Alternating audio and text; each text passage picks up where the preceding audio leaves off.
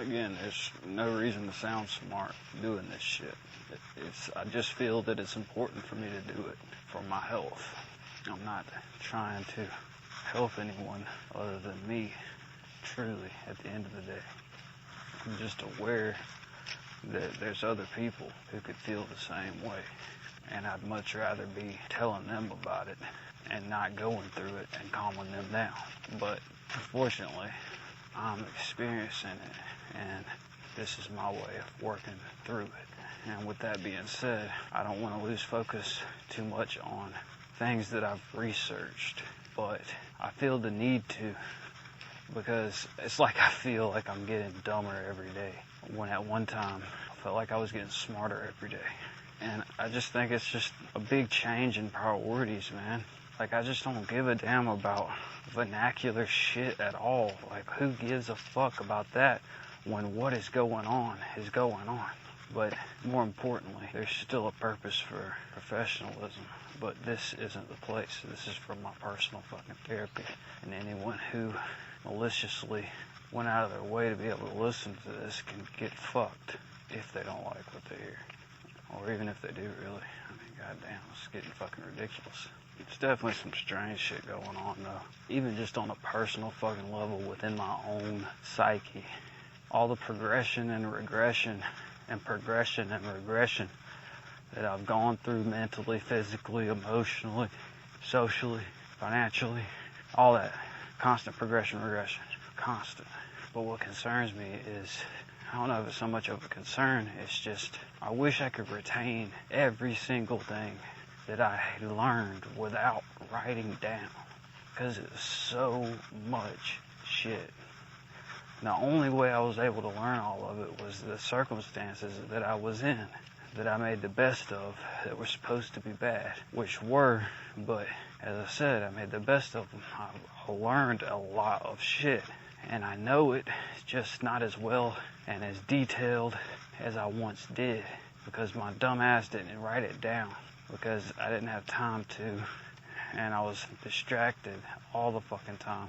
I attempted to. I still got various topic lists scattered everywhere, because, I mean, there's not much it can do for you, but it's good to be able to focus your energy somewhere other than where I've recently been honing my focus, obviously. It's getting a bit excessive.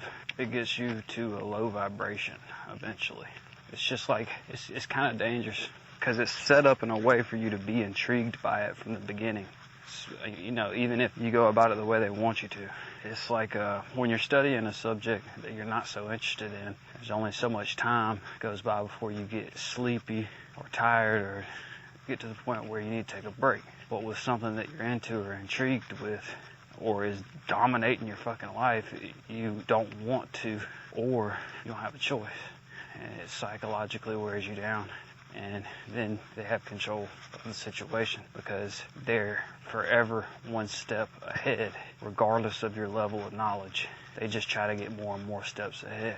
But they essentially will always have a slight edge, usually more than that. And you just have to accept that. And that helps more than anything else. Because it's all going to be set up on things that you don't fully know. And even things that once you do know, it's too late anyway. But with all that being said, I think I'm going to wrap it up a little bit in the next few recordings for a little while. Focus more on the psychology side of things again. And therapy and other subjects and facts that I can try to dig back up and entertain myself with and keep in mind for future reference.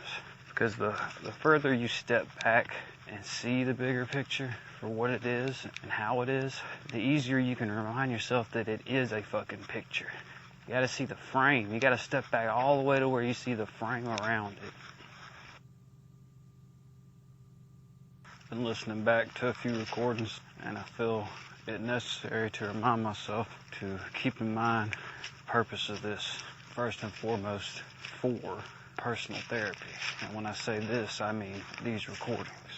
There's no need to go back and critique these for any reason other than improvement of character. So it's almost to say it's good news to go back and feel as if any of it is stupid in comparison. to the present moment. Because regardless of when I listen to it, it's going to be in the past. So any conflict I would have would not be a problem. It represents progress somewhat to me. Certain things I got nailed down a long time ago that will just be a part of my life that some people just aren't meant to see. It's also happening in theirs. It's all about how you're handling it, and more importantly, how you're living and surviving. Another thing to keep in mind is if you study anything too long, you will inevitably lose focus in other areas. That's why awareness of this isn't necessarily a strength 100% of the time, especially if you're looking at it through the scope that they anticipate they created. Lately I've been thinking about if I could do anything I wanted to right now, what would it be? Like, what do I want to fucking do? It leads me back to thinking about when I was a kid and they used to ask us, what do you want to be when you grow up? What do you want to do when you grow up? I never knew then, and I don't fucking know now. Lately, I don't even really enjoy anything anymore. I don't really enjoy much, other than just, being grateful for what I got and knowing it could be worse. And that sounds really grim, but that's me being very positive. I'm still optimistic, still have a lot of hopes, but what do I want to do? It's like I set up this whole life for to go a certain way, and it didn't go that way, and now here I am. And it was a short period of time where I actually planned for things and had goals and started to go after them and achieve them, because I never really wanted much other than some money, some money, a girl, and then when I got the money, I was like, I really don't want much other than the security of it. And then eventually I started working towards wanting a home or whatever, and I figured once I got that, then other things would fall into place, and they didn't. It's like, it makes me wonder, if I'm not a goal-oriented person, what kind of oriented person am I? Is there any other kind of person? What are my fucking goals, dude? Really? It can't just be to pay the bills. Goddamn. There's gotta be more to this. It's like any and everything that I would usually enjoy or used to enjoy, I can fucking talk my way around it now. Talk my way out of it. And that's no fucking good. But the truth is the truth, dude. Like, I used to love fucking playing basketball. Love shooting. Just by myself even, you know what I mean? I still got that, I guess, but you can only do something so long before it gets old. It's like you have to have an outlet. Sex always helped me, and now I'm fucking isolated, and it's like, I can't bank on that, and I gotta combat feeling less of who I was when I was having sex, and it's like, that ain't got shit to do with it, you know what I mean? It really don't. It's just circumstances are the way they are, and I'm making the choices I'm making, and I'm still who the fuck I am, dude.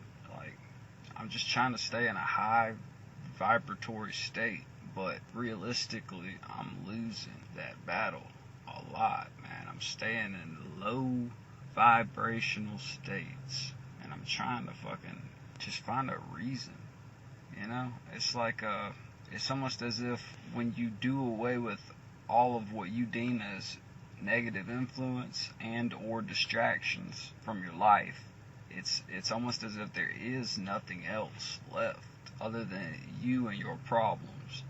And when you start tackling that, it's like, it's almost as if the more level you become, the more unlevel things go. Things just become really inverted, I guess. I don't know what you'd fucking call it. Abnormal. Then you regress, and it's just, you come to realize, like, a lot of the problems you have are just like a lot of the things that cause stress. They're just things that happen, And it's like, when you're being analytical, you're going to analyze what you're around, and if you're only around you, that's what you're going to analyze. And everything is everything. Everything's a replica of the other thing. There's a little bit of everything in the other. It's like just different portions and levels of it. It's what makes individuals. It's just strange that a lot of the things that happen naturally that are really trippy, really synchronistic, really mystical. A lot of things that actually happen are also fabricated, unfortunately. It's no longer difficult to accept the difference in how I'm living now versus how I used to live. That was a really hard transition. But when I look back on it, how rapidly, suddenly, and confusingly things just suddenly flip-flopped and changed, just real quick in a hurry, you know. And then when things started getting back on track with my lifestyle and the way things ran and operated and what I built, you know, it was not the same then. When it started back, it was like it was all just a big scam, you know what I mean? It was like bullshit going on. And then in the midst of that, there was a lot of intuition, a lot of red flags were popping up that very rarely would pop up, that I would, you know, move around when things were running good. It was like there was those kind of things. There was false flags and real red flags constantly everywhere. In the midst of rebuilding, it was just all bullshit going on. Like, it was like shit that was like, and I look back on it, you know, and I look back at the difference and how everything was like set up to be that way. And some of it is just like a numbers thing. Like, a lot of it's, like I said, everything's a replica of the other thing in life. You know, that's just the phenomenon of life. It's a great mystery of how you'll see a little bit of every happening in another happening. It's just crazy how the way that fell apart had its natural ways mixed in with the planned out, orchestrated ways, and how they influenced one another. You know, it's just the same way that this system works, and the same way politics works, the same way scientists act. It's just all the same, dude. It's a fucking numbers thing. But shit is really fucking wild how, after researching what I've researched and seeing how people's lives are basically sabotaged and or orchestrated in such a way to fall apart at a certain time or climax at a certain time, how groups of people induce Machiavellianism, post-traumatic stress, all kind of fucking anxiety issues, just disorders in general into people. They try to induce this shit. It's almost as if you have a differential of people without what I know and what I've researched being involved in this scenario, like as if I didn't know about it. And before I knew about it, you could easily see that there's a group of people who hide behind the guise of life's effects on other people, as if universal law doesn't apply to them still. Very simply put, throwing people under the bus in a way. It's like a group of people who don't believe in karma, and a group of people who take it too seriously, and then the group of people who are on the other end of believing it and just like dealing bad out and shit. You know, it's like you can always see that kind of shit going on. Like I said, when you come across the shit later on, when you do your research, you see it answers a lot of questions. I think a big part of this program and what's happening to me and many other people on one level is what they do is it affects us differently than it does other people. And people aren't aware of the importance of stress. It's like the lubricant for the gears of this whole machine, stress.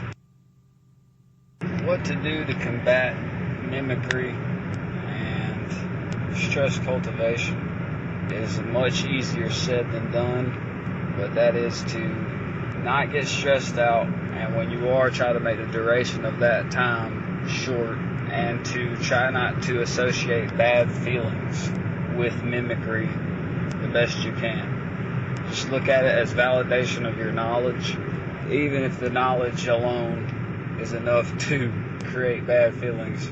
Just keep in mind you're not crazy. That's the most important part. I'd say a slightly more important element of mimicry is how you will associate yourself with them. And if you don't agree with what they do per se, or who they are, or what they represent, or the organization they're involved with their stress cultivation, or whatever may or may not be happening, if you don't necessarily appreciate it being done by strangers, or, you know, however your attitude may be, if it is negative in any way towards the mimicry, it will then, just by cause and effect, mean you will have a negative opinion of you. That's honestly why I think it's all about a subconscious. It's a psyop. It's a psychological operation. It's all about subconscious effect on people's behavior. Where you direct your energy doesn't always end where you aim it. You know, it's like a boomerang sometimes, because it's so subconscious, the effects are. You have to think of like what you don't account for and what could be going on in the back of your head, affecting your perception later on. It's like if you think less of them for mimicking you, just on a subconscious level, I don't know whether if you're aware of it or not, if that affects it, but on a subconscious level, especially if you're not aware, it associates a negative feeling with the things that you do, or say, or don't do, or do, and creates a level of stress and or anxiety to you, which you can't get away from because it's you. Where are you going to go to get away from you? You can't. If they're constantly trying to create a bad perception or image of you to other people, you will automatically assume the people mimicking you have a bad perception of you. Therefore, you will associate negative emotions with mimicry. So when you see it, you have ultimately, at the end of the experience, negative connotations towards your actions on a subconscious level and eventually a conscious level. And that's when it spills into your behavior. And it's just this constant fucking cycle that it happens. And knowledge is power, but it's still just, it's gonna affect you, man. It's gonna affect me. So you just have to be aware, you know what I mean? And remind yourself, and then boom, there you go.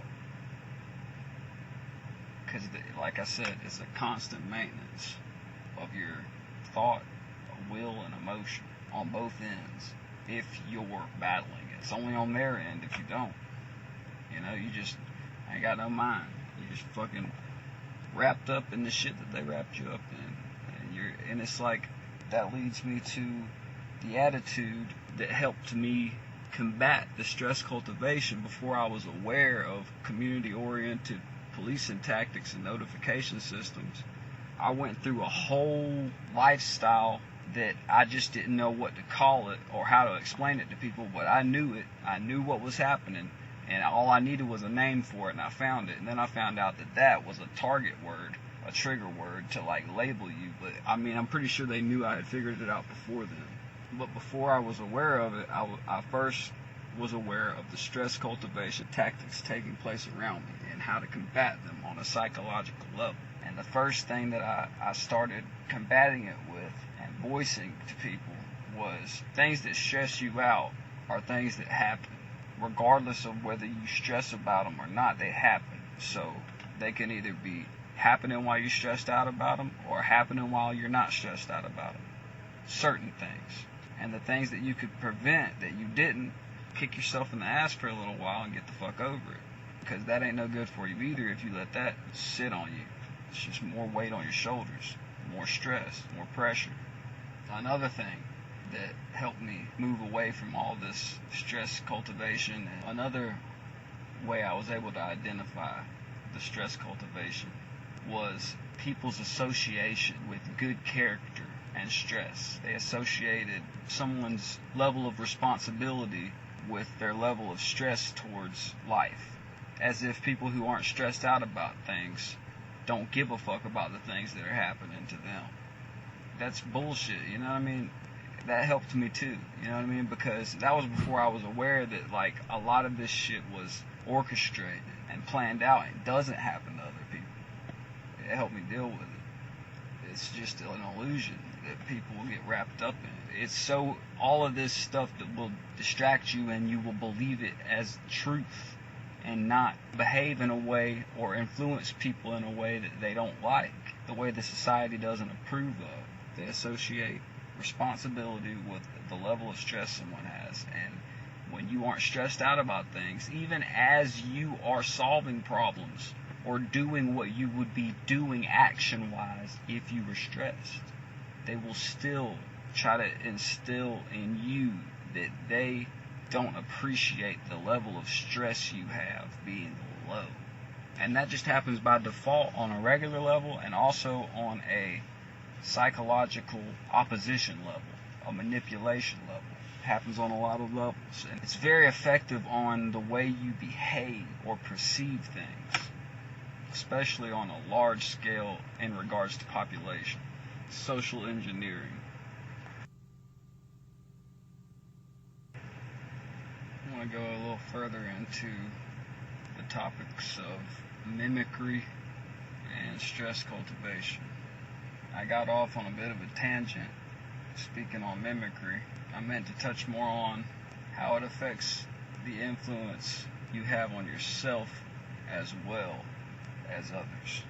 It turns your focus from inside to outside of yourself. So you get wrapped up in thinking that you still have your priorities correct because you're studying you and you're seeing them mimic it, but the spiritual growth or what have you comes from within.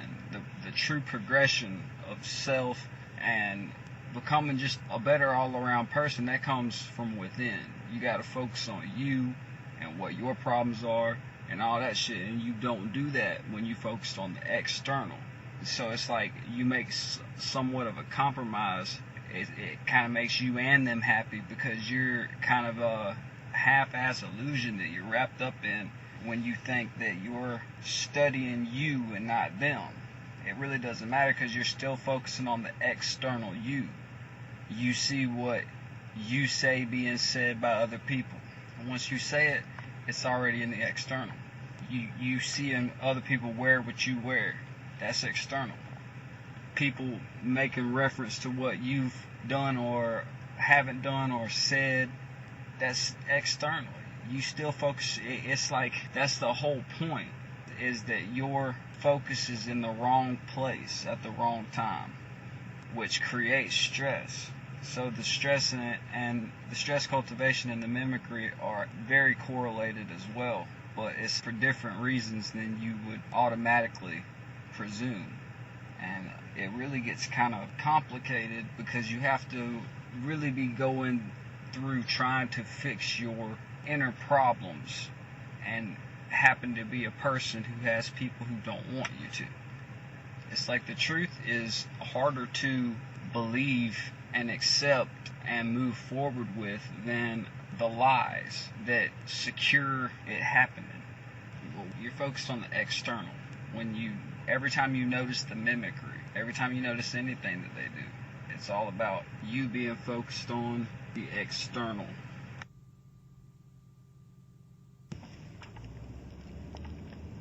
But yeah, man, stress cultivation, dude. Stress cultivation. Conehead fuckers, dude. Conehead fucker gang squad. It's just all about getting your perception wrapped up in some bullshit so you do some dumb shit. Like, that's all it is, bro. And it's a double bind. Like, there's nothing that's gonna come well of whichever route you take. There's always some bullshit to go behind it when you do that. Like, if I just go ahead and bite the bullet, do what I need to do, that's going to bite me in the ass later on instead of right in the present moment. It's like, it's always some bullshit. There's nothing you can really do. It's no different than anyone else either. It's just certain people go through more shit. And it's orchestrated a lot of the fucking time. Like, it's so fucking retarded that you can't help but accept the fact that there's some extra shit going on. Like, somebody has to be against you for all this shit to go back to back to back for such a long period of time. Everybody has bad luck streaks, but it's like when you prepare for shit and it's like you're compromising yourself because you're preparing for it. It's like it really kind of fucks you up. You become more and more impressionable over time. It's stress cultivation, man, when shit like this happens. So like when you plan something, that it creates stress for you, but it's like it's either that or go through this, which could be potentially worse. And this is going on. It's like this is how it's going down, bro. Just like I was worried about. But they're gonna get your stress one way or another. They're gonna get it. They won't get as much as they want, but they'll get what they need, I guess. I mean, I don't know. I don't understand this shit, dude. And I'm glad I don't, because that is a pure sign of you ain't as stressed as you should be. Because you can't put but so much time into making some bullshit sound convincing. And then after that line's crossed, it's over with, man. Like, bullshit is bullshit.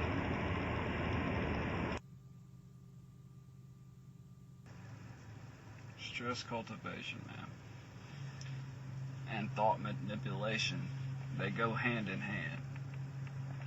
Because, as I said, when their isolation works, when their tactics work and for isolation to happen, like when they cause the isolation, but your character doesn't change in such a way that they want, that's when they start breaking out the thought manipulation on you on some crazy levels, man. Like, they really try to wig you the fuck out beyond just confusion and financial manipulation as well.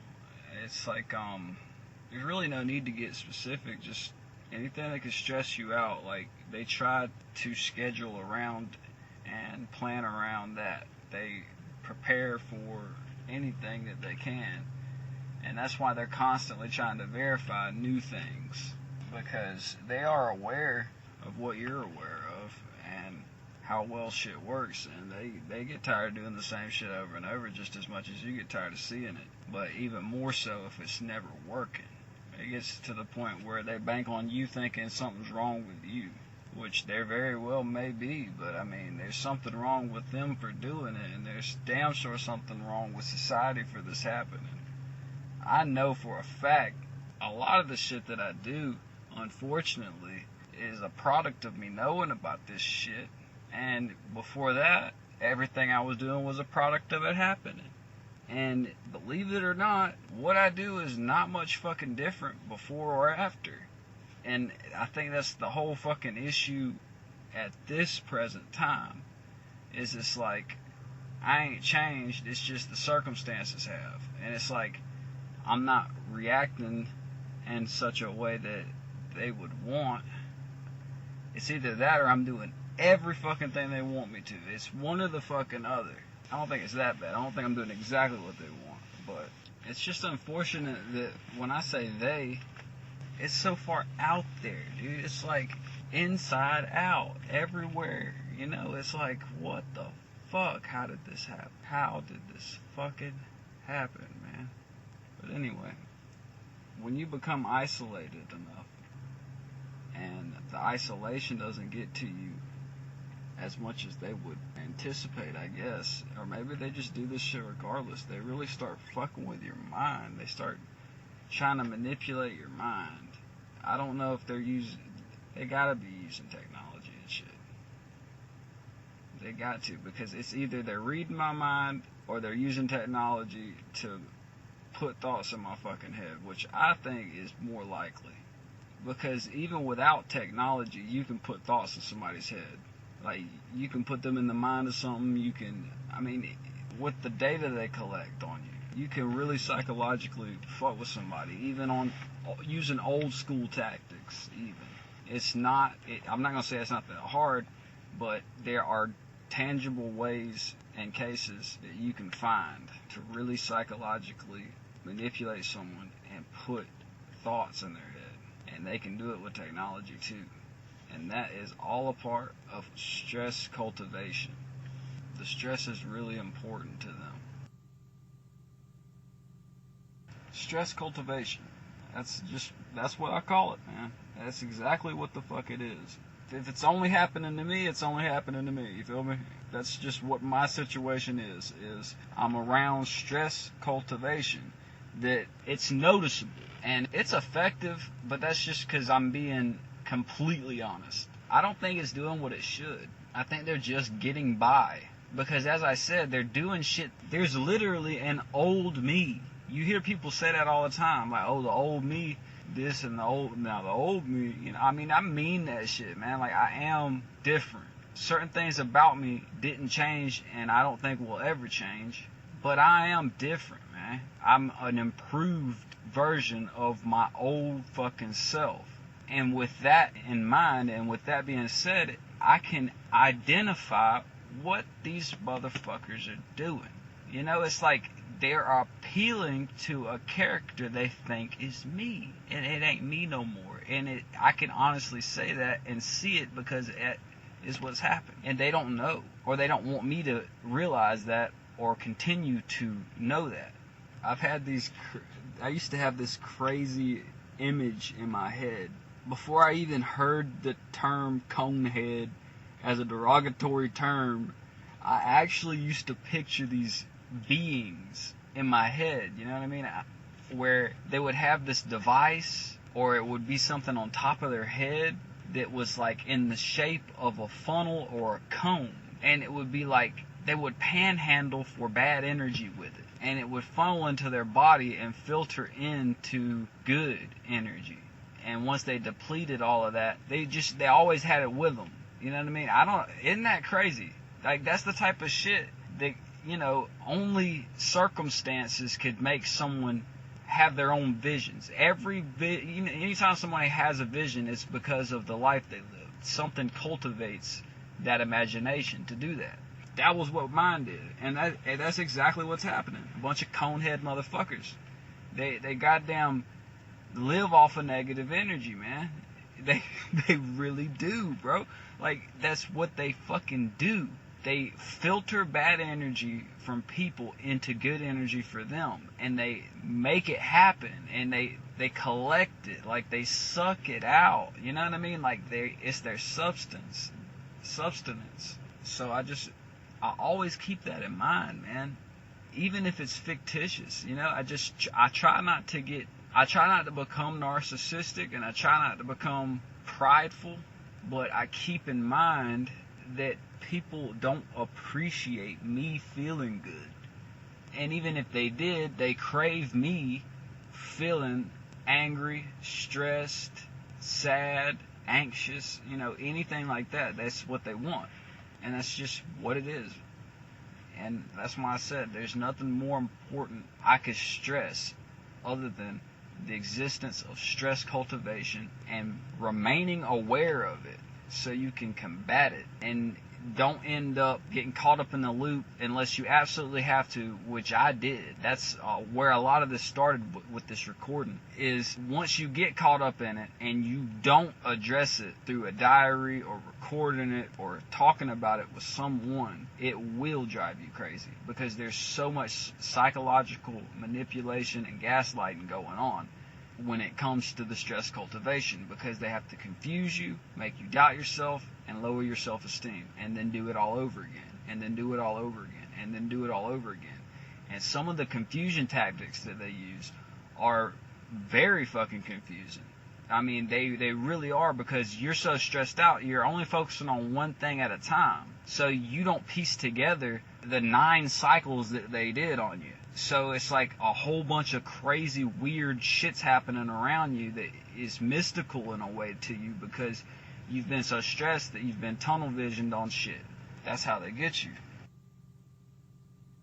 This is probably the most important subject that I could ever delve into and remind myself of, and that is something that I've termed, I don't know if this is an official term, it very well could be, stress cultivation. That is something I was so blind to for so long that I developed everything they do now. That's how prone I was to all of these things that I notice now. Once I got over that shit, I was able to see it and slowly start seeing other things. I really believe if I never would have caught on to all these stress cultivation tactics, as I call them, then I never would have noticed all the other shit going on around me. Because you don't think nearly as deep when you're stressed out. You only think about one thing when you're stressed out, and that's what you stressed out about usually. So then you in a low vibration, you got a bad energy on you, all this shit I never knew nothing about. I've been knowing about all this stuff for years now, but it's like, it's crazy that I did go for so long getting so pissed off and yelling at my fucking steering wheel, punching holes and shit. I mean, it was unreal, like how often I would get set off, you know. And it's crazy because you get over all of it and you're not overanalyzing anything anymore, and it's like you see bullshit after bullshit after bullshit and you're not blinded, so you start doing pattern recognition and you start taking notes of how often certain things happen, and you develop patience and tolerance to be relatively silent about it. And I had to learn that the hard way, because I started speaking out about it and I got put away, and I still didn't shut the fuck up about it, and you know, things got harder. And it's like, it doesn't matter whether you speak on it or you don't speak on it, honestly. It really doesn't. But you do create more grudges, which could potentially lengthen the longevity. But I'm like, fuck that too, because it's looking like it's for life any fucking way. And I don't know, man. I'm just going to be who the fuck I am. But it's stress cultivation is just so important to keep in mind, man. It's like, I feel like as long as I can identify that it's a planned out set of events, more than 80% of the time, and when they're stressful environments, they're no longer stressful environments. They're potentially stressful environments for the people who create them. It's incredible. It's really incredible because, as I said, it's only situations you could sound like you're bitching and moaning of. But it is situations to where if you weren't isolated, someone directly around you often enough could easily see it happening. And that is the motivation for the isolation. I've been in several situations where I'm around people long enough without telling them shit and without knowing nearly as much as I knew, and they would notice it. They would ask me about it, man. I mean, that's partially fucking how I even woke up. It's just people like pointing shit out, man. Because like, you play stupid long enough, or you're stupid long enough, knowing what I know now, finding out about it, and then putting it in your face is all part of the fucking process. You're gonna see it. You're gonna fucking see it. If you're meant to see it, you're gonna fucking see it. And it might take you longer than it should. And somehow that's good for you, I guess, because like, they develop a whole lot of shit around you. You know what I mean? They develop this, it's like they're appealing to the old me. And it's like, they have a whole, I guess I just changed really rapidly, really suddenly, out of fucking nowhere. But it's like I slick peeped game and planned to do that. It's like, I just threw the whole thing off. Like, I just woke up one day, it was just, boom, I was different. I'm not gonna get pissed off no more, I'm not gonna do this, It's like I started moving in a certain direction, and they just started pulling me, trying to pull me. And, oh, you're I'm doing this. You remember when I did this? You remember? You know, like anything. Like they would do any and everything that ever bothered me my entire fucking life. They would do, and then they'd also bring up past. I mean, it was just like, but it's just a stress cultivation thing. Mimicry, man. I got to thinking a little closer about this constant mimicry that they do. And it's to make you feel, it's not just for the obvious reasons and the conclusions that anyone else would draw if it was happening to them. It's that they're trying to make fun of you, they're trying to piss you off, they're trying to be like you, they're trying to show that they can do what you do better, you know, and that may or may not be the case, probably is. But it's deeper, man. It's a lot deeper than that. It's more about neutralizing your influence on other people who aren't involved, who don't know what's happening. I truly believe that. I really do. Because think about it. If you're unique and you do your own fucking thing and you're the only one doing it, you stand out. When you stand out, you catch people's attention. When you catch people's attention, you open up their mind. You can't do that if you ain't unique. You can't do that if the definition of narcissism is manipulated. And somebody who does do that, oh, they're narcissistic. They just want to be special. They want to stick out. You know what I mean? Nah, man. Maybe they got something to tell you. You know what I mean? It's not, you know, maybe they think highly of themselves and they know what's going on. They just don't speak on it. They speak with their actions. You know, they're like, look at me. I know, you know I know, and I know you know, but look at me. Look at me, though. You see what I'm saying? I ain't trying to blend in with you motherfuckers. I'm going to let it be known. That ain't my style, though. But I am my own way with that same kind of attitude, and it helps me. You know what I mean? I don't strive to be different than everyone else. I am, and I don't let it bother me. That's where I'm at with it. And it's like they constantly want to fucking harp on that shit. Like, anything I do different, everyone around me does that too. And it's like, it's not different anymore. Big fucking deal. Like, it is a big fucking deal to me. It's like, because now I am influential, whether it's artificial or it ain't. It's like, you motherfuckers do what I fucking do. That's pretty fucking wild to me. But it neutralizes your influence. You're less identifiable. Like, people can do what you do the way you do it and have a different influence than you would want on people. And, you know, it'll be like, damn, if I was in that position, or whatever the hell, like, you can't even think that way. Like, it's bullshit. That's all bullshit, bro. Because that's gonna happen regardless. That's what they don't know. That's what they don't know, bro. Like, you ain't nothing but a rock in a pond, no matter what. Everybody is everyone else that they've met, seen, or heard up to that point that they woke up that day. That's who they are. That's who they are. And then you got people who can't accept that. That's it. That's it, man. People ain't trying to be special. They're just trying to be who they are. You see what I'm saying? And these other motherfuckers are like, want to point out that you ain't like everyone else. Or they want to point out that you are like everybody else. It's all about taking your eye off of the perspective of yourself and putting it on the perception people have of you. And that's bullshit, man. Get that shit the fuck on somewhere. That's the way the whole goddamn thing works. When you break that down, you break down a lot of other shit. And it's scary that it's that simple, because I still struggle with it. I still struggle with it constantly. That's where they get me. I'm completely fucking isolated. I develop social anxiety from time to time, you know, and it's like, the days that I don't are the days that cultivates what's necessary for it to be later on. It's a constant fucking cycle.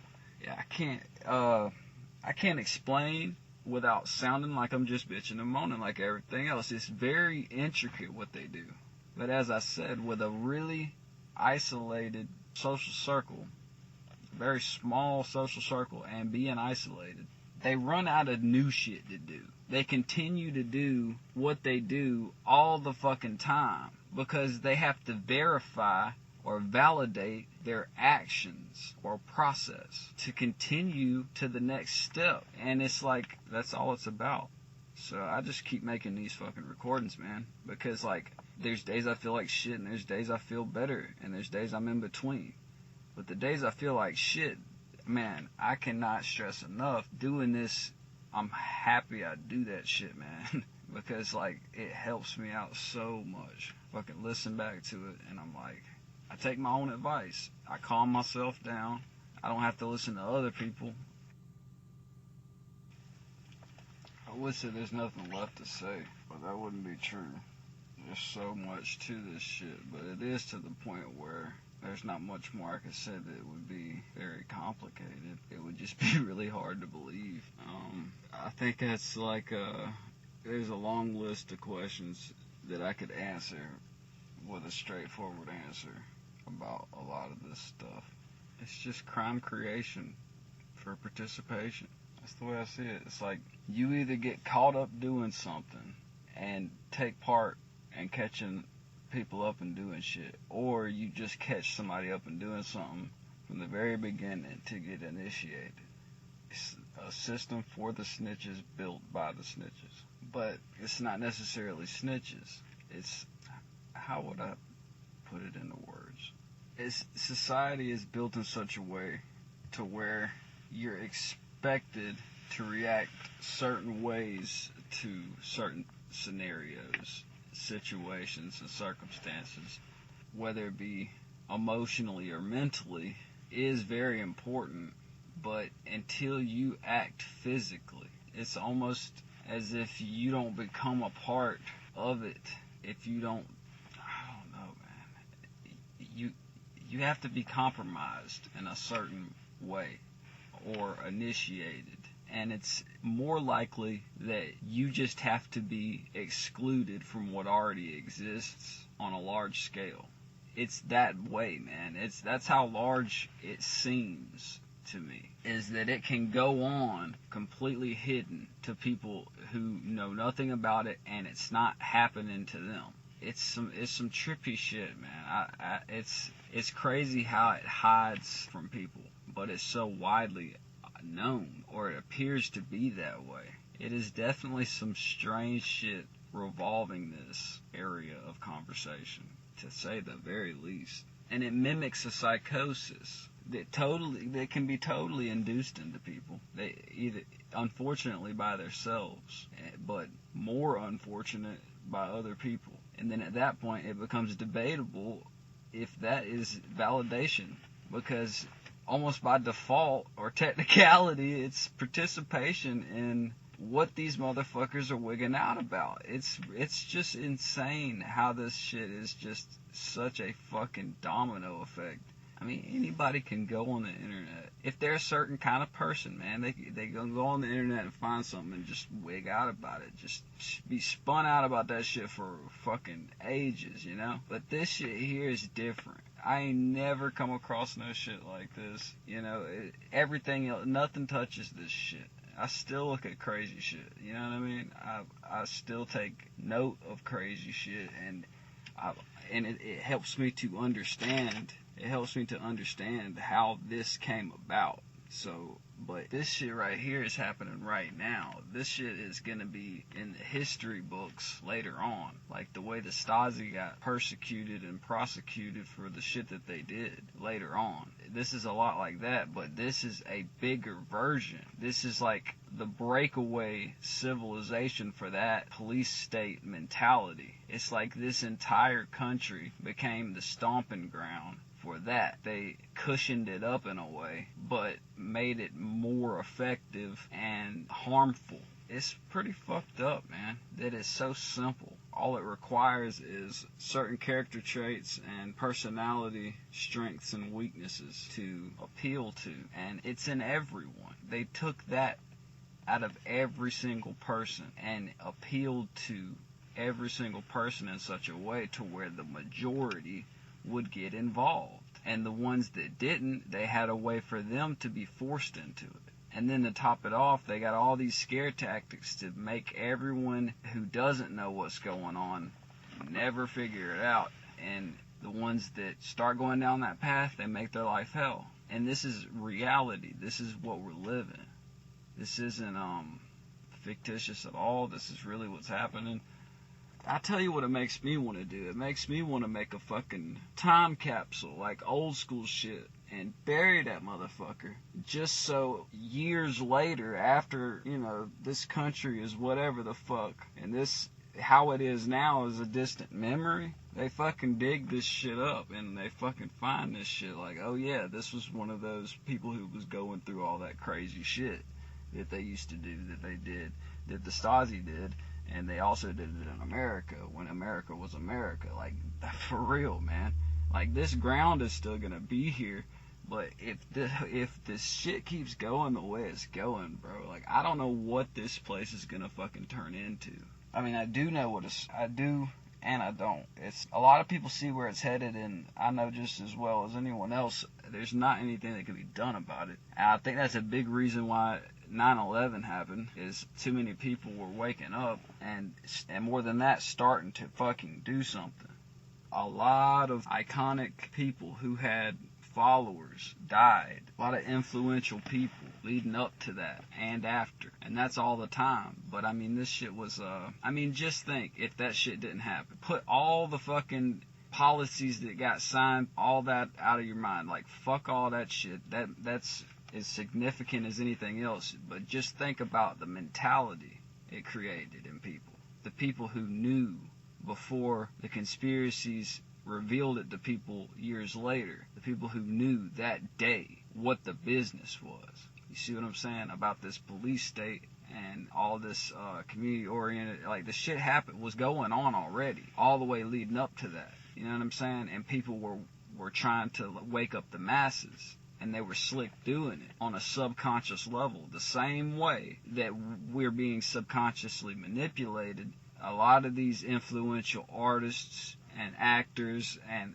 speakers were subconsciously helping reveal the truth to people. And it's like that fear needed to be struck into that type of personality type. I'm not saying anything anybody doesn't already know. It's just who's gonna say it. That's all it comes down to. Who's gonna fucking say it? If anybody needs to hear it, I mean, I need to. Obviously, that's just who I'm fucking doing it for. It all became a lot easier after everything was signed and all that stuff. It really just kicked up a notch, like, as far as legitimizing it. And I was only in fucking 3rd grade when that shit went down. So they had all the time they needed to get everything prepped up for my generation. It's always the older generation that's worried about the next generation coming up. There was a generation worried about 90s babies, just as there's a generation worried about 2000s babies. There was a generation worried about the 80s babies. I say that to say there's always something that can be done and gets eradicated quickly. They don't change their shit up. That's what blows my fucking mind, is the shit just goes on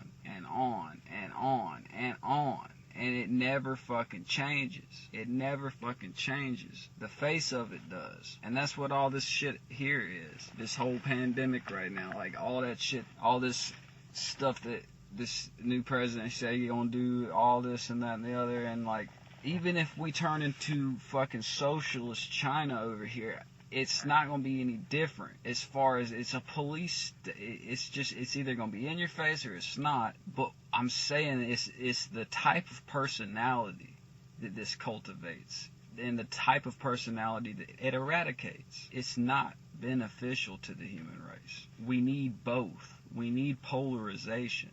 It's like, instead of them having narcissists and empaths, they want to have slave race and master race, pretty much. And it's not going to work, man. But they create these scenarios for people to physically get involved in a crime that, when many others would do, would not, it would no big deal. Or they'll create a situation where you can comfortably be doing crime and then infiltrate that. They do all this shit to catch you up in that shit, to get you caught. Everybody knows that shit, but it's not common knowledge to people. People don't think that because it's like, oh, that's entrapment. That doesn't happen. Bullshit. It's not. People have no idea the level of surveillance, man. The police can't do certain shit. Citizens can do whatever the fuck they fucking want.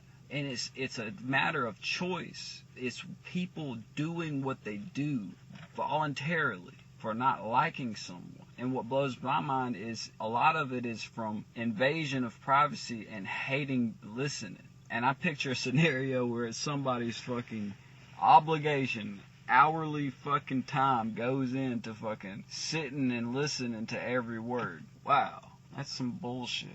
Nobody gives a fuck. And what's even another crazier thing about this situation is you'll have these chatbots that people still haven't caught on to that shit. One person has spoke on it. One target has spoke upon it being a fucking robot just talking shit. You know what I'm saying? I'm not even gonna say the name, but they'll get under these fucking videos of this topic and they'll talk shit about the person. And they have done it on several fucking videos. And they're not a real person, man. It's just it's an algorithm. It's bullshit. It's bullshit. Even if it's personalized, they're AI. You know what I'm saying? Like, they can actually listen and respond. They can respond, so they can watch these videos and listen to the audio of them and speak a response, and it'll type it and it'll fucking post. It's like Siri or some shit like that, but just they set it up how they want to set it up. You know what I'm saying? Like, they can turn it into an asshole if they fucking want to. It's bullshit.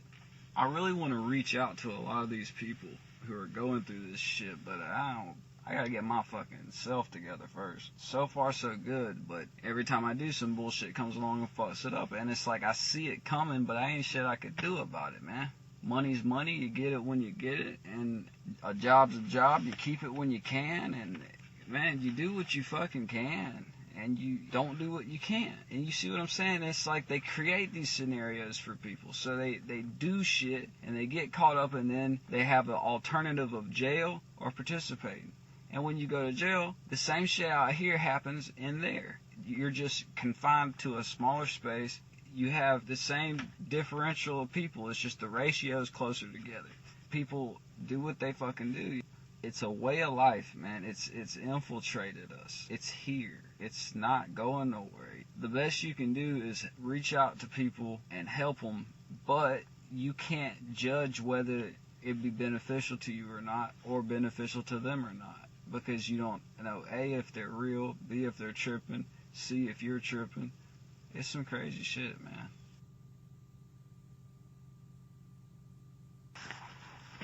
The power of perception is incredible. If you don't realize the power it has over every individual conceivable, and it hadn't humbled you, then you don't comprehend it.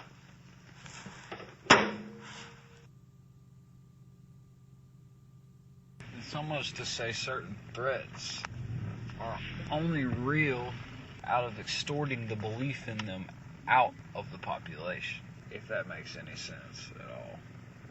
It's like, you don't have to do certain things. For example, they're pointless. Certain things are completely pointless, but you have to do them because of the consequences being real. Because that enforces the belief system that's flawed. It's like, according to this and that and this, then legally I don't have to do this. So do, and then your ass get fucked up because they have to enforce the belief in the flawed system that way. That's how they do it. It's just Ponzi scheme on top of Ponzi scheme. Contradiction after contradiction. It's a finite fiat catastrophe. The more and more days go by with the acceptance of the power of perception, man, it is a trip, because you really realize also when you pay attention to the words in our language and all the double speaking that goes on, it's like a big mockery all the time. Like, so many words, like the word literally, it's just a big story. It's all about what people believe to be true. That's what they perceive to be reality. And it goes so deep. It goes so much deeper than that, to where institutions are built upon it. Religions, the Bible, for example, that is a copyrighted piece of literature. It's based within a certain timeline, and it's like, we don't even know what fucking year it is. If that doesn't tell you our perception's been manipulated, I don't know what does. I'm not bad-mouthing anything other than, I'm not bad-mouthing anything.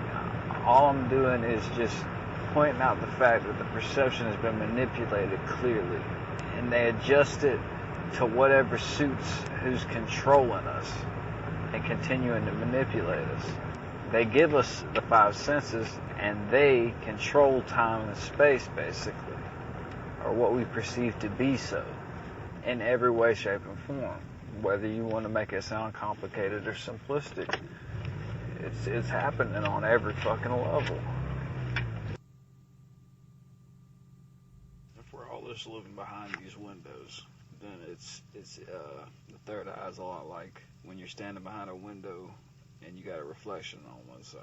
Like, you see what's behind you simultaneously, you know? Same thing with your memories, for example. It's the very same kind of thing goes on with your imagination. As you're looking out the window, you can simultaneously see what's behind you by looking in the reflection. That's why people say you reflect on things. But there's a lot less of that going on these days. I'm really gonna continue to incorporate reminding myself of a few things, and I'm definitely gonna include reminding myself that people are always going to try to snap you into your five senses, time and space, because they want you there, or like you have any other choice to be anywhere else. But it happens enough naturally. You can't just sit around daydreaming all the time. But if it makes you progress as a person and people don't want you to, you're damn right they'll try to make it stop. And it's so much that it can make you draw correlations that make you actually legitimately look fucking stupid. But I would be foolish to think that some of what happens around me isn't directly related to what I'm doing and them trying to deter me from it. That is one correlation that you cannot ignore, because I personally experience that often, very often. Shit's happened forever. It happened back when I didn't even know it was. It's always been that way. As I've said, all I did was I took all the potential of my attention and focused it upon my life, what was happening, and I just did some pattern recognition, and that there is what it is.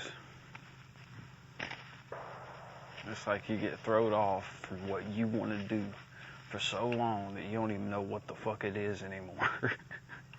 So you find something you do want to do, and you just latch on to that shit. That's definitely a quote to write. Pretty much sums it up. It's really beyond similar to a Ponzi scheme, because every civilization that's ever had a monetary-based system, it all comes down to this. It's just like a Ponzi scheme.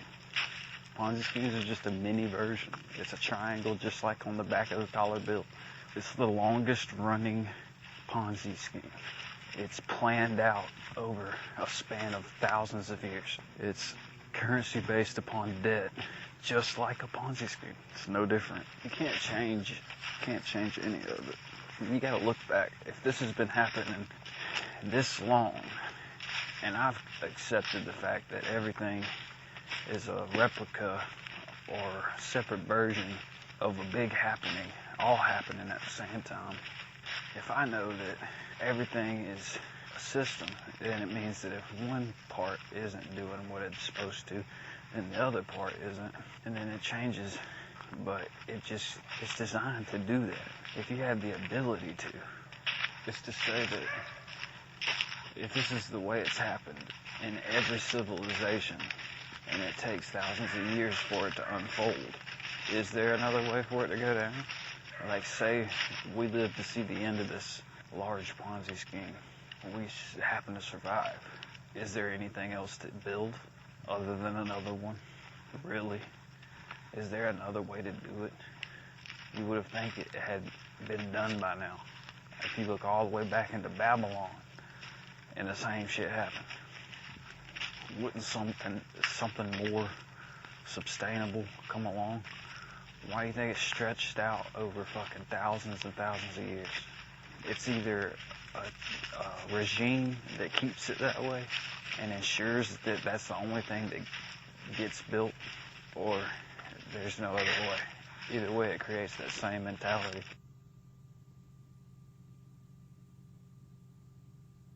So it basically comes down to making your own decisions and realizing when you might think you are. I mean, it always is to a certain extent, but how much more of it is someone else's? Really, everything's just a big happening, different versions of everything happening at the same time. So think about someone wakes up one morning and the whole trajectory of what they were going to do that day is changed by the influences of someone else's life decisions somehow. Now think about the whole entire human race being done that way. every fucking day. And now you see it. It's not as complicated as you make it. It's done to so many people that people think it's fucking alien because the knowledge is alien to you, basically. You are alienated from a certain level of knowledge. It's so fucked up that people, it has to start from within you. And you'd be surprised how easily that can be manipulated. It starts from anywhere else. You're lucky if it has the same outcome that you just so happen to have wanted. You can agree with someone else's decisions and things like that, but you have to really step back and think, where is this starting from? At the end of the day, you're everybody that you have ever been around up to the point of the day you wake up. In my opinion, anybody arguing that is just too locked into their ego. Because it's not to say you're not an individual, it's just that is how individuals are made. End of story. Anyone other than that, they're just a lock in someone else's decision making. They're locked into someone else's motivation and plan. They're just whatever. But it comes down to when you wake up, what's motivating you? Why are you doing what you do? For example, why am I out here walking my crazy ass around in a circle, talking to my fucking self? That's clearly my fucking decision. That's a big reason why I do it. It's one of the few things I know no one else would tell me to do. I know that shit's coming from me. This is what I want to fucking do, and I can do it, and I like to. That's a good example of knowing whether you're doing what you want to do or some other motherfucker wants you to do. There's nothing wrong with complying, but it comes to a point where you can be inadvertently stuck in a situation where you're doing something against your will, all because you didn't know that you were locked into someone else's bullshit. They're actually creating a perception for you to where you didn't even have to do it. That's why everything was running so goddamn smooth. Oh shit, this is nice. Fuck, let me just sit back and let this shit do its thing. Yeah, you're fucking right. Turn you into a fucking Humpty Dumpty motherfucker real quick. You have to step back, see shit for what it is. It's a lot like a Ponzi scheme. It never ends well, but perhaps if you know what it is and when it's gonna fuck up, it might come out even. Probably not though. Everybody gets shafted with a fucking Ponzi scheme, so that's just the way it is. It's very similar. Not too long ago, I was listening to Manly P. Hall, and he says the importance of the number 7 and how there's always 7 of this, 7 of that, and there's supposed to be 2 more. It's always supposed to be 2 more. 7's all we got, basically. That's the gist of it. And most people hone in to the 5 of those 7. And that's funny, because he wasn't getting very specific. And he also spoke on how everything's just different versions of one another. But it occurred to me, like I've just been wanting to write this down or speak on it, that you got your 5 senses, and then you have space and time. So that makes 7 right there. And I feel like that's what manipulates us the most, is those 7 fucking things, man. Your sight, your touch, your smell, your hearing, anything that keeps you in this reality, time and space, and a lot of talking, a lot of words, a lot of noise, a lot of smells, a lot of things to snap you into this shit and not your brain. Think about it, man. Everything's external. Everything is all based around keeping your perception out here. It's not to say that's a bad thing. It's just like, think about it. It's a huge distraction in comparison. If you have not honed into your brain long enough to know its potential, it could be just as dangerous as the world out here to yourself as well. That's the thing, man. You always have to keep that in mind. Imagination alone, mere imagination can kill a man. Father of the English language said that. So you're constantly being pulled into this, because when your perception is focused from within, especially when you're focused from within and from on the external simultaneously, you really start to make correlations. You really start to think about you. You really start changing your priorities. And your stress level generally goes down and is contested constantly to be raised the fuck back up. And it's good to have a responsible level of awareness and groundedness. It's not to say none of this shit matters literally, because, I mean, if you want to maintain what you've achieved, you better care enough to participate in the society in some form or fashion in order to keep it. But with all that being said, even with that level of understanding and cooperation, you're going to run into a lot of problems when you focus your perception from within yourself and you, and empathizing and seeing yourself through other people's eyes, using the right side of your brain and developing intuition and using your imagination, because they're constantly trying to snap you back into this, the five senses and time and space, because the potential is limitless from within. So it's almost as to say our growth's being stunted, because I can only imagine with the limitless potential from the growth from within, once you grab a hold of that perception and realize that your imagination is a lot more than what you think it is. It's crazy to think about. Like, people look at it like only children do it, and it's true, because everybody's focused externally. Every time somebody gets to sitting down for a certain period of time, they take their phone out and they look at fucking videos or pictures. Sit there, stare at a fucking wall because I'm not here. And everybody can do that.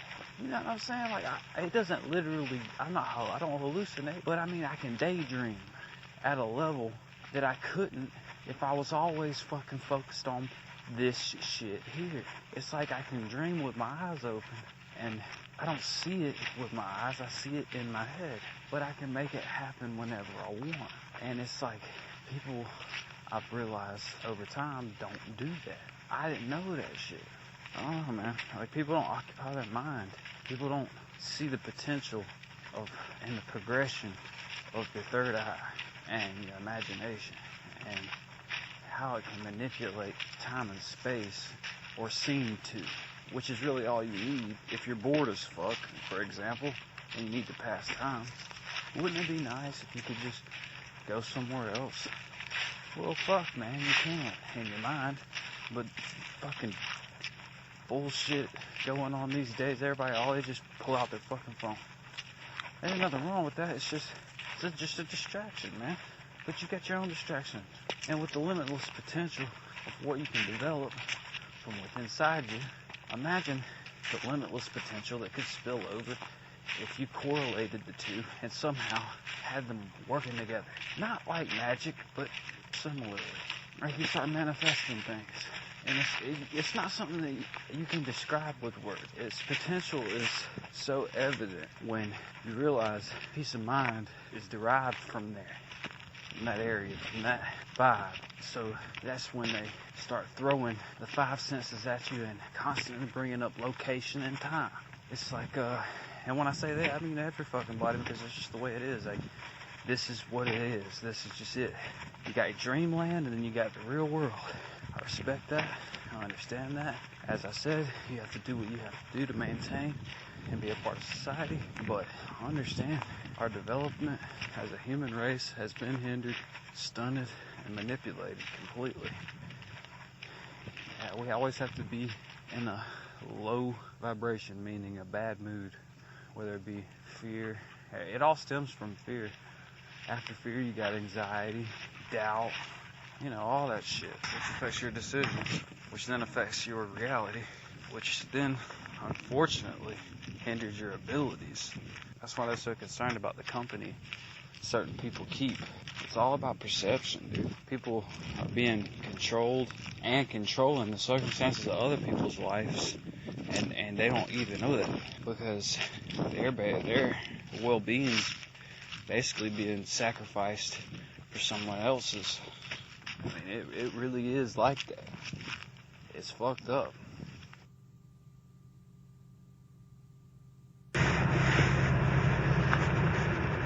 listening back to some stuff that's a few months old now.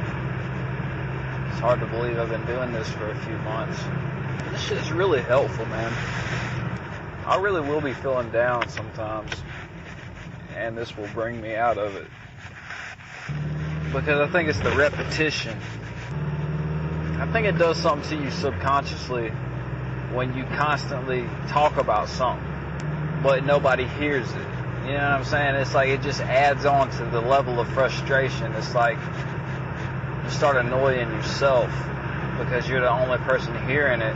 But ironically, it's like when you actually get to listen back to it, it gives you some relief. You just gotta be able to reach a level of, if not permanence, consistency with the feeling. It's like I'll catch it and I'll be where I want to be mentally, emotionally, physically. Like I'll be there. It's just hard to keep it there, man. It's hard to keep it there, and it's like a lot of the time I'll fall out of that and don't even realize I did until I've been out of that shit for a while. But I'm the duration in between those plateaus of success are shortening. It's like I get there quicker now. And I think it really is attributed to this. Recording it and listening back. I mean, I don't have to hear myself argue against it, and I don't have to hear someone argue against it as I'm speaking. And I can be honest with myself. And as you grow up, it's like I just realized, like, man, like, I personally, I'm growing up a lot every day. A lot every day. And listening back at this stuff, it proves it to me, because it's like, okay, I was tripping, or okay, you handled that well. Once I stumble across more and more knowledge about myself, especially, because I can find myself falling into these ruts. What do I get hung up on, and what's worth focusing on, and what isn't? And I've been failing to mention a lot of things because I feel it's best to just ignore them. But when you have to constantly ignore something, you have to address it. So I fall in and out of the delusion that I've mentioned this several times. As I'm doing these, I feel like someone's listening in real time sometimes, especially while I'm driving. And that's a weird sensation to think, because whether it's true or it isn't, it does you no good. But just imagine you're riding down the road doing what I'm doing right now, and you thinking people can hear you, and they're full attention. Like, nobody gives a fuck about this shit. But that's what my mind does sometimes, and it's trippy, bro. It's like I came across the term ego death a few months ago, and it's very similar, dude. I mean, it really is. But it's like recurring. It's like inverted ego death, which would mean that it's too large or too small or something. Something's off in my fucking head for to think some shit like that, whether it's happening or it isn't happening. Because that's not the type of something that the brain can handle. I mean, you just can't do that shit and function normally. And you can draw all kind of conclusions, and they may be right. But I mean, what good does it do you? It's almost, it reminds me of debating about certain subjects, like, which is fucked up because certain subjects should be debated over, but it's really just a big farce. It's fucked up, it really is. Like, the most important things that everyone gets wrapped up in and takes stances on, they got nothing to do with it. They can't do a goddamn thing. And you can't convince anybody, dude. I like listening to people who have drastically different viewpoints from most people, and different from mine as well. But when you realize everything's everything, everything's just a replica of the other thing, it's like you see the similarities and the synchronicities. I've been toying with the simulation theory, because it's all the same, dude. Like, it's just labels. It's however you want to paint the picture the dynamics of how the system conducts itself remain. You can say it's all kind of things, but it's just how is the thing that you describe working. It all comes down to the bigger picture is that we're being manipulated through fear. In a nutshell, the very basic wrapping up of it is just that. We're not able to conduct ourselves fully within this reality because we're being manipulated. Whether you take it literally or not, it's still the truth. It's strange to me because it's almost as if I stayed the same while everything around me changed. And things changed so much that now I'm wondering if that's even how it went down. Like, did I change? Have I changed? Hell yeah. I mean, everybody changes. Everybody changes back too. It's not the way it seems. Like, everything goes through these cycles. I just don't understand how I could just go from being so social. It's like I've always been extremely extroverted and introverted simultaneously. Like, both ends of the spectrum, balls to the wall, simultaneously. Almost as if it's like manic depressant in that regard. Multiple personalities. It's like I've always had to toe that line. Like, hard to describe. It's a lot like the concept of heterodyne or several other concepts where you create two separate things in order to create an altar that rises above it, that's a balance of both, to build a profile upon from there. Like I said, everything is just, it's all happening. It's all a big happening. Wherever something's happening in one area, you can guarantee it's happening in more than a similar fashion somewhere else. It's the exact same things happening somewhere else, just in a different way. It's all symbolic. But it's just, how can I go to being so introverted if there isn't some extra shit going on to make that happen? When it's really against my nature. When if I really analyze who I am, not what I have to be or I perceive to have to be, or what people perceive me as. The person I am is social because I want to be. I want to meet people. I want to have conversations. I want to do all these things. But I'm being manipulated. And I'm manipulating myself. So it's like, I gotta get this shit figured out, dude. Time ain't slowing down, none. Usually I wait till after I get through this and start walking or whatever, about how hard it is to get out of the house and shit. But since this has helped me in so many other aspects, I figure I may as well start it from the root.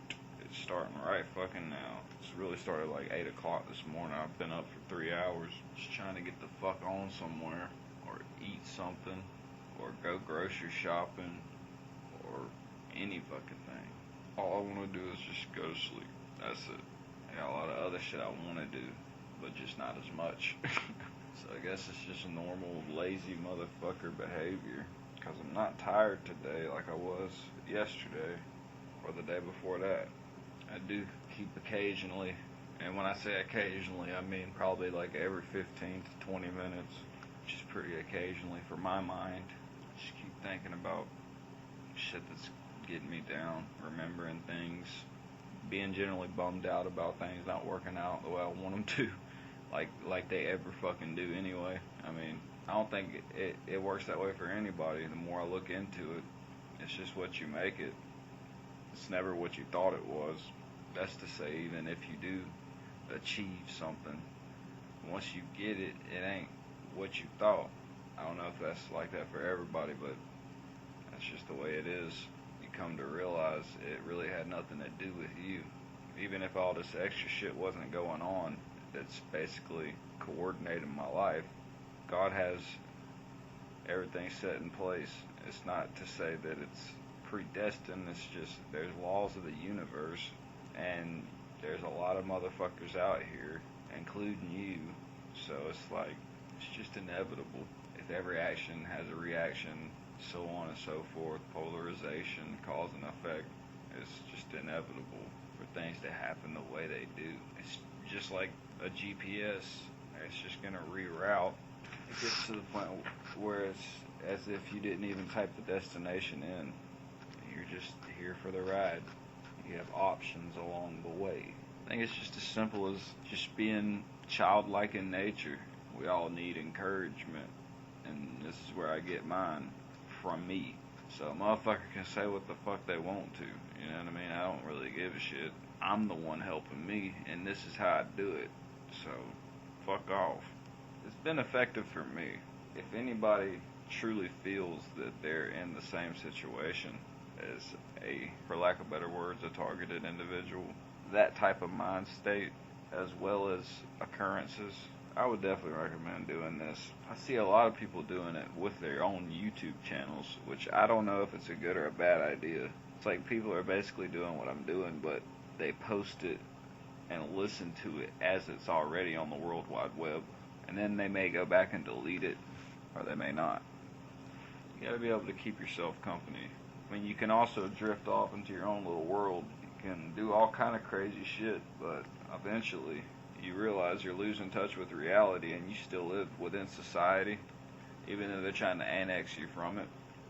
And you realize how unhealthy it is to not keep yourself company if you can't find any, which I finally came out of my shell, and that's helping me tremendously.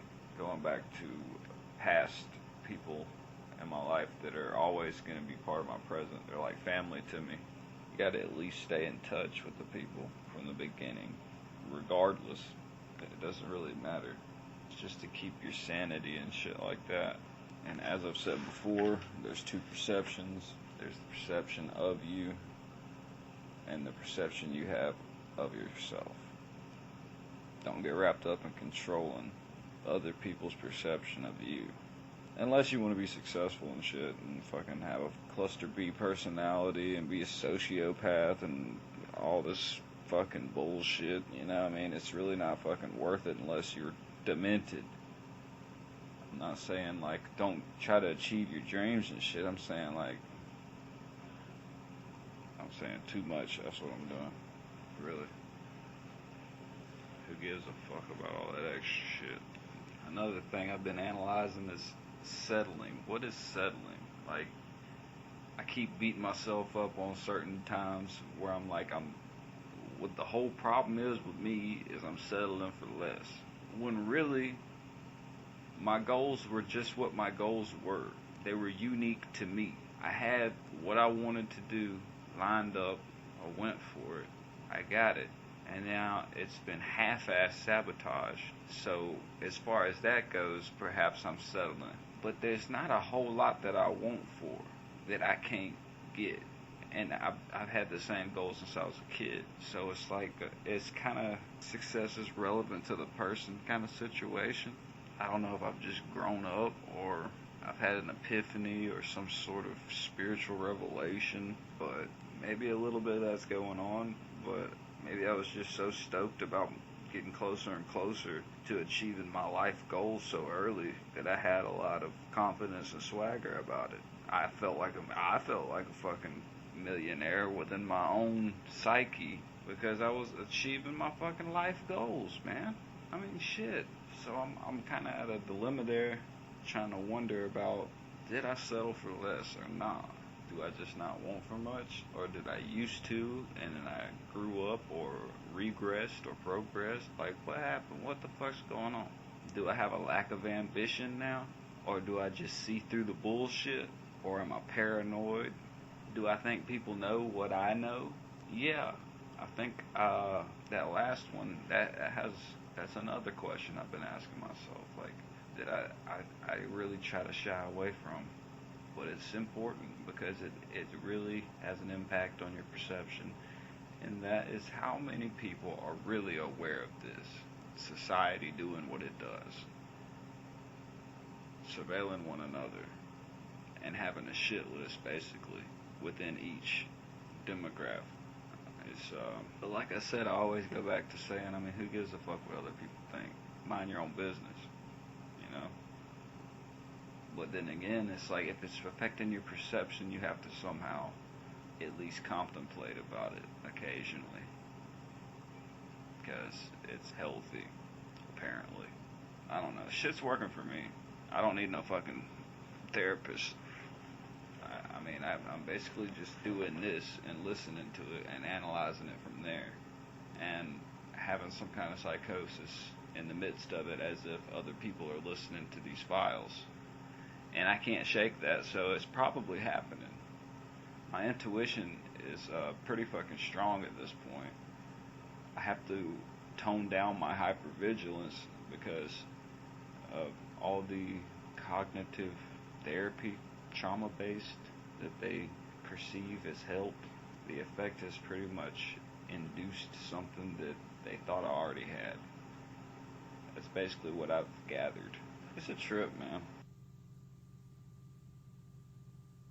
So try to keep a level of patience where you're truly able to neutrally observe what's happening and recognize when confusion, self-doubt are being cultivated. When confusion, self-doubt, and fear are being cultivated, and you have a lower level of patience in the midst of tolerating what's happening, you'll miss out on identifying the subject of the conversation sometimes, the root of the motives, and just what it's cultivating when you're not aware that it can. You have to almost be aware that it's invading your brain. Because if you can't identify it, it's too late. Because when I say cultivate, it's just like that. Like, you have to plant a seed of self-doubt, a seed of fear, a seed of confusion. It grows from within you. So if you don't see the seed being sown, then you'll have to bear the fruits. Bunch of fucking fruitcakes out here, man. Doing a bunch of dumbass shit. Unbelievable sometimes. Another way I like to look at it is, look at all these people doing what they're told. That helps too. Like, whenever I'm looking, there's all these different goggles you can put on, these different perceptions.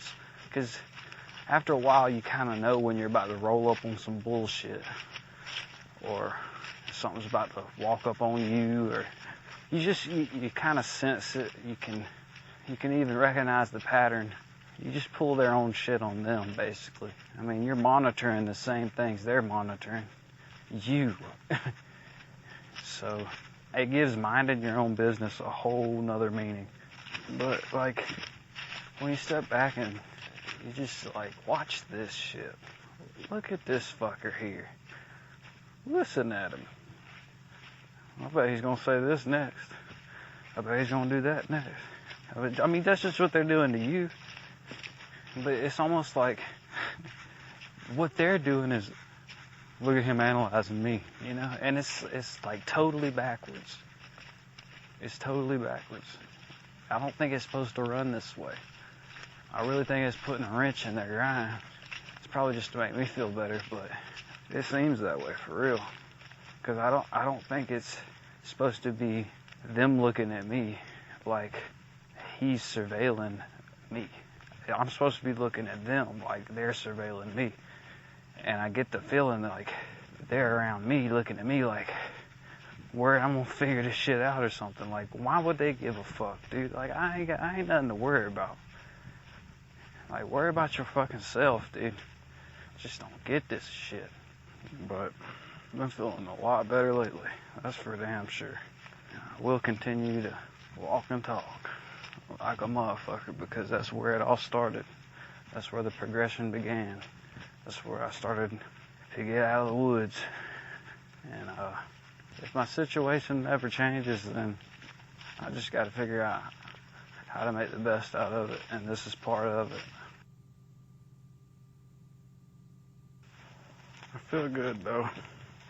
Just want to remember the tip to always keep an eye out for anything that cultivates self-doubt, confusion, or fear, it's no good. It doesn't matter where it comes from. You gotta rise above that shit. The way to rise above that is to keep an eye on your will, intellect, and emotion. Because those three are correlated. That's a set of 6. Fear, confusion, self-doubt, will, intellect, and emotion. Heavily correlated. You gotta break that barrier down. Everything's polarized. Everything's like magnets.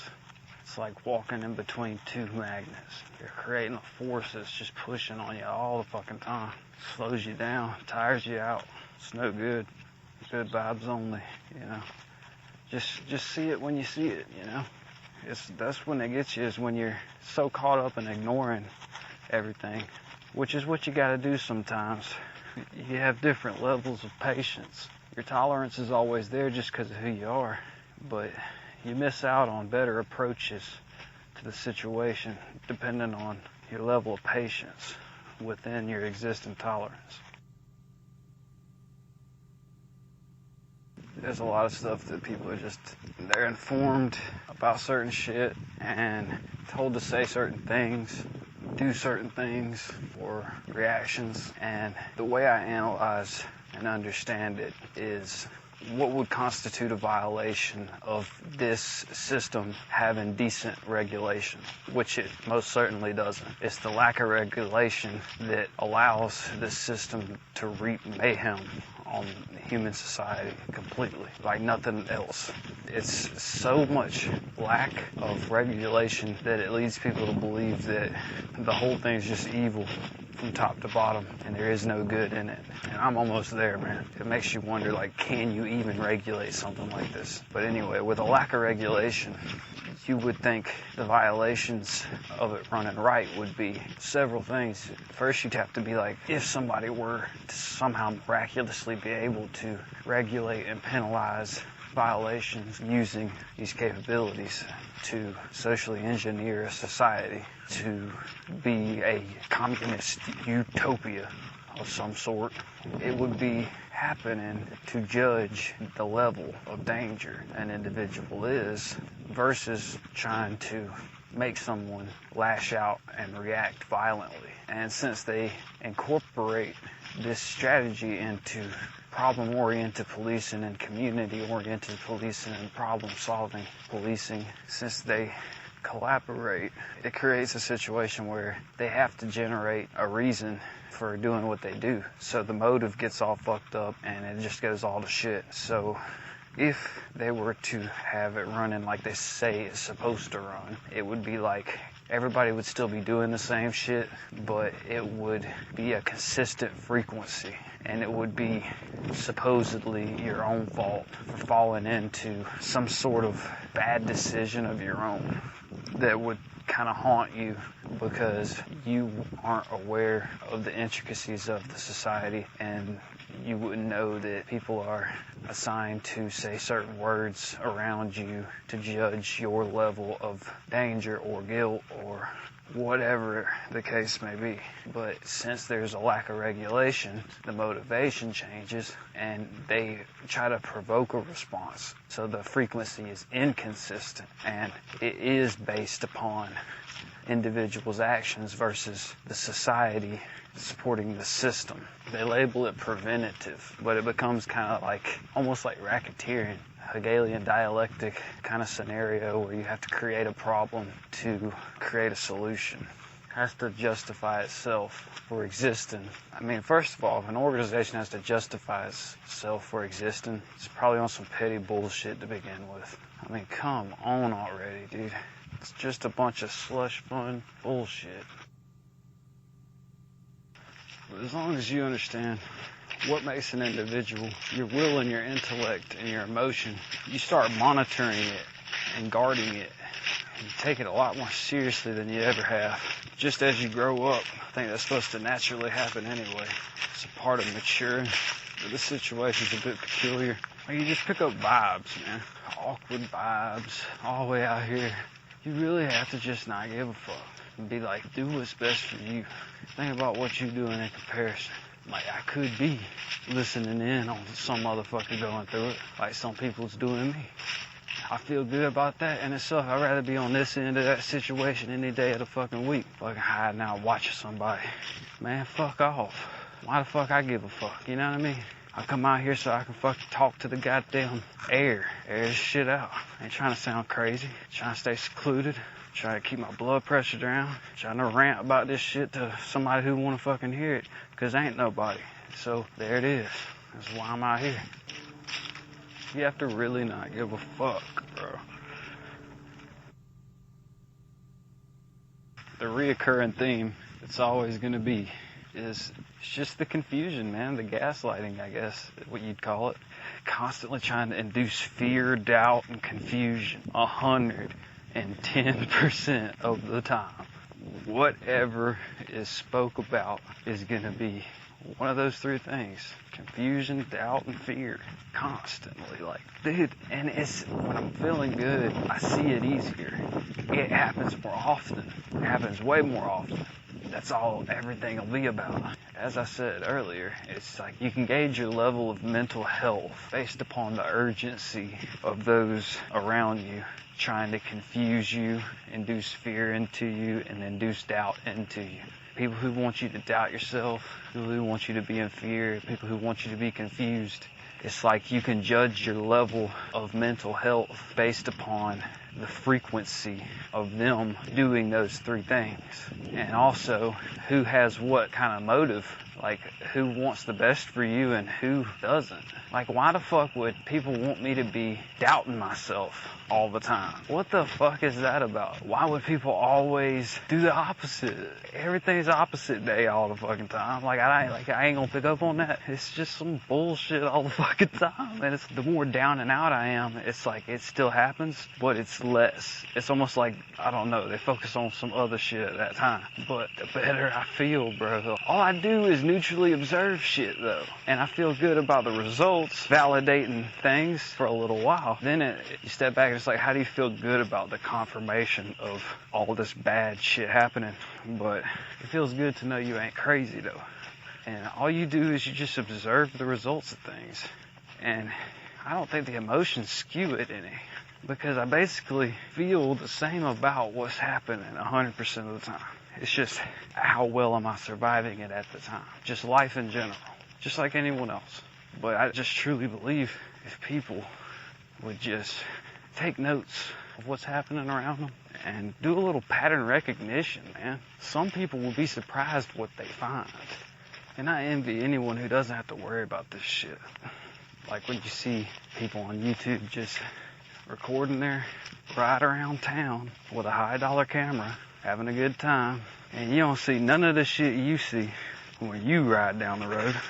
When you see less people disproving a subject than proving a subject get more play, that's just suspicious. It's almost ridiculous on the face of it. Like, they don't even try, bro. You type in certain shit, and you got less people disproving it with thousands of views. And then you got thousands of individuals proving it with, like, very small views. How the fuck does that happen? What makes an individual?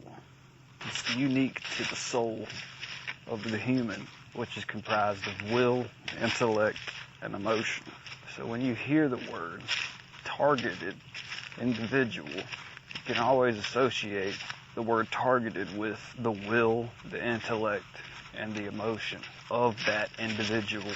And if they were to attack that individual or manipulate that individual or target that individual, they would focus on the will first, depending on the urgency of said situation. So whenever your will is imposed upon, don't let it be something petty that stops it, because this shit is imperative that you realize how important your will being executed actually is these days. If you set your mind to do something, get it done. And if something is making you feel uncomfortable as you do it, first of all, figure out how to make it not make you uncomfortable. And if you can't figure that out, just be fucking uncomfortable, man. You gotta do what you gotta fucking do. This shit ain't no fucking game. I'll be damned if I let some petty ass bullshit stop me from doing what is good for me. just don't give a damn no more. You have to really rise above it. Until then, you just got to keep bucking it. Eventually, you realize that's just a big fuck around within itself. It kind of feeds itself that way. But when you got two yang ass little kids, for example, you learn what rise above it actually means. It's like you have to approach the situation almost as a parent stature. You have to have a parent level of tolerance to your surroundings, because they're constantly trying to provoke a violent response to justify what they're doing, just like children. So you have to rise above it. You have to have almost like Zen-like patience up until you've actually reached that level of above it that I'm referring to. That you will not stay there. You know, you'll stay there and you'll appreciate it, you'll love it, and then you'll fall below it again, and then you have to have that patience. But there's a plateau that you reach where you've literally risen above the situation to where you're looking down on it, and it's just a bunch of dumb bullshit. It's background noise. It's like that parent that's riding down the road with a minivan full of children going ham, and you got somebody from the outside looking in, looking at that parent like, how the hell are they not losing their fucking mind? It's like that level right there. That's where you have to achieve. That's the level-headedness that you have to strive for in this situation.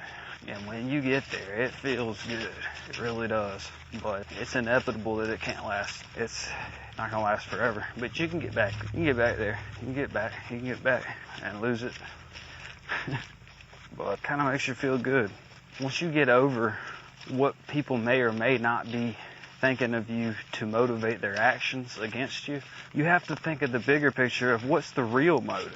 Like, why is it really happening? How is it able to happen and not happen to the next man?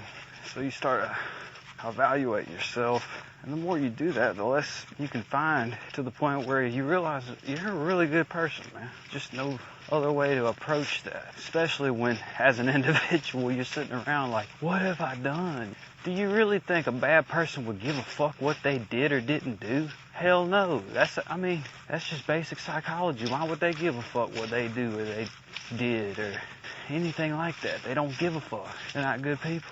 So if you're sitting around wondering what you did wrong, that ought to let you know you're probably halfway there as far as being a good person. This shit's fucked up out here, man. It's almost as if you can gauge the level of importance of what you're doing around what's happening around you at this point. Maybe importance isn't the right word, but you get a sense of urgency from your surroundings, per se. Like, things start rapidly interrupting the progress of certain projects. I've encountered a lot of shit in my life, especially as far as hindering progress. But whenever I bought this MP3 player, this cheap-ass, no Bluetooth, rinky-dink ass bullshit, and just started recording myself and writing down some of the shit that I say, I ran into all kind of crazy shit. I started doing this a good 3 months ago, and I haven't put not one bit of it on the internet. And I'm always hearing people make references to it.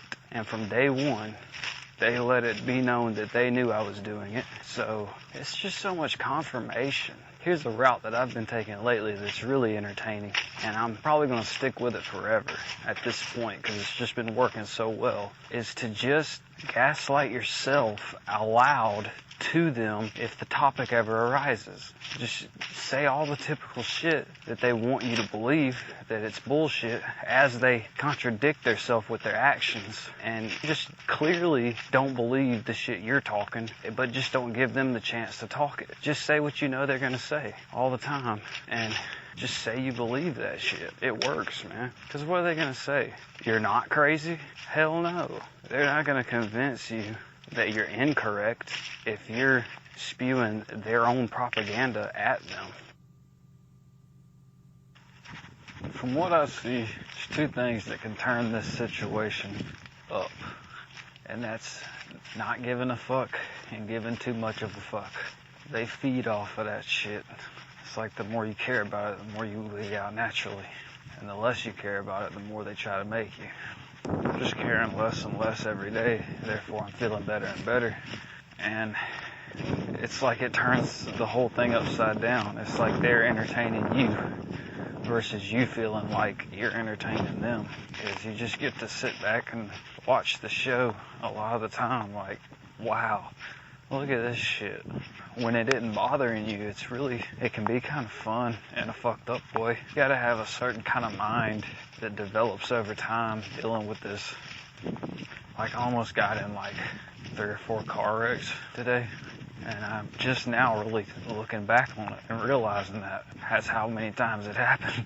But what used to be almost a car wreck isn't almost a car wreck anymore. It's just like I'm paying attention, and it's more like, wow, if I wasn't paying attention, damn, that type of shit. One of them I really realized almost rear-ended, but still I was paying extra close attention. Like, I've developed a lot of good habits and double check every fucking thing all the damn time. So inconveniences are very routine, and I just look back at the old me and laugh a lot of the times, shake my head like, damn dude, I really just don't give a fuck anymore. It's almost regular occurrence for things just not to pan out at all. I'm just grateful for what I can get when I can get it.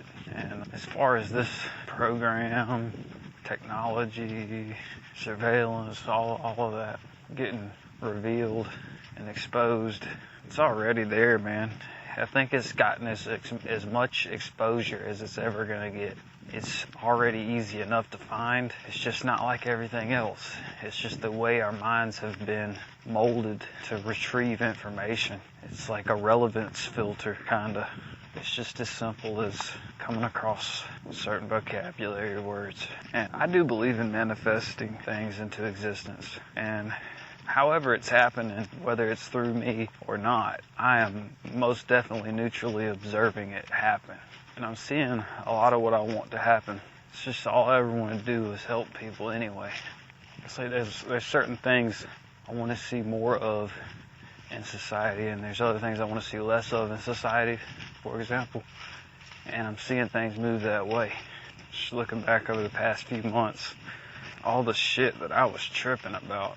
Even when I was tripping about it, I knew it was silly as fuck, petty bullshit, but like I couldn't help it from bothering me. It's just some constant bullshit all the time. It was more annoying than anything else. I think when I really started coming out of that bullshit was when I was stepping back and I was seeing all the shit that human beings are capable of, for one thing. And on the other hand, just the things people do in general that are so fucking terrible, dude. Then why would I feel bad about anything I do? It got to that level. Once I really started stepping back and seeing things for what it was kind of hard for me to feel bad about anything I did in comparison. Only in comparison. I got integrity and regrets and all that, but when you really start to look at what's been going on around you, it's fucked up, man. My point is, it's not so much that they won't tell you what they're doing and they won't own up to it, it's that they can't. That's why they enjoy gaslighting so much, because 9 times out of 10, people care a lot about gaslighting when they're trying to get people to own up to the bullshit that they're doing to the victim. So they can't say what they want to say anyway. You could literally talk shit about what they're doing and they'd have to grit their teeth and listen to it or try to make you feel crazy. So, I mean, if they can't own up to what they're doing anyway, why should it bother you? It's almost as if they didn't do it. It's even better, actually, because they want to let you know they're doing it. They just can't. They just hope that you create the scenario in your head. They can't flat out tell you anything. You get to rub everything in their face, and they can't rub anything in yours. It's not to say to make a childish game out of it, but if you are fearing for your sanity, it's not that hard to create a perception that everything that you think is happening isn't, because they can't tell you otherwise. They'll continue to harass you, but it's just so you don't forget about them. It's not to terrify you, it's to get your attention. They're desperate. Taking the long way home. I can tell I'm getting a little better every day. And I can look back on the times where I felt myself getting a little worse every day. And I mean mentally. I got a lot of fucking bullshit going on in my head. It's not to say it wasn't induced or caused by other people's actions, or it's not to say I wasn't born with it or anything like that. It's just I'm taking notes of the progress. It's easy to talk shit and give advice. It's a whole nother deal to listen to it and obey it. But I feel in analyzing myself, I've learned more than anything else. It's scary, man, that the one thing you need for peace of mind can be your worst enemy as well. And that's comfortability. You have to have a friendly balance. But when you have none, in the true sense of it, it makes for just as much of a formidable foe to your psyche as having too much comfortability. Having a lack of comfortability is just as unhealthy. You also got to look at it like, how easy would it be to cater to this delusion, if it is a delusion? Like I said, a lot of delusions are based on truth or someone else's truth. Just because something's happening to one person doesn't mean it's happening to you, in other words. But think how easy it would be to cater to a delusion of someone who thinks that everyone can read their mind and see through their eyes. It really wouldn't be hard. You would just have to imagine what it would do to you and then fuck with the person. Not that fucking hard, because it becomes so simple, because you quickly start to realize, like, shit, anything would freak you out. So as long as they do bizarre shit, it's gonna work, man. If you're constantly in that state of mind thinking about that type of shit, it doesn't take a whole lot for them to do anything to wig you out. In all reality, it's like things that you shouldn't be ashamed of or analyzing at all. You start to be ashamed and start overanalyzing. Just for the simple fact that you could be being watched. It does no good thinking that way. Ain't that a bitch? There's certain phrases that you hear, you know what they pretty much mean from the get-go. Over time they mean more and more and more to you. One of those is you can be your own worst enemy. They use you against you. Everybody has their own devil inside of them that they run away from, or they hide from, or they fight, or they use. If you don't come to terms with that, then it'll always be used against you easily, even easier than it already is when you're aware. There's two different perceptions for each person. It's the perception that people have of them and the perception that they have of themselves. If they have no perception of themselves, then they will share the perception people have of them as theirself. And that must be what most people do, because that's the way this whole social engineering shit's going down. The biggest thing I struggle with is wondering who is hearing things, wondering who is saying things, wondering if people are hearing or saying things. Sometimes it gets even as fucked up as who's reading my thoughts, who isn't, who is seeing out of my eyes, and who isn't. That's probably the most crippling of it, because it's all menticide. It's all an attack on your brain and manipulation of your perception. Those are the two things that I contend with the most, is who's hearing things secondhand and who's actually going out of their way to invade my life. And on top of that, I'm wondering, am I just reading too far into shit altogether? And in the midst of that, hoping that this is all bullshit, absolute bullshit, like none of it's happening. But it's fucking something else, dude. I say this all the time, though. I'm gonna create the perception that I would thrive most in until they fuck it up. And that is, they're just drawing straws, man. And that is pretty likely, especially when a lot of what most of these programs do is based on game theory. And also I'm seeing falsified results furthering the operations. In other words, it's reaction based. They want you to paint a picture in your head of the worst case scenario. A good way to look at it to feel better would be if they knew what you were thinking all the time and you were thinking what they wanted you to think, why would they continue to make you think that? It's like they don't know they accomplished it. That's a good way to like talk yourself out of what could possibly be happening. If they're constantly trying to create a perception and confuse you and all that, just look at that as evidence in itself that they don't know shit. They're just reaching, trying to figure things out. And if they get results that are false, you'll know they're false. And chances are, they'll know too.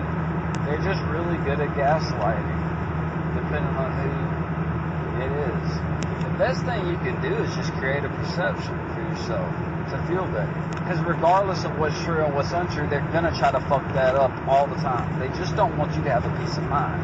And people hate on Freud, for example, because he makes people feel better and start being productive.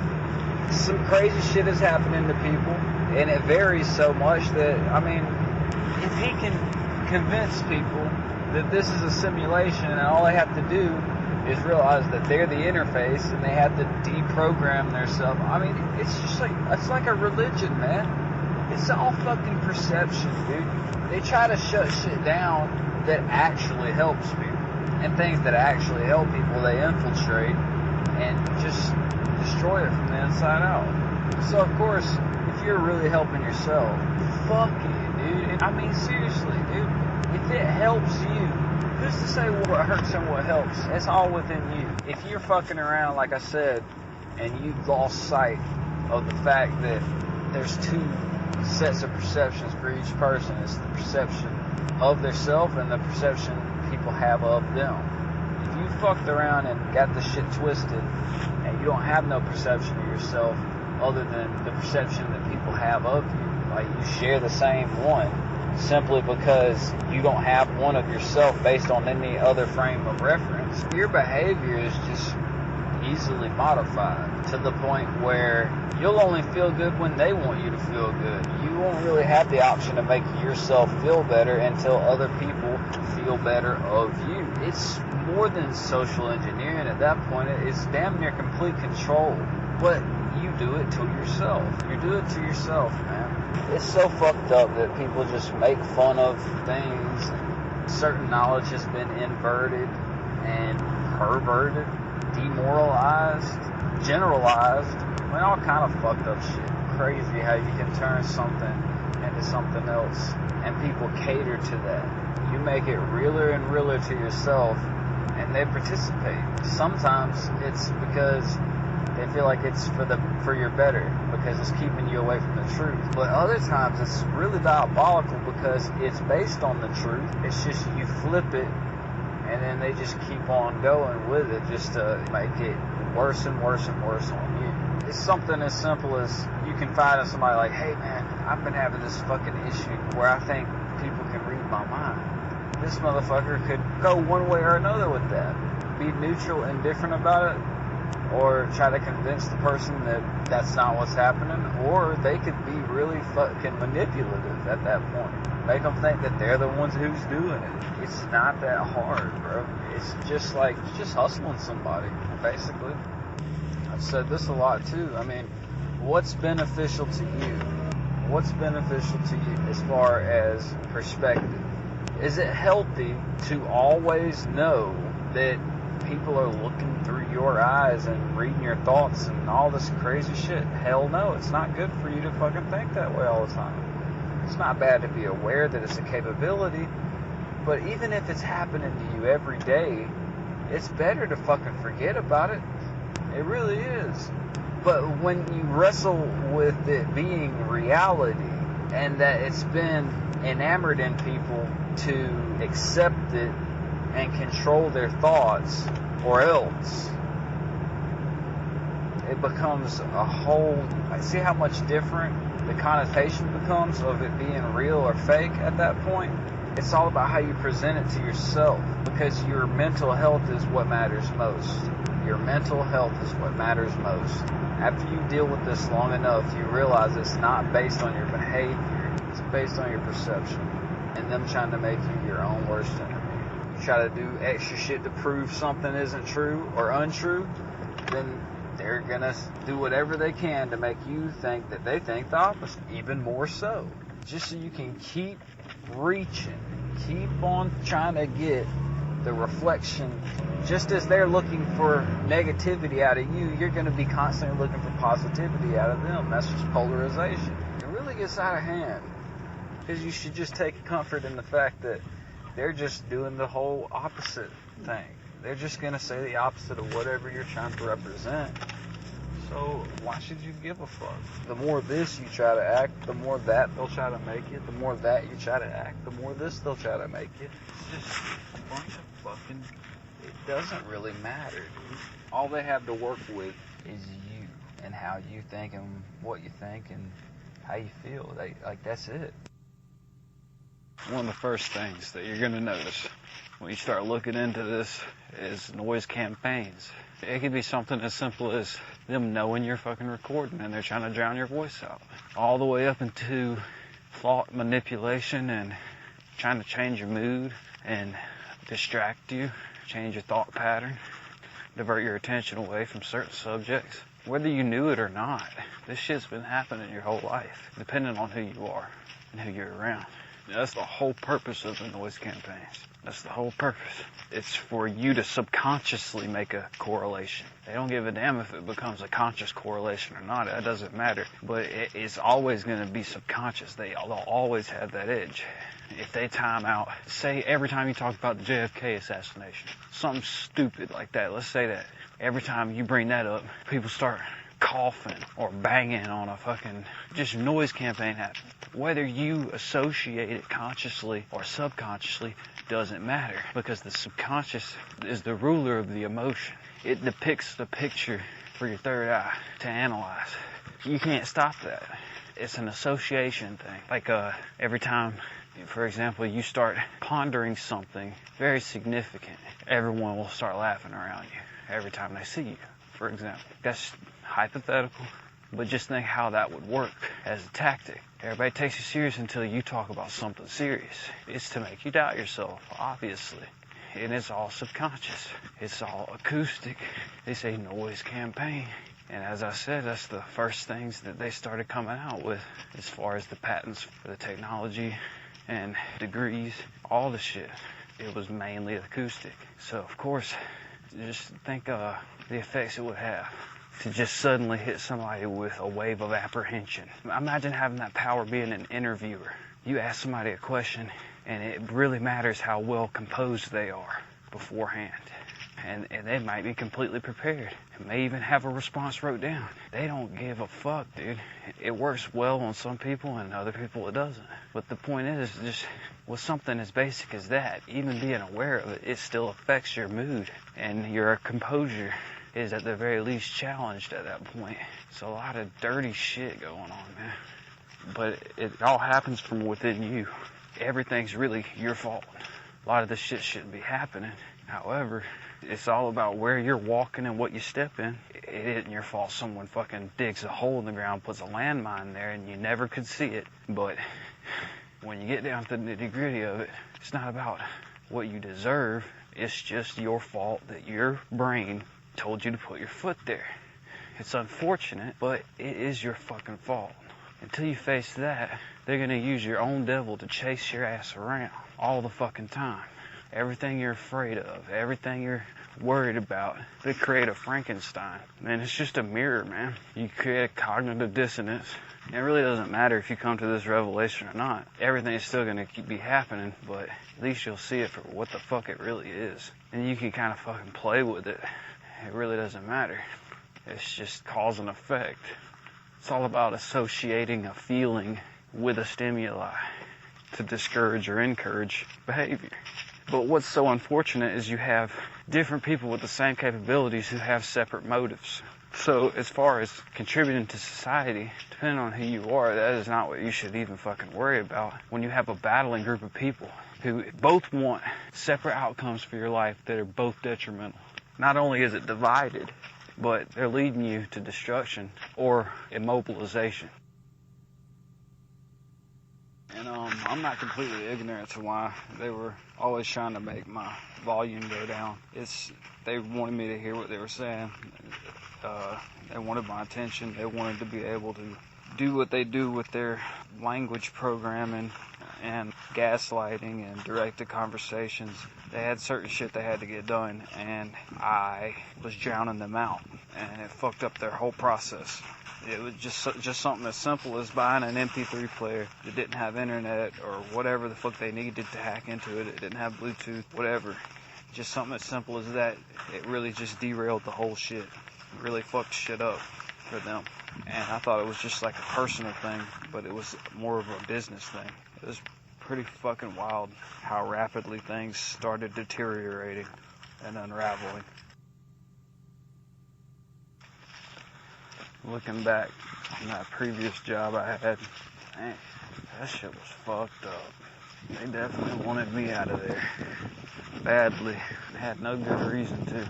That's another thing, man. I don't ever want to get talked out of this shit. That's a lie. Let me reword that. I get disappointed when I don't get talked out of this shit, but it's worth it. And since it's worth it, I'm definitely going to take notes of the fact that at the very least my phone was being hacked. Like, they didn't like, I swear on everything, bro. I went through so many fucking phones. I'd buy a phone, I'd buy another phone, I'd buy another phone, I'd buy another phone, because the volume on it was getting lower and lower and lower, and I couldn't have no kind of Bluetooth because that would get hacked into. I mean, it was like all fucked up, bro. And it would be like certain shit I'd listen to, certain rap artists. They'd be fucking, everybody get all fucking bougie, you know. They start acting all stupid and shit around me, and like come around walking by and shit, and then the volume would go down. And I'd look down, the volume would be all the way up. So I'd turn it down, turn it all the way back up, and this shit would just be, right, you know, quiet as fuck, you know what I'm saying? And then, lo and behold, I buy this fucking MP3 player, blast my shit. Not only some shit they wouldn't want to hear, but me, you know what I'm saying? And they could not stand that shit. So you cannot tell me some weird ass shit wasn't going on, bro. Cause they be coming by like they couldn't do shit to it. You know what I mean? They couldn't do shit to it. I don't understand fully what was happening. And I mean, I do, but I don't. Like I said, I ain't trying to lose my fucking mind. I just know everything wasn't copacetic. It wasn't kosher. The shit wasn't cool. And they just didn't like the shit that I was listening to. Like, it would really fucking piss them off. So, I mean, I'd be listening to me talking. I mean, they could not hear nothing. I would take my headphones out and put them on the table and make sure, you know what I'm saying? But it was like that the whole fucking time I was there. So it's like, I ain't give a fuck. Got some loud ass headphones, cranking them bitches up. You can hear it anyway. It just came down to like them motherfuckers really who just wanted me to quit so bad that they got so sloppy that I figured out a whole bunch of shit about the fucking world in the midst of all of it. And for, you know, a little less than 2 years before that, I really just started looking up all kind of crazy shit that was intriguing to me and shit that I would like otherwise fall asleep listening to or not be able to concentrate on because I was constantly engaged in what I was doing. So I had to be awake anyway. So I was just learning all kind of crazy shit all the way up until the point of this. Like, I learned about a whole lot of shit and listened to a whole lot of propaganda, not even close to this shit, before I discovered it. But it just felt so good when I found it, because the only reason I was looking up all that other shit was to distract me from what I have validation about now. And that's all this surveillance, harassment, all that crazy shit. It's all, everything is that now.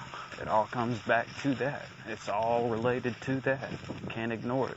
It answers a lot of questions that you otherwise didn't know or even connect. And that's, at the very least, the fact that everybody's out here on patrol, man. Straight the fuck up and down, dude. Everybody wonders why ain't nobody working, but everybody got money. That's why, bro. Because don't nobody need no motherfucking money. Everybody's got a whole different mind state about life. Everybody's worried about moving into socialism. Hell, I thought we're more than halfway there already. It's more than just people getting money in the mailbox or getting food stamps or getting welfare.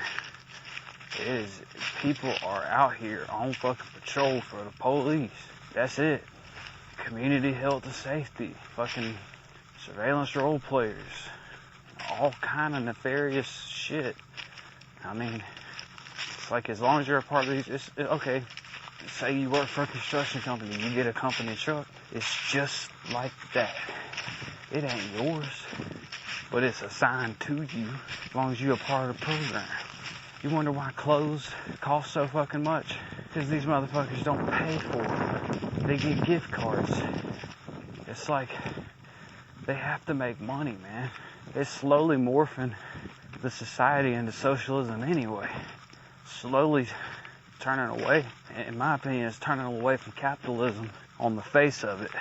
Because we are all property any fucking way since 1933. I mean, I went through the whole stage of, how can they do this? We have rights. I went through that bullshit. I fucking figured that out. So at least I got that to fall back on. The reason they're able to do this is because we claim our fucking social security card, which claims our afterbirth. All that shit, that's a whole can of worms. It's just unfortunate that the right approach is the wrong approach when someone or a group of people is manipulating you. So, I mean, I shouldn't be too disappointed about not getting convinced that this shit is bullshit. Because the healthy approach is to say, and I've done this, the healthy approach is to say, look, bro, you got a problem. This shit isn't real. You got to deal with this within you. Change your perspective and see that what you think is happening is not happening. And whenever you think it's happening, realize that you're tripping. Okay? That's the healthy approach if this shit wasn't happening. But with always attempting to do that regardless, just because I don't want it to be true, I do find it an effective coping mechanism for the most part. But understand, I've constantly been looking for disproof of this occurring, whatever the fuck is happening. You know what I mean? It's happening, man. That's just all there is to it. But always remember that certain things are happening within you, but it is unfortunately a product of what has been happening over time. So it's like a mixture of both.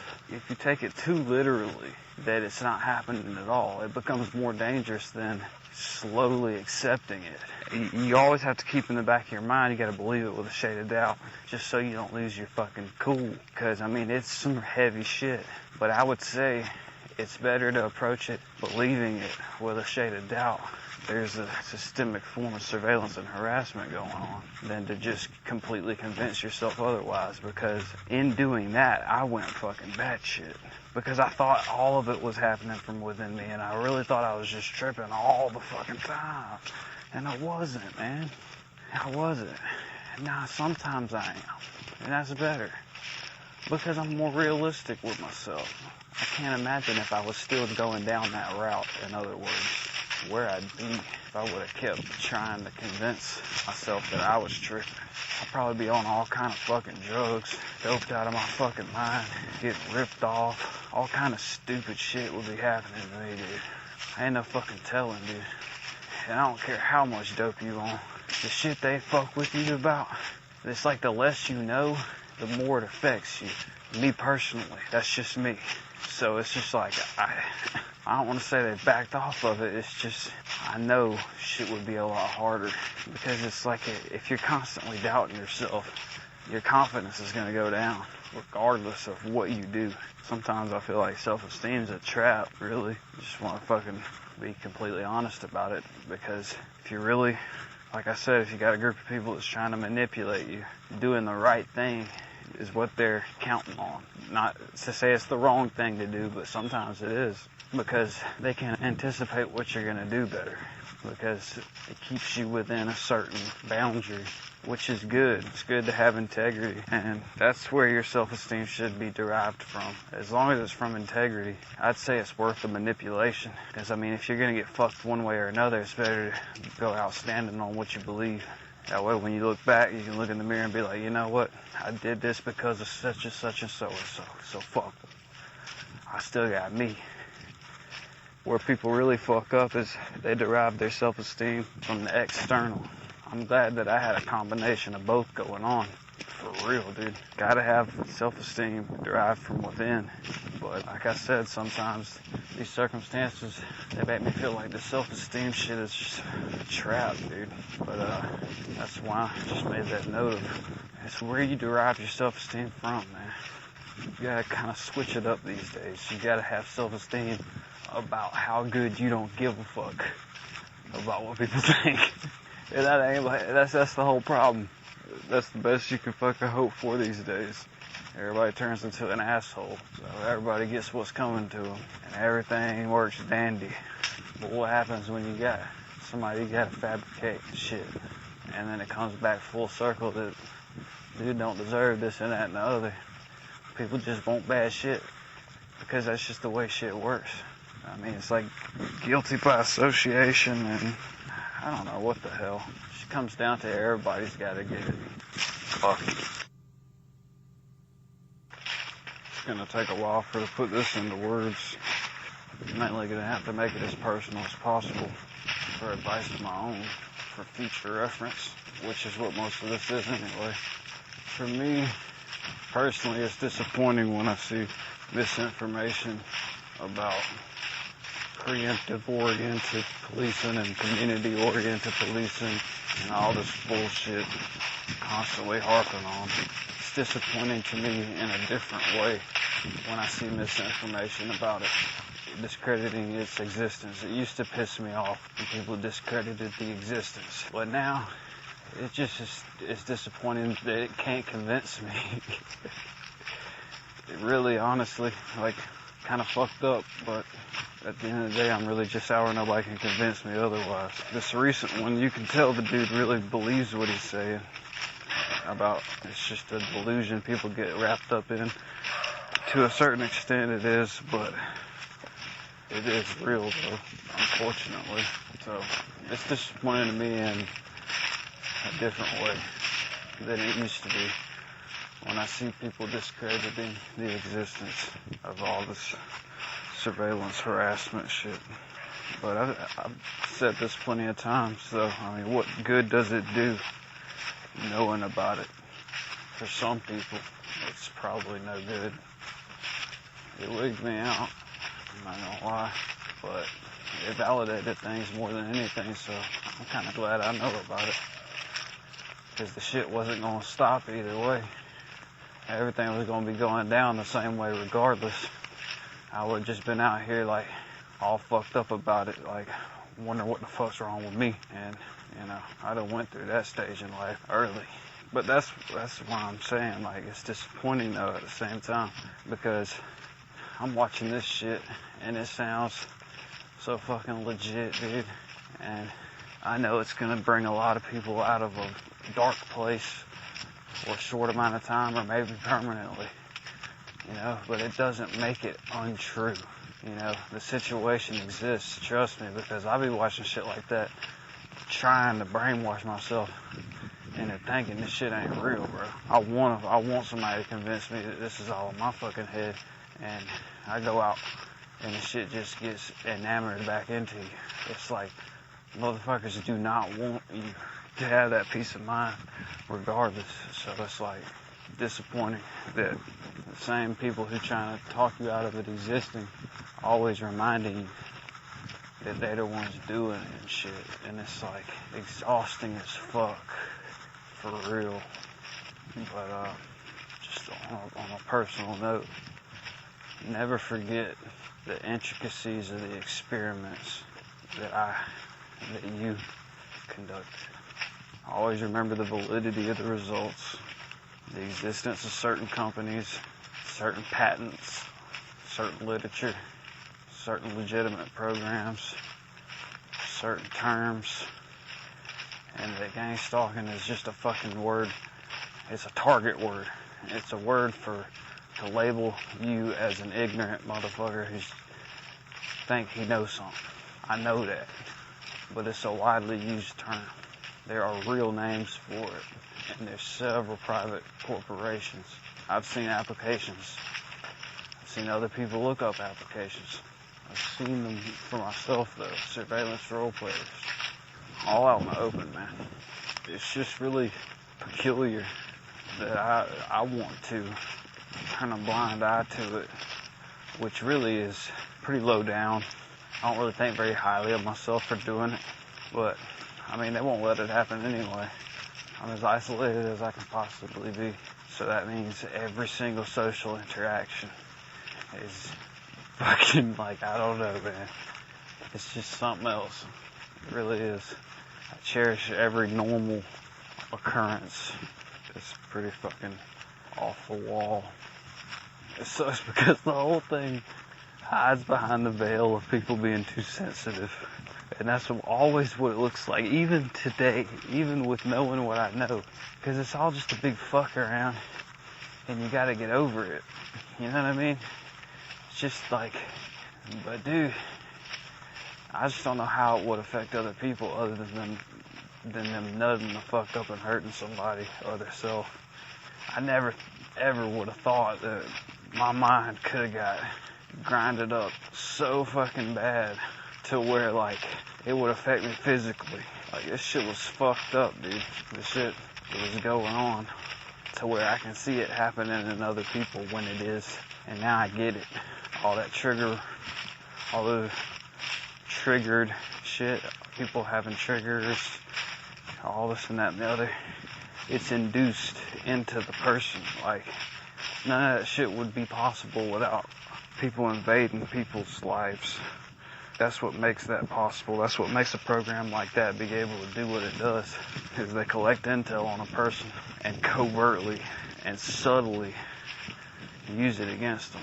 And then in the meantime, collect data if they can't obtain any throughout invasion of privacy. If they can't really find much to use against the person, in other words, they'll falsify and create something within the person's psyche using natural linguistic programming and maybe even neuro-linguistic. They do a lot of mirroring. They do a lot of sound and acoustic tactics on you. It's kind of hard to explain. Like, they'll time certain stuff around certain things and associate a feeling with a word. And they also heterodyne. Even when they aren't doing it with a computer, they use similar social settings. Whether they're aware of it or not, they create a certain environment for someone in order to create a perception within that person. Man, they just go to town on you. They really fuck your brain up.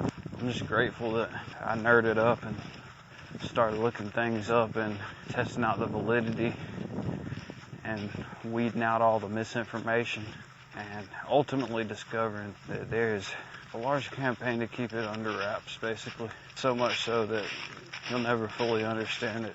You'll never know if you're exaggerating or overestimating or underestimating. And from what I see, it's so personalized that it could be all of the above, depending on who the fuck you are. I'm under the impression it's happening to everyone all the time. So I try to take comfort in that. It's like if people only knew that all the shit they hear about someone secondhand, if they only knew that no one has any privacy at all, no secrets. Like, I'm looking at cop shows and just TV shows, like, just totally differently. Like, it's like all implied that they already know certain shit about the individual. It's just they don't pursue the person until it all comes to light. I mean, that's just how it looks to me, though. It's just a perception thing. Shit is really weird, though. The main thing I've been keeping in mind lately to comfort myself is that most of the stuff's automated. Like, there's certain drills that have been around for years and years and years. It's pretty damn sure it's a military hand-me-down kind of society where it's just like maybe things that perhaps started off exclusively there. Like, you know, say a man's son goes and he went through, the man went through all these rituals before his son was enlisted. they're like, maybe say pranks or whatever the fuck you want to label them. It's maybe it was set up in such a way to where after the son enlists and comes home, the dad asks some specific questions like, did you go through the certain such and such prank? Did they pull the this on you, the that on you? And oh yeah, they did that to you too. And it's like a bonding thing. I think that's kind of morphed into a really pervasive, inverted, bad shit. Totally morphed society to where it's like, it's just mainstream. It's not just a military thing. There's really no camaraderie unless you're part of it still. So, I don't know, man. It's just our nature, I guess. We take a good thing and we fuck it all up. We just, you know, it's just fucked up. I'd say the main thing I'm contending with at this point is just boredom. You get over this or that or the other. All the other issues of being alone. Shit is just boring as fuck, dude.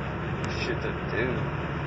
One thing that I'm kind of catching on to while I got this mic on with the whole community, targeted community, is they'll have these waves of different targets.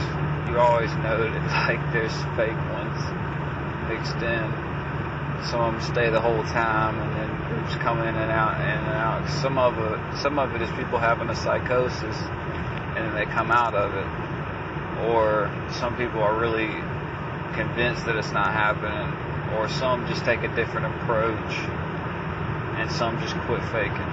But then you got others that they duck off and they come back harder. They duck off and they come back harder. I'm hoping that's going to be the case with a few of these guys, because they seem pretty fucking legit. Because otherwise, I don't even want to speak on the other possibilities. Feeling pretty good today. Had a real hard time getting out of the house though. Job's going good. So good. It's real work, you know. But at least it's not bullshit. It is hard not to become self-centered. Just because you're not being egocentric doesn't mean a damn thing. If the only perspective you got is solo, I mean, after so long, it does a number on your social appearance. Because someone else can create it. It's kind of vulnerable at that point. If you ain't representing yourself, they can paint whatever picture of you. At the very least, people have no frame of reference. These days, it can make you look suspicious in itself. If you're thrown into this experience, it's unfortunate, because you can either take someone's word for it when you look in.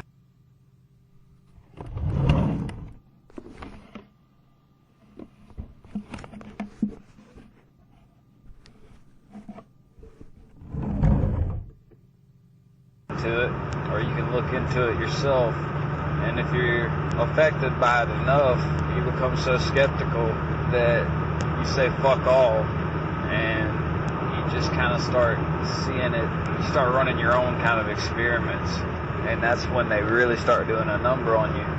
You want to test the validity of the reality. Yeah, it's pretty much what happens. That's the process. But what's so unfortunate about it is you're supposed to learn from mistakes, and you do, but you're in debt to them in some cases. It's like they don't really want us to learn. Whoever put all this shit together, they don't want us to learn, especially about it. It takes me back to when I first, like years ago, I'd say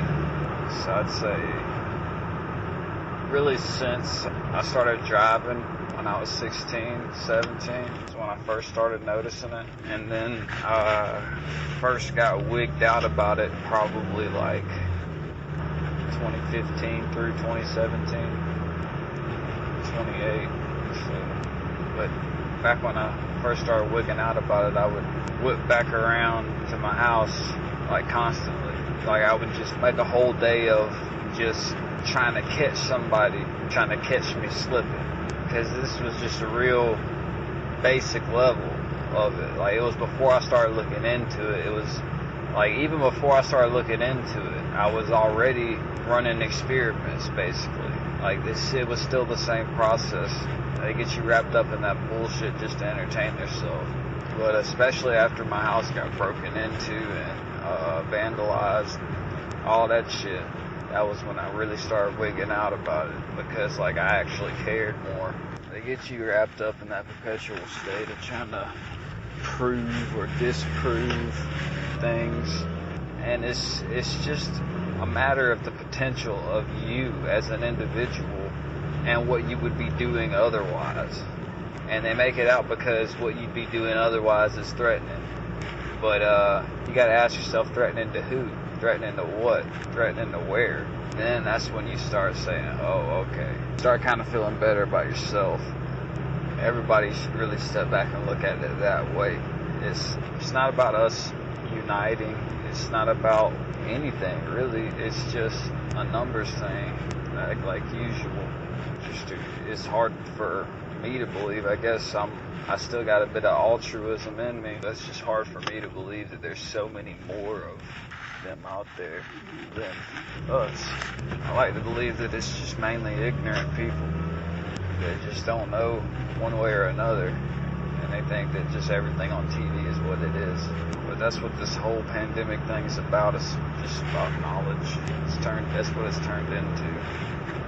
You're supposed to learn from mistakes, but they penalize mistakes so much to where you never learn shit. And that's the whole system. That was the whole point I've been trying to make this whole time. I keep getting distracted.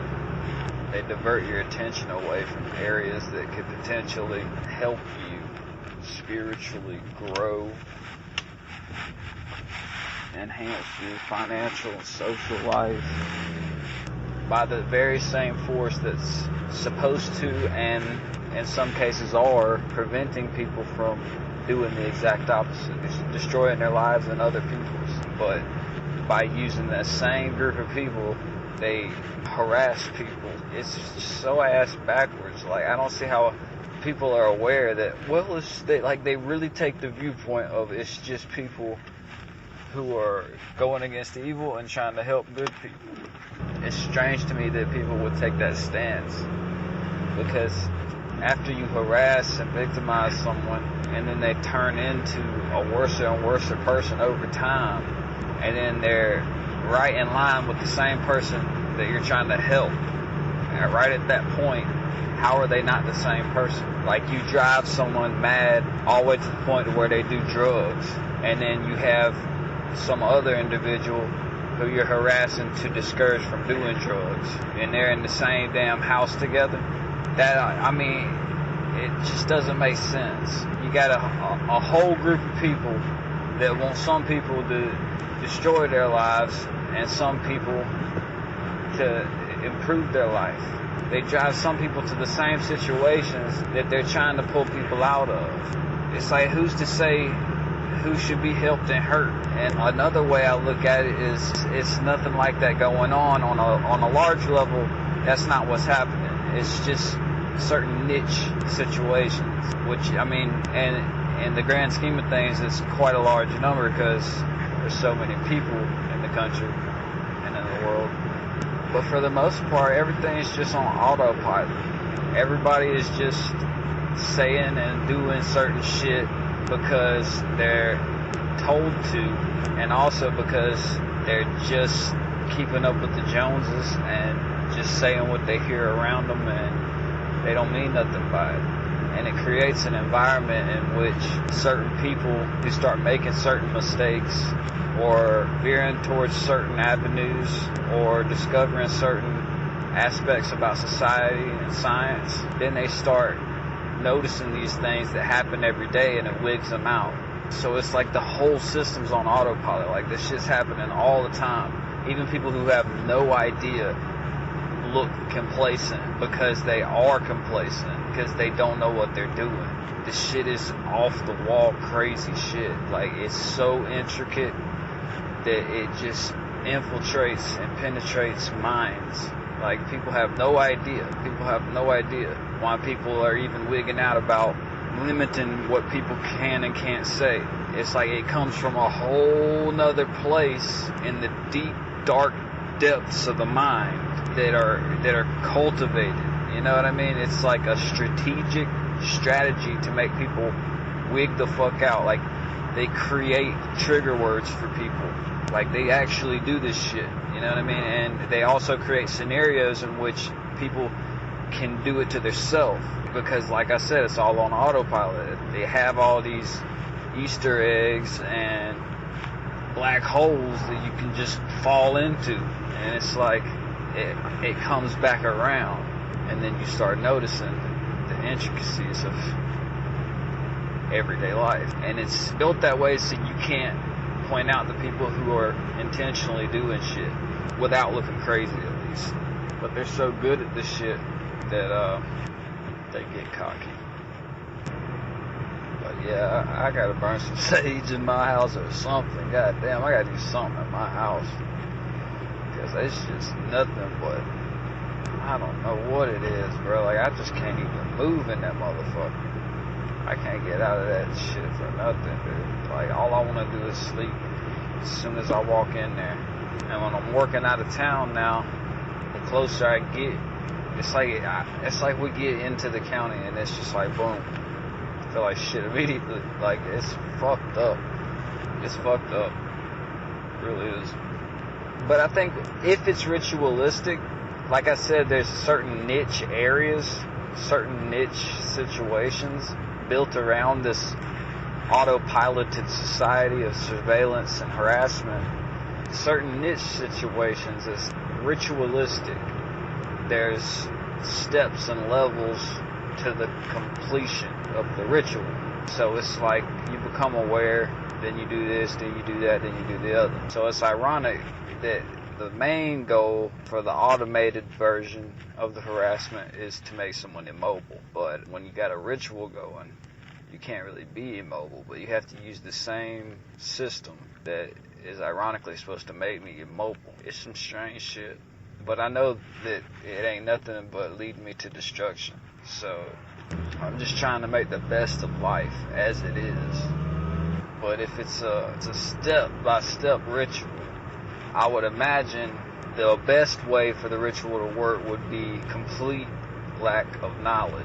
So that's what I try to base what I shouldn't do around. What would I do if I didn't know about this and that and the other? If I didn't know that this shit follows you worldwide, would I have moved by now? Would I have irrationally done, you know what I mean? Because that would be perhaps the next step of the ritual, is the individual has to annex himself from the area. Because they build you up to watch you fall. Like the whole Humpty Dumpty bullshit.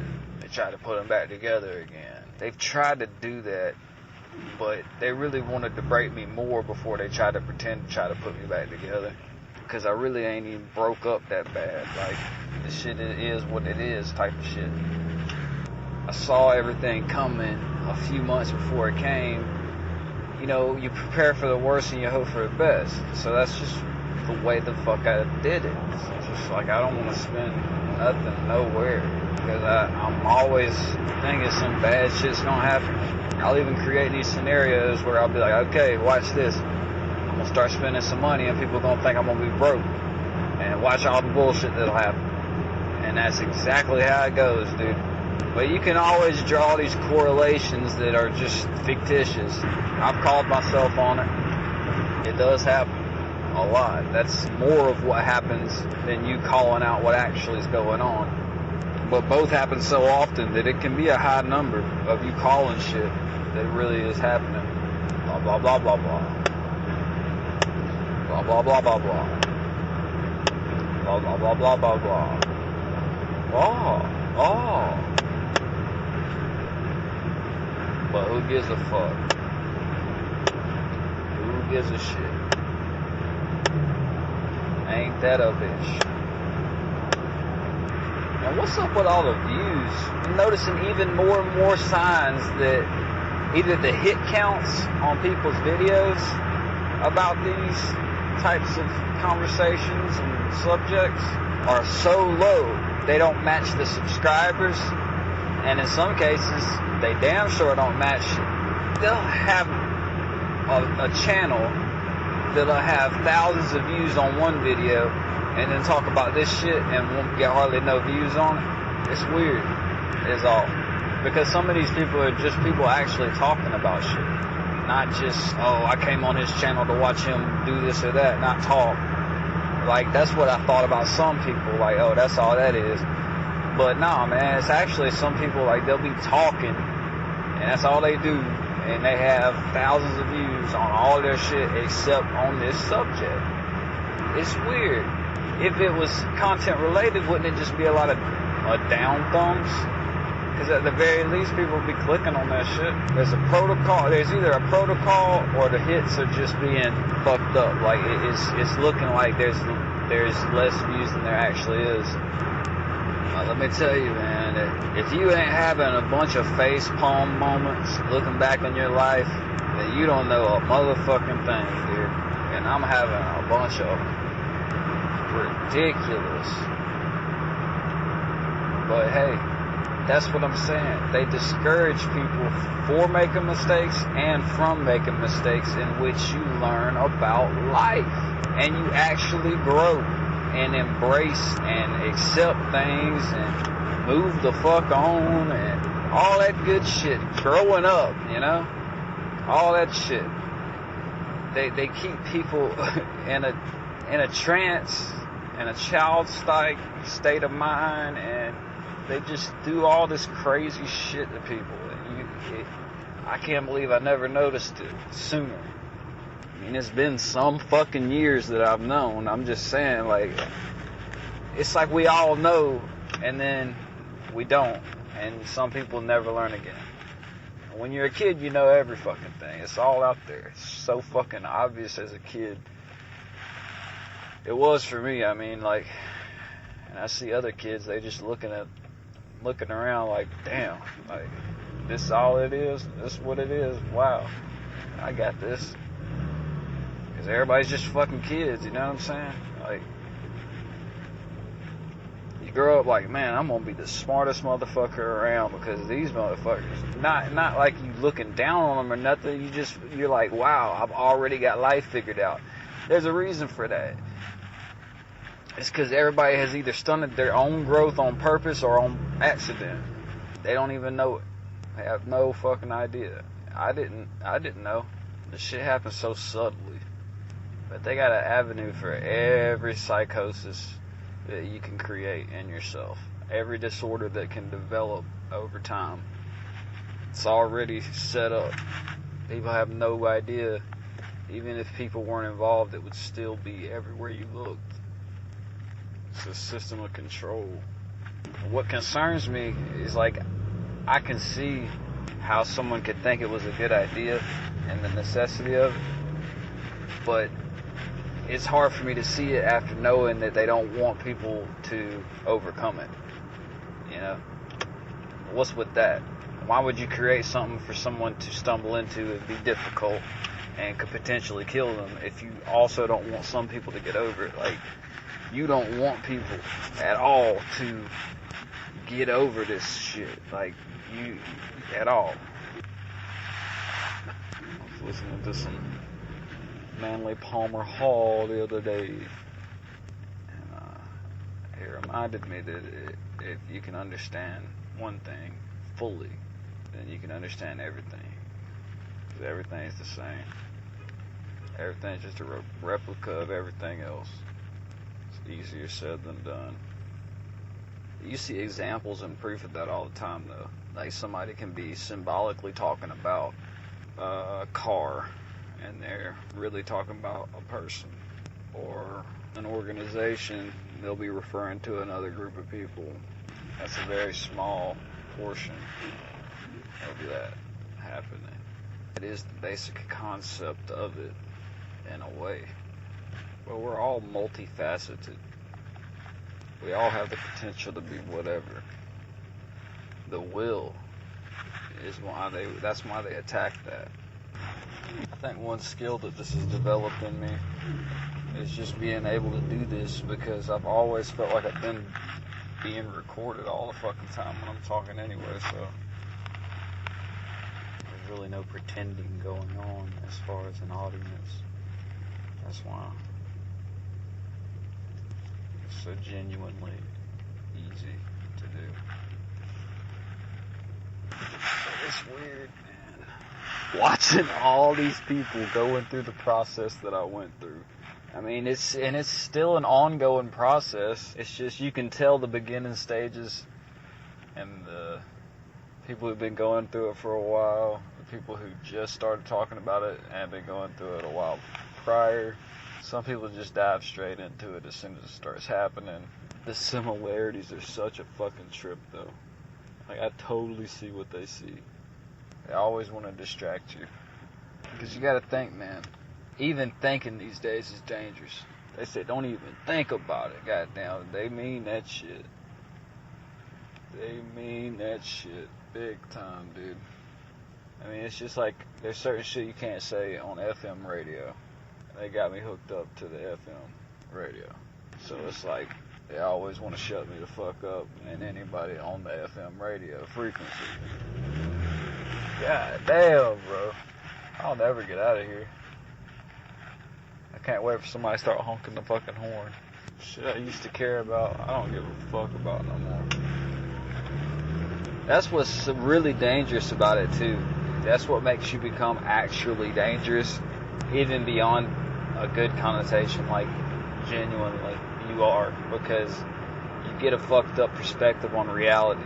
Like, you think there isn't any danger at all, because they create a lot of fake bullshit around you all the time, you know, but motherfuckers really do want you to die for some fucking reason.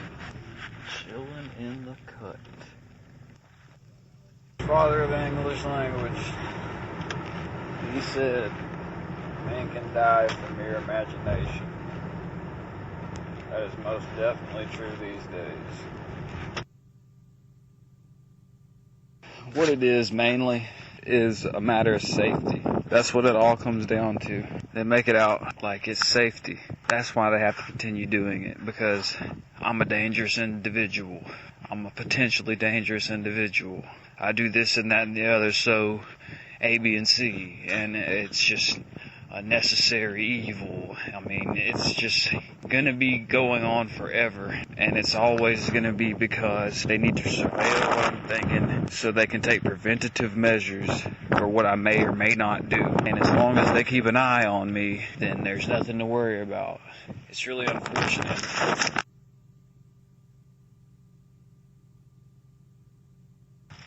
Here's something I wanted to take a note of. I wouldn't normally speak on this in public, but knowing what I know and doing this for the reasons I'm doing it for, I find it necessary to voice this. And that's all the times that you're ever doing anything around a group of people that you're more comfortable doing by yourself. For example, perhaps as a child and a young adult, at school or in a workplace, even though you have headphones on, or maybe around your family or whatever, you know, how the hell do you feel awesome? I overcame it, and I was like, the way I did was, shit, I can't hear what I'm hearing. I mean, what the fuck? It's just you feel awkward or some weird shit like that. You come up with a lot of logical reasons, all the way until you stumble across the shit I stumble across. It's just like little things like that you take for granted. Like, you come up with a whole new conclusion, a whole new answer to questions like that. You just looking back on times in your life when you were probably feeling what someone else was feeling, because they could actually hear what you were hearing. You know, I mean, I know that as a fact. I know at least of one job where I have undisputable evidence that everything I'm hearing and thinking and shit, like, at least one person in that place was hearing it and relaying it to other people. But I'm pretty sure it was just everybody in that motherfucker, dude. And I'm dead serious. And it's like, it's just another one of them things that you can't really voice to anyone. It's so hard to wrap your mind around the fact that you got all the evidence in the world, and you got half the people who are just bad actors and pretending like they don't believe it's real. And then you have another half that genuinely don't believe you. That is the wildest shit about it, because like you got all the fucking proof. This shit is not a secret anymore. Hadn't been a secret for quite some time. And yet, it doesn't even have to be. Like, people just really just don't believe this shit. And it goes back to the ratio situation where it's just the threshold's low enough to where it supports that type of activity to happen, to where people just naturally don't believe it. But as I said, trying to do away with certain personality traits because it's dangerous to the effectiveness of what they're doing. Why would they want you to feel awkward? It's because they want to change what you do, bro. It's just some weird shit. Like, it all seems natural to people. And it just seemed like, and it still is, because it can't be anything but that if that's all you've ever grew up and lived around. But when you really look back at it, I mean, how the fuck are you embarrassed for someone else? Cringe-worthy and shit like that. It's because, like, you couldn't imagine yourself in that situation. But all that's an illusion, bro. Everybody's living cringeworthy every fucking day. They just aren't aware of it. And at the very least, you become mentally deranged. There's no possible outcome in which you have positivity coming out of this. When you become aware that you have no privacy at all, it doesn't cultivate a healthy personality. It cultivates an obedient slave. That's it. And you take comfort in the fact that you're not alone. But who gives a fuck whether you're alone or you're not, as far as being a part of a group? Because we're all in the same boat. Like, fuck feeling like you're a piece of shit so you can be a part of a group. Like, why should I feel like a piece of shit anyway? I don't. And so why motherfuckers be trying? It's beyond humbling yourself, man. They don't even want people to be humble. They want them to be obedient because they're insecure. And they're worried about what other people think about them. It's if being in a group prevents them from their privacy being invaded. Oh, well, I don't do A, B, and C, so boo, boo, boo, boo, boo. Bullshit, dude. Bullshit. How are you blackmailed into participating then? It's just you're under some illusion that as long as you participate, nobody will know about your dirty shit. Like, that's bullshit. Everybody knows. There's no privacy anywhere. There's no discretion anywhere. They just have people like us out on the front line to make it look like this could be you. This could be happening to you. It is happening to you. Whoever is above you is fucking, all they're doing is just controlling you, controlling your mind, controlling your everyday life. But I think I'm just fucked up. Like, I got a bad perception of it. Like, not nearly as many people know about this shit as I think. But every now and then, man, there's no way I'm not led to believe it, because that's what the conditioning is, man. When it's you versus so many people who are involved, and your world's small enough as it is, your perspective is your reality. So a lot of times I speak in generalities. So, I mean, it just seems one way. I'm pretty sure most of the people who just do this for a check have no idea that they're being surveilled and monitored, or much less know that I am. But it always comes back to this conundrum lately to, why do they constantly remind me? Like, I'll go for a while where I'm just like, I'm over it, you feel me? It's just like, whatever. But they just constantly remind you over and over and over that it's happening. They don't care one way or another how I react to it. They don't give a fuck, dude. But I am getting my comfortability back, caring a little less every day. I don't give a shit, dude. Shame I've never really seen the purpose of it, other than, I mean, in the correct settings, it's very valuable. But when I'm in a situation where people's goal was to humiliate me, shame is just something that would be better off left to the wayside. Always remember, it's never about your behavior or anything you're doing or nothing like that. It's never been anything like that. The problem, if any, is just about the effectiveness of what they do. That's the only thing they worry about. If it's not effective, that's what bothers them. They don't give a shit about what I'm doing. They give a fuck about what they do and whether it's working or not. But yeah, it's unfortunate because shame builds your character in a group setting. It molds the morale of the group. That's the only way it works. If you don't want a society full of certain shit, you would make that certain shit shameful. It's like they took a real healthy approach to basically just making people kill their fucking self, because they're making people ashamed of living, period. certain people, they don't want them to exist anymore at all. And then they spread rumors and lies about them to where people actually do have a reason in their mind of why they shouldn't be living anymore. And the cycle just continues. So that's why I say, in my position, fuck them. Like, shame is just a virtue that I'm just going to have to miss out on, because it's not going to do me any fucking good. I mean, they're socially isolating me and just wishing the worst on me. Why the fuck would I be ashamed of anything I fucking do?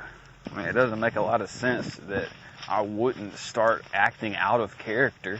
If you put someone in solitary confinement, that's like the worst thing you can do to someone. The fuck do they expect?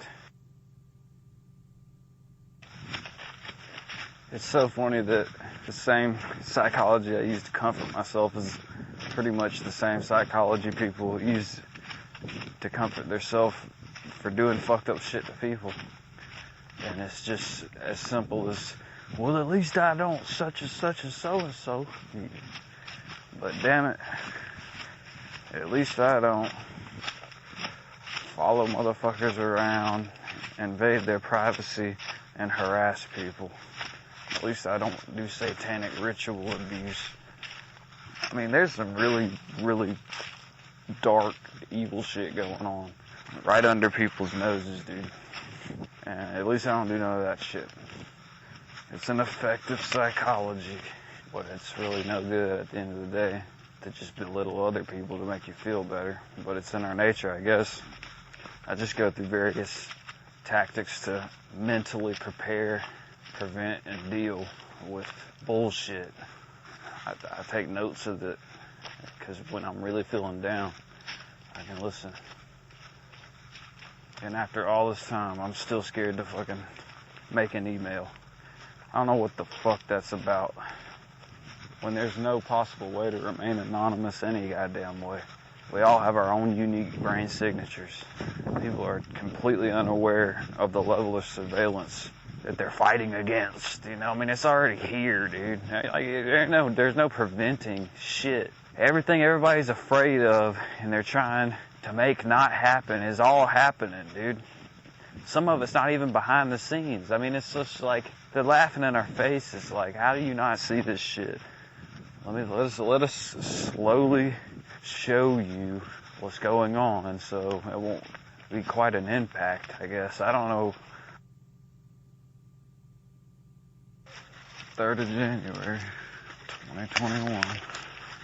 I think the biggest strength I have that has been targeted the most is comfortability with the situation. Somehow that got taken away from me, and somehow I was able to have developed it at some point, which is even more dumbfounding for, I'm sure, not only me, but lots of people.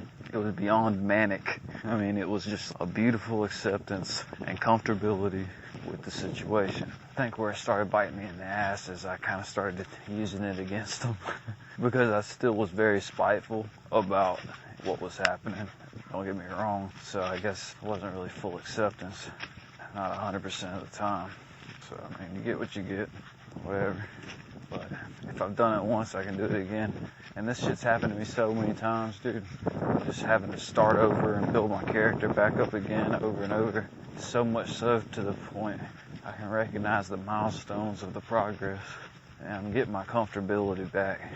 I'm really giving a fuck a lot less. The more and more I recognize how ungenuine the whole situation really is. It's all in your head, dude. Like, nobody really gives a fuck about what you think they give a fuck about. And if they do, I mean, why would you really care? At the end of the day, it's just to make you feel insecure 100% of the time. Like, that's just all it's about. And it's not because it's an attack against you. It's unfortunately assimilation. Everybody's insecure. That's just what it is, bro. They have to bring everybody to a certain wavelength of insecurity, whether it's people who recognize they are or people who don't know they are. You know, they have to be that way, though, because it's a hive mind. You got to think, if everybody's connected, the majority is what's going to be catered to in order to keep the numbers at the ratio that they are. I don't think most people really account for the effects that it has in the long run. on how our minds are going to operate, where our values will lie.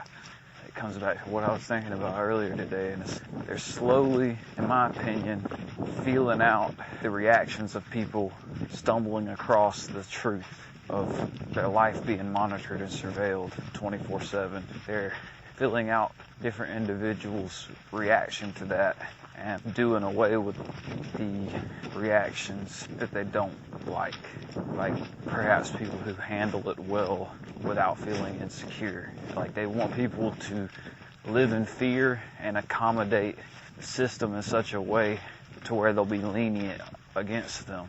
They don't want a motherfucker who just don't give a shit and just does the best they can for them and just says fuck them with the middle finger all the way up till they die, you know? They're not going to be okay with that type of shit. They're going to try to wear those individuals down just as much as they're going to wear down any of the other ones. It's just they want to do away with an entire type of personality. They're trying to eradicate certain character traits. It's pretty scary to think about because a lot of people don't see that that's going to be a residual result, whether it's the goal or it's not the goal. It's going to happen as a result of what they're doing over time. What's disturbing to me personally is a lot of the people who do agree with what I'm saying feel as though it's going to create a master race. It's a superior bloodline that has all these fucked up, mental, deranged, narcissistic qualities about them. Like, they really value that type of mind state that's so destructive. It's disturbing as hell.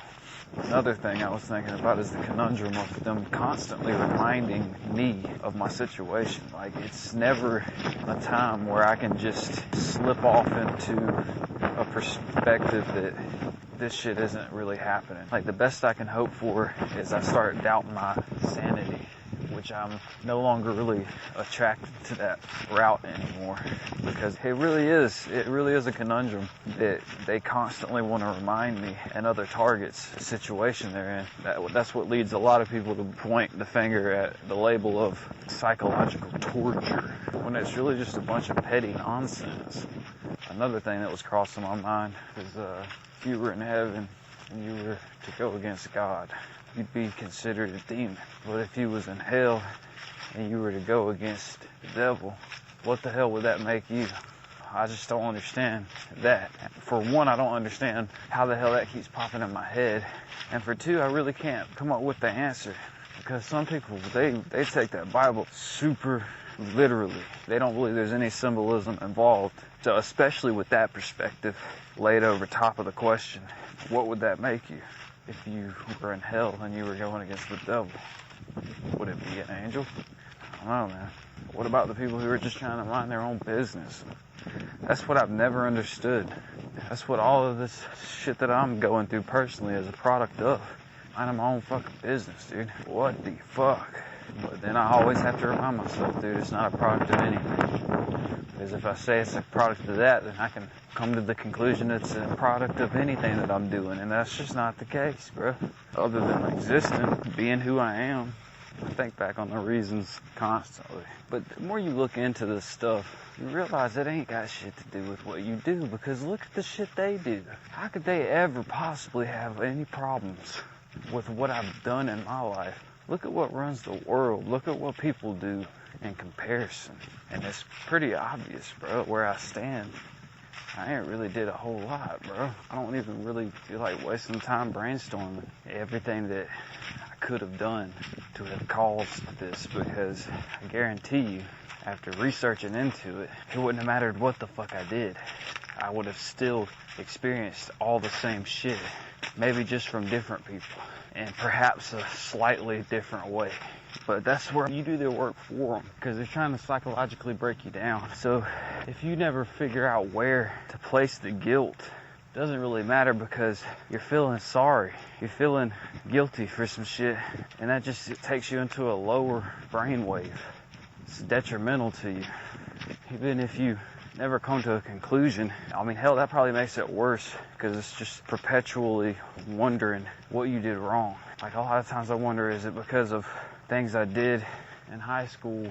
Is it because I smoked? Is it because all kind of weird shit, you know? It's like, just stupid. Could it be because I broke the law, you know? Like anyone isn't. I don't understand.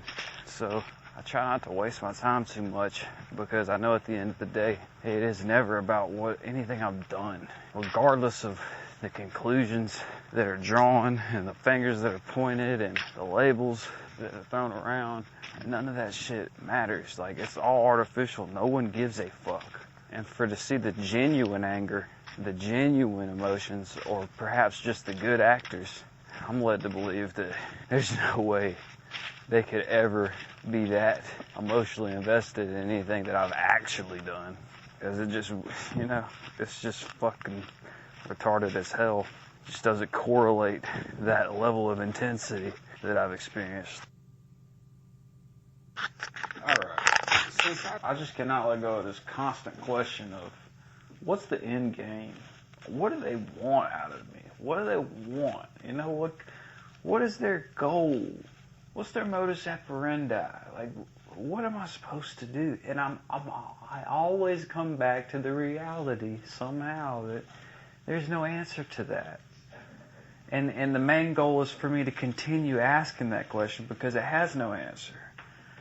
But since I just can't do it, I can't let it go. Let's brainstorm a possible, just to appease myself, I'm going to brainstorm possible end games. You know, what do they want out of all this harassment? What do they want me to do or stop doing? Just to appease myself, I can brainstorm about this. So, I think I'll even write it down as I'm brainstorming. The first one, which I'm not going to write down, and a lot of researchers have come to the conclusion that suicide, they want you to kill yourself. Okay? I don't want to write that one down, but that's just a real common trend. Let's see, what's another thing? And some of these I know aren't the answer, but, you know, they've all popped in my mind. I think ultimately it is to make you immobile. I've said that a lot. Neutralize your...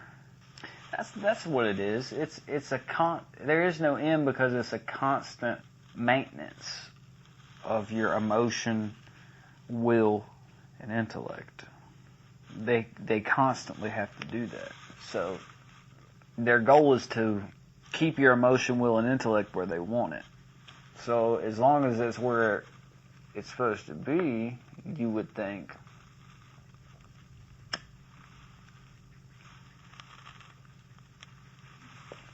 they would stop doing what they do. However, as I said, it's a maintenance thing. It's not a natural occurrence for you to have the emotion, will, and intellect they want you to have. So many factors go into cultivating the reactions that they strive for.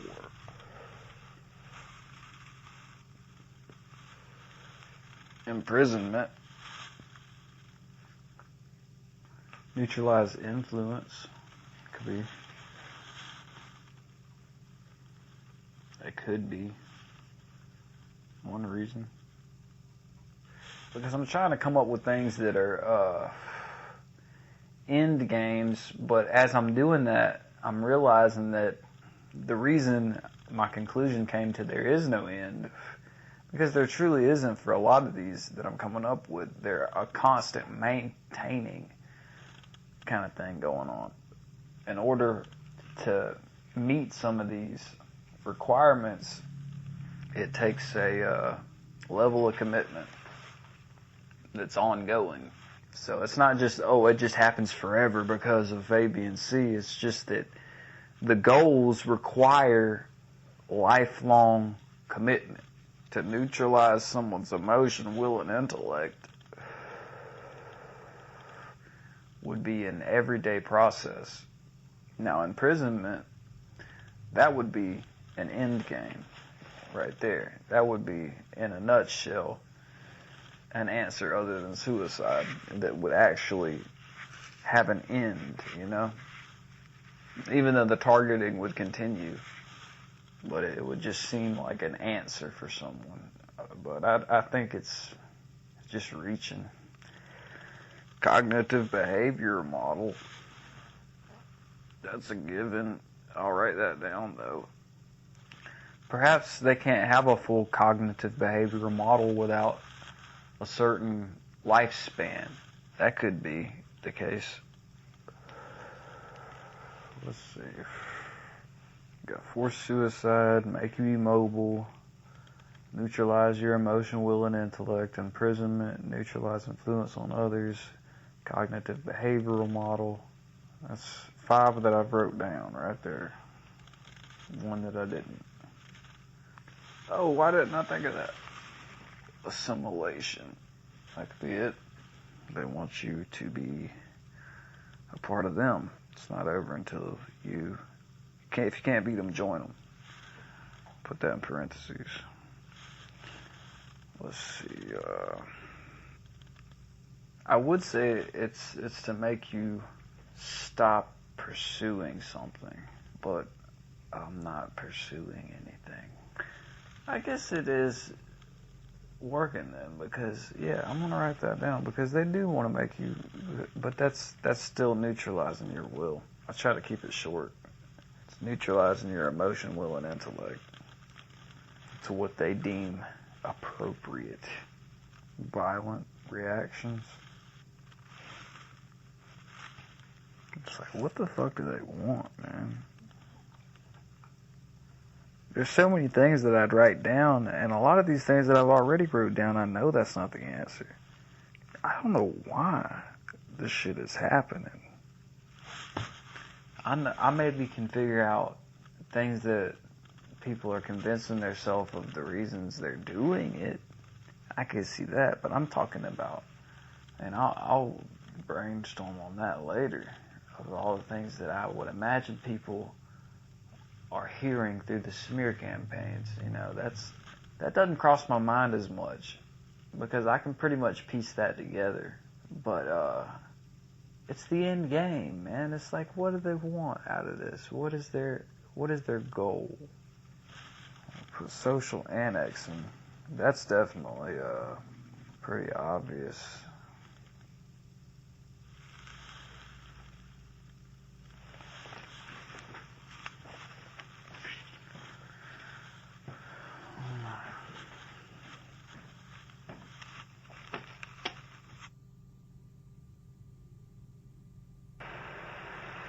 So I guess I'll take this phone back, and these cables back, and that screen beam, all that shit. None of it works, like, at all. The screen beam was a better bet, but I have to have a certain default app, and every phone place I go to, they don't know what the fuck to tell me about a goddamn thing, and it's like, dude, how the fuck do you... It just goes to show you that nobody does what I do anymore. Nobody goes to the stores. All this shit is like, it's just for show. All these businesses are just for show, except for the restaurants. Nobody really does none of this shit no more. Everybody buys everything online, except for their groceries and their fast food. If it wasn't for community health and safety programs, there would be no retail jobs, because that's the majority of the shit that they actually do. That's how they make their extra money on the side. It just so happens to be a good environment. They need to keep it there for the people who aren't aware of the reality of all of these jobs out here are just fictitious. Nobody really needs them. If it wasn't for the community health and safety illusion, it's just dependent on people finding out that it's going on. If you're involved in it, it's all good. And why the hell would you fuck it up, right? If you work for them. I get that, but they keep the ratio at a certain threshold. Everything's all good. Works out pretty well, because all they got to do is make sure people in my position don't influence other people in the same position. You're not going to influence the people who are getting paid to fuck you over. I mean, that's just the angle I try to work, and it's not happening. But I'm going to continue to go that route, because it's the only route to go. You cannot create a group of people in which everyone distrusts each other when the whole purpose is support.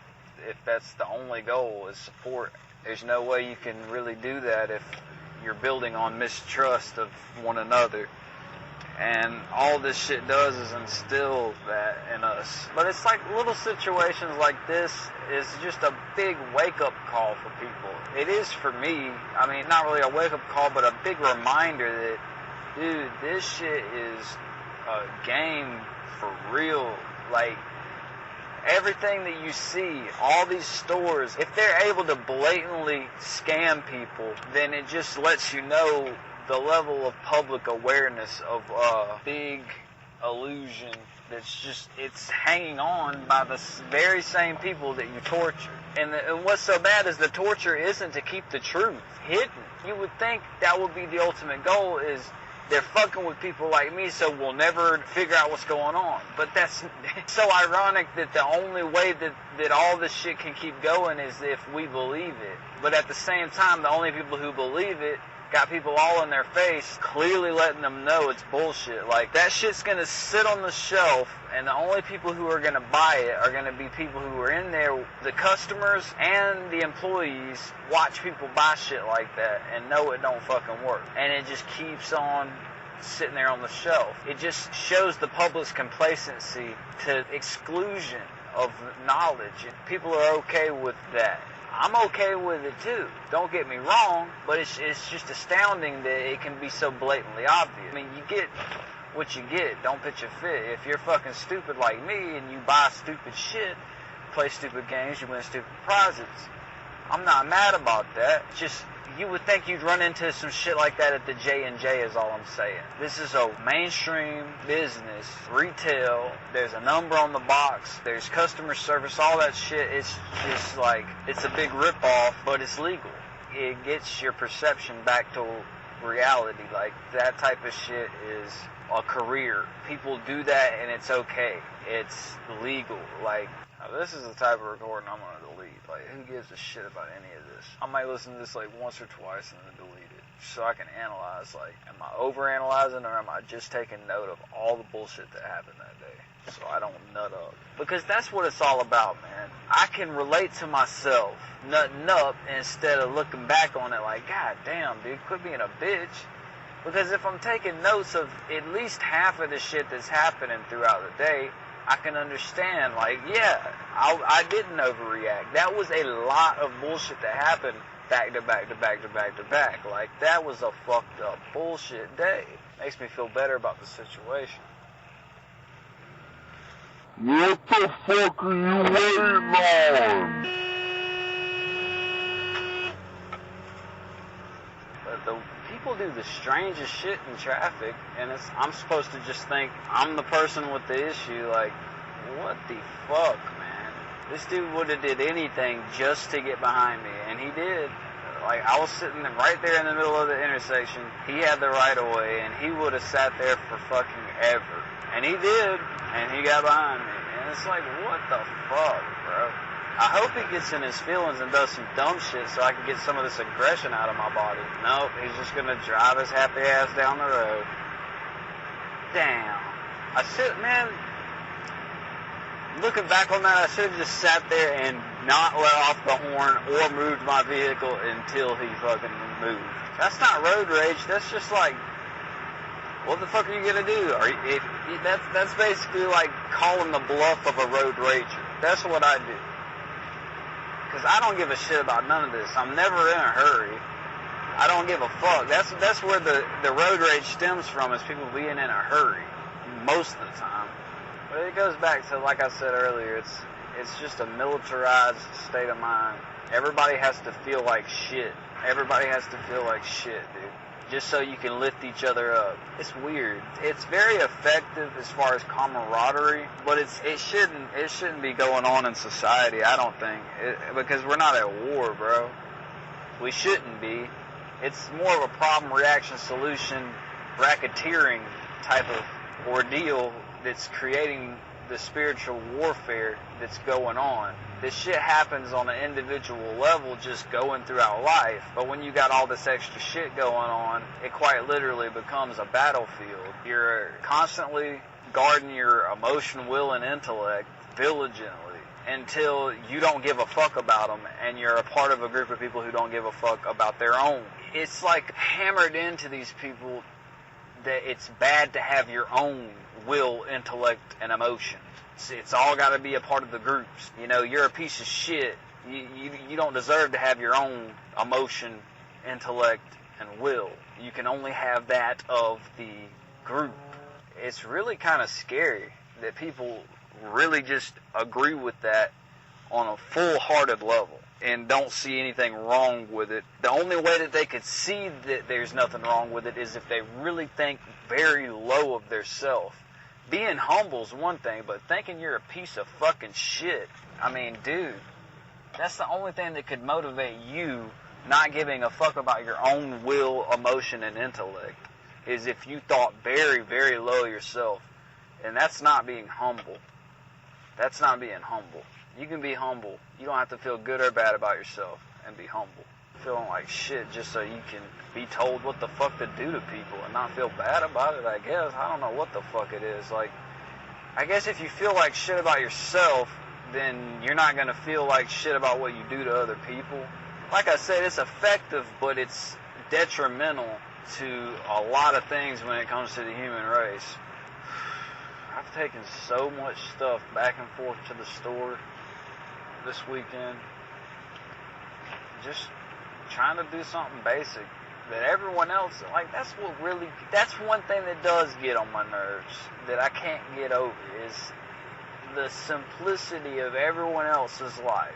Like, people just do shit effortlessly that I struggle so much with. Like, why the fuck can't I just do what I see people do on YouTube? I mean, what the fuck, bro? All you do is hook your phone up to the goddamn TV, and that's all you do. And I can't do that. And that's just a small example. It's just like constant shit like that everybody just does with impunity. No issues, no nothing. And I talk to them about it, and they're like, I don't know. It worked out fine for me. Like, I don't understand any of it. Nothing. And it's not just electronics. It's every fucking thing. Everything's that way, bro. Did you do this? Did you do that? Well, fuck. I don't know. That's weird. That's all you hear. Like, anytime I'm struggling with anything. Did you do this? Did you do that? Yep. I even did this. Oh, what about this? Yeah. Well, why isn't it working? I'm asking you, motherfucker. Goddamn. It's always like that. Every goddamn thing I do, bro. It doesn't matter what I do, though. I'm never going to I will be beating myself up from time to time, but I always have to keep in mind that you never should, bro. It doesn't matter if I'm sitting around bitching or I'm not bitching. It doesn't matter what the fuck I do. Nothing makes anything any worse than it is. It's not based on my behavior. That's the main line I'm going to keep driving over and over and over, because I ain't going to beat myself up about a motherfucking thing, bro. Like, none of this shit should be happening to me. I don't deserve it. Straight like that, man. What the fuck you want from me? Nothing. So you're not going to get nothing. What you want is what you want, bro. Like, it don't have shit to do with me. I'm living my life. I'm reacting exactly how I would react, regardless. Why would I adapt? Especially knowing that there's no reward for it. There's nothing I'm going to get out of any of it. Like, none of this shit's going to work. Fuck all. I just don't give a fuck about nothing. I get so annoyed with all the bullshit that pops in my head when I'm wondering, why is this happening? I'm so sick of it, because there's not an answer, bro. As I said, if there's nothing you can do to make it stop, there's nothing you can do to make it start. It just fucking happened. Bullshit, bro. I'll tell you one thing I am glad about. I don't have to listen to people. I get on my own nerves so goddamn bad that I can't imagine how bad it would be if a motherfucker had to listen to me all the goddamn time. So that's one thing I should be grateful for, is I don't have to hear anybody but me. That's pretty cool. It just sucks, man. I can only make sense out of one thing, and that's this whole community notification, community health and safety, gang stalking, targeted individual, all this shit. Like, that is the only thing that I know what's going on. And everything else by design, I don't. That's what gets me, man. If I can figure out some shit that I was never supposed to figure out, it's quite obvious that there's a constant state of confusion being created around me. If I can't figure out simple shit, you know, like regular shit, all this shit, you know what I mean, that I just can't do, you know what I mean? None of this shit is working all the goddamn time, but it works fine for other people.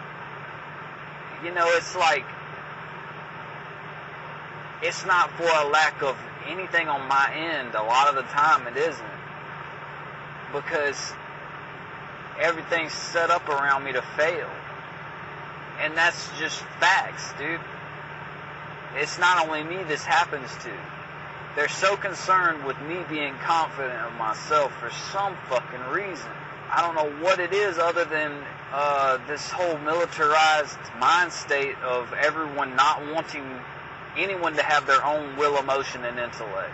It has to be that of the group. I keep having the weirdest shit pop in my head, like 2 or 3 times this has popped in my head, and this is no new, it's not even a theory, bro, it's just some bullshit popping in my head. And it pops in my head every now and then that a lot of these people are just immortal or some dumbass shit like that, and all they can do is this. They have no afterlife, and they're just sick of being here, and this is the only way that they enjoy life. That's basically a symbolic version of what's actually happening, yeah, but I don't have time to buy into that shit fully. You know, it's, what the fuck, bro? That ain't nothing but entertainment for people. What I know is what I know, you know, and that ain't a whole fucking lot. But what I do know, I got it pretty well nailed down, man. This shit is pretty fucked up. The shit that's happening to me, I don't deserve. And it's been happening my whole fucking life, dude. It's just so weird that I'm constantly ignoring my own thoughts so much to the point where I wonder if they're even mine sometimes. That's how often. And you would think I was in denial, but it's not denial because I'm doing pattern recognition. I'm thinking about time frame. I'm thinking about all this stuff.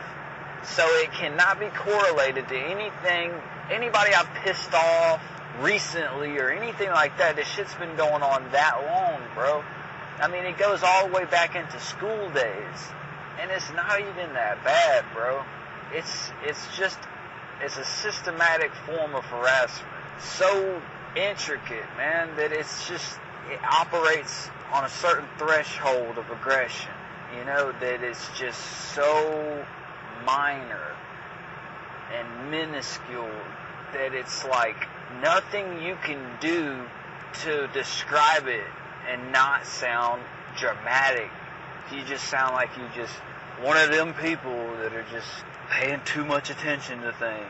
That's the only perception you can create to people unless they've went through it as well, or they're a part of it and they have a hard time bluffing. But it's, as I said so many times before, there's been big political uprisings about this shit. There's been different names, different whistleblowers. A lot of people died behind trying to expose this shit. The only thing that saves it is the number of people that are the victims. They keep the victims. There's so much involvement in it. It blows my mind, man. It's not only the number of victims they keep at a certain number. It's not a number they keep it at. It's a ratio that they keep it at. 3 to 10 or whatever the fuck.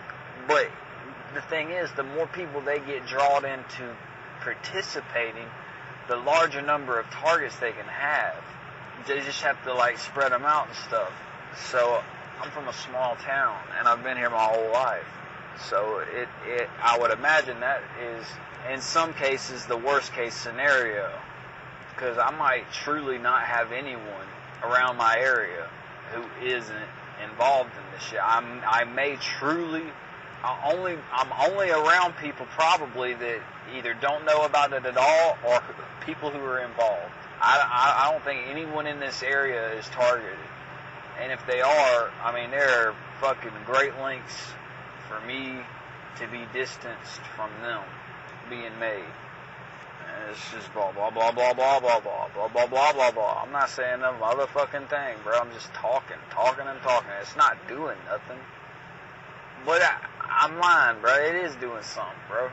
Because when I listen back at this shit, sometimes, bro, I really be feeling bad, like real bad, like depressed as fuck. Like I can't even get out of bed, bro. Like I feel that shitty.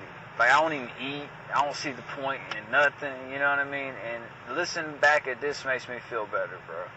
So that's why I do it, and that's why I'm gonna continue to do it. And I don't give a fuck. I'm not gonna stop. This shit helps me out tremendously.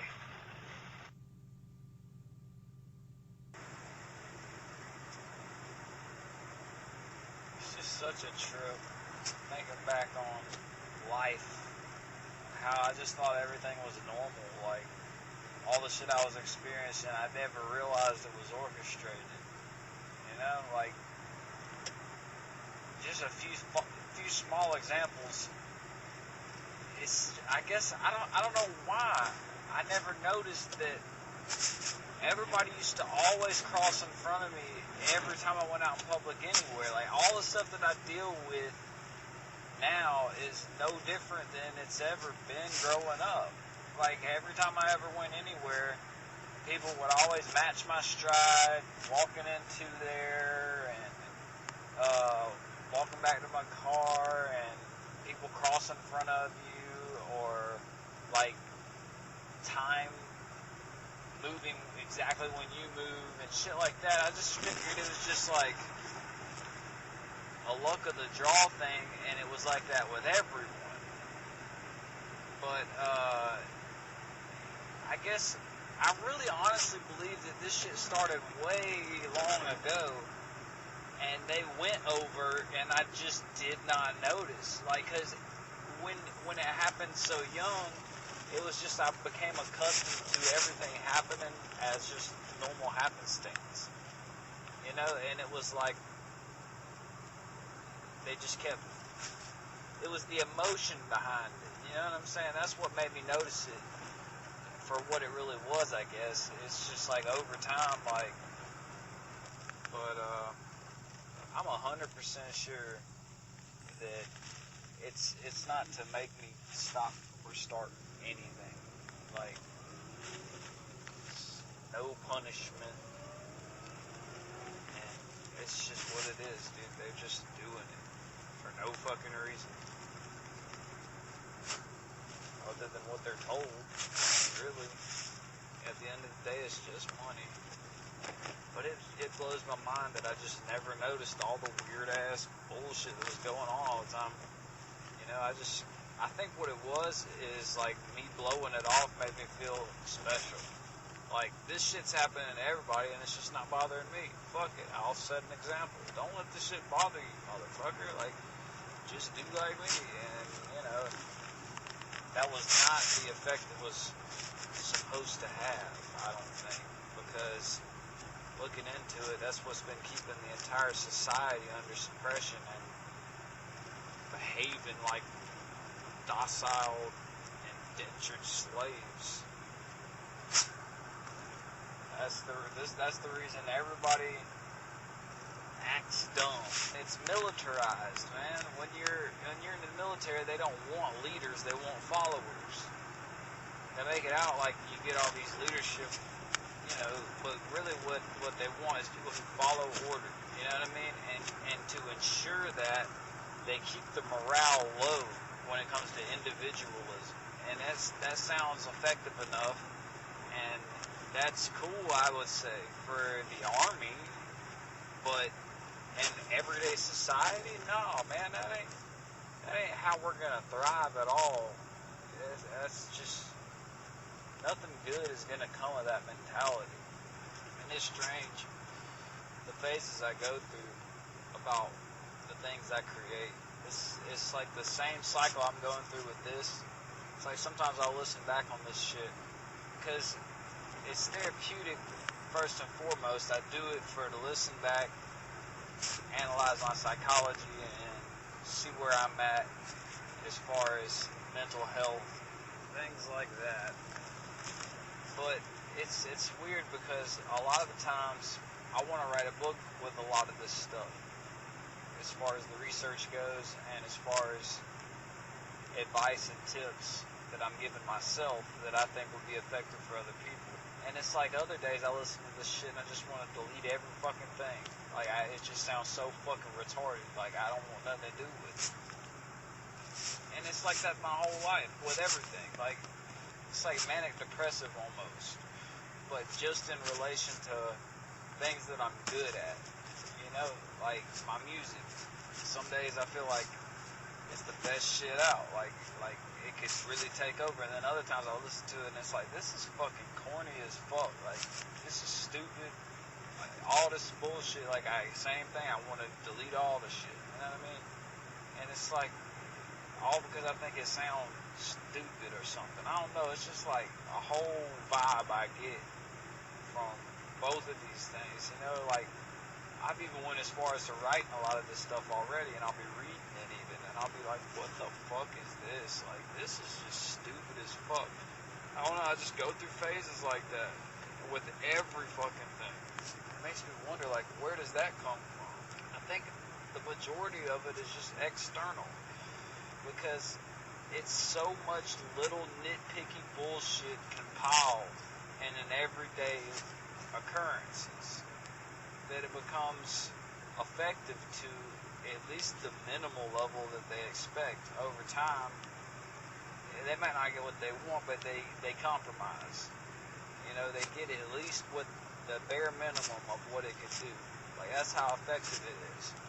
And that's self-doubt. It makes the target doubt themselves and all this bullshit that I'm talking about. I guess you just gotta take a step back and look at the end game, the motive for making the music and writing the book. It's to help people who are like-minded, and it's the thought that counts, you know. The intentions matter. I mean, if I'm socially isolated, why am I so hard on myself? If I'm all I got, you know, it's like, damn, bro, why do I gotta be such a critic all the time? Like, who the fuck do I got to please? Like, I'm the only motherfucker who's gonna listen back to this, and if I'm not the only person, it's not supposed to be that way, you know? I'm supposed to be the only person listening. So it's like, at least up till now, who do I have to impress? I'm doing this to help me. You know, I'm basically helping myself, asking myself for help.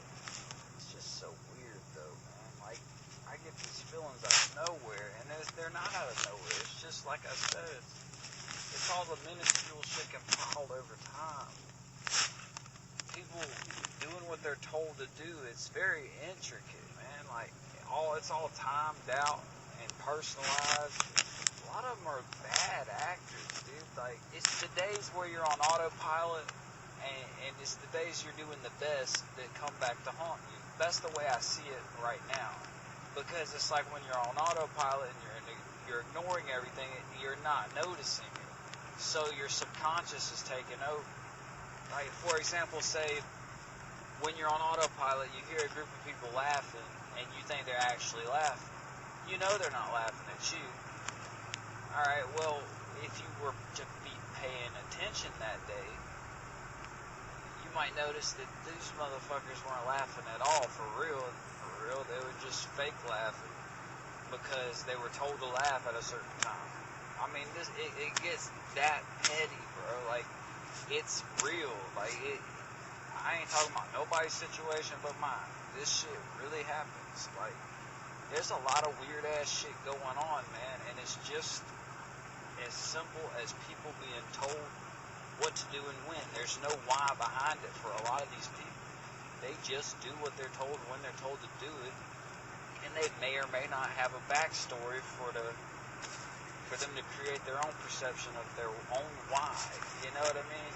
And it's really fucked up. But when you wrap your head around it and you do enough research, it's legit. It's really happening. There was a big uproar about it a few times, and it just so happens every time there's some sort of crisis to avert the attention away from it. And ironically, it's usually tied directly to it, especially if it's an individual nutting up type of situation. Because as I said, it's things compiled over time. So many people involved that it just looks more and more innocent, because it's such minuscule things that everybody's being told to do. It's just very simple. Other things it's just compartmentalized. Pretty weird. A lot of it comes down to people feeling like appreciation of being a part of something that's secret to someone. You know what I'm saying? Like, to anyone. Even if it's just one person that it's a secret. And I'm just that guy. It's a secret to me what they're doing. And it feels cool to them in that moment. You know what I mean? I would imagine. Because, he doesn't know. He don't know what I'm doing. He don't know this. He don't know that. Like, I mean, really, dude, who gives a fuck? I care about as much about what you're doing as much as you care about what I'm doing. And that is how much. Not even a little bit. Y'all don't give a fuck about what I do. Y'all don't care about me. If you, think about it, man. If y'all don't care if I live or die, then you obviously don't care what I'm doing either. I'm irrelevant to you people.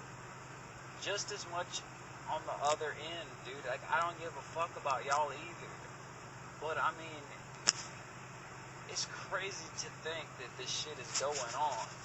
And that I've dealt with it this long without, I don't know, bro, without a lot of things happening.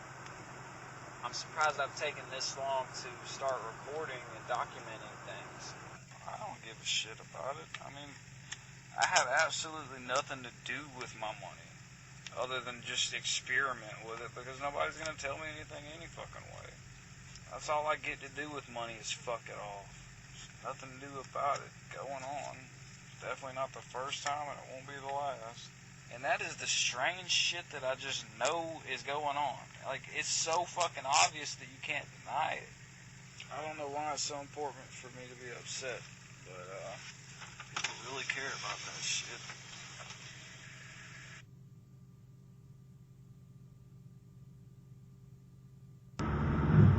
Something to consider. And, as much of a pain in the ass as it is, I mean, it's not that big a deal. It's just people following you around. I don't feel like I'm very important, but it's hard to deny that I must be to at least someone. So the people who are following me around don't have nobody following them around. So it's like, who's really important? Who really matters, I guess? I don't know. It's not a competition. It's just like, what makes me so important to follow around versus the people following me around? What's the deal? You would think people who follow people around would be the ones who are dangerous. I'll be damned if I ever waste my time following anybody the fuck around, dude. I just don't get the importance of it. Then again, I'm not getting paid for it. It's all about the dollar, dude. It's all about the paycheck at the end of the day. Nobody actually gives a fuck. It's just, it looks that way. And it's supposed to look that way. That's the whole thing, though. It's an illusion. It really is. I'm supposed to really think that people give a fuck about what I do and what I've done. Dude, there's no way. At the end of the day, who would, what I'm worried about and what I'm this or that, all the negative emotions around certain shit, it's like, what's the importance of it? What if it was 100%? You know what I'm saying? I don't have that much to really be worried about, bro. I doubt anybody would actually give a fuck. You see what I'm saying? When it really boils down to it, if this is happening the way it's happening, it's hinged on me believing people care. There's no way that that's logical, though, that people would think that, I mean, it would have to be based on something very outlandish that's completely false, not on the things that are true. You see what I'm saying? Because if it was just based on truth, I wouldn't have shit to really worry about. I know my surroundings, and I know people's priorities and where their values lie and what they'd care about and what they wouldn't care about. And the only way that I could have this much shit behind me against me would be predicated on a lie. I mean, completely bogus shit, because if it was based on anything that was the truth, there wouldn't be this much effort behind what's going on.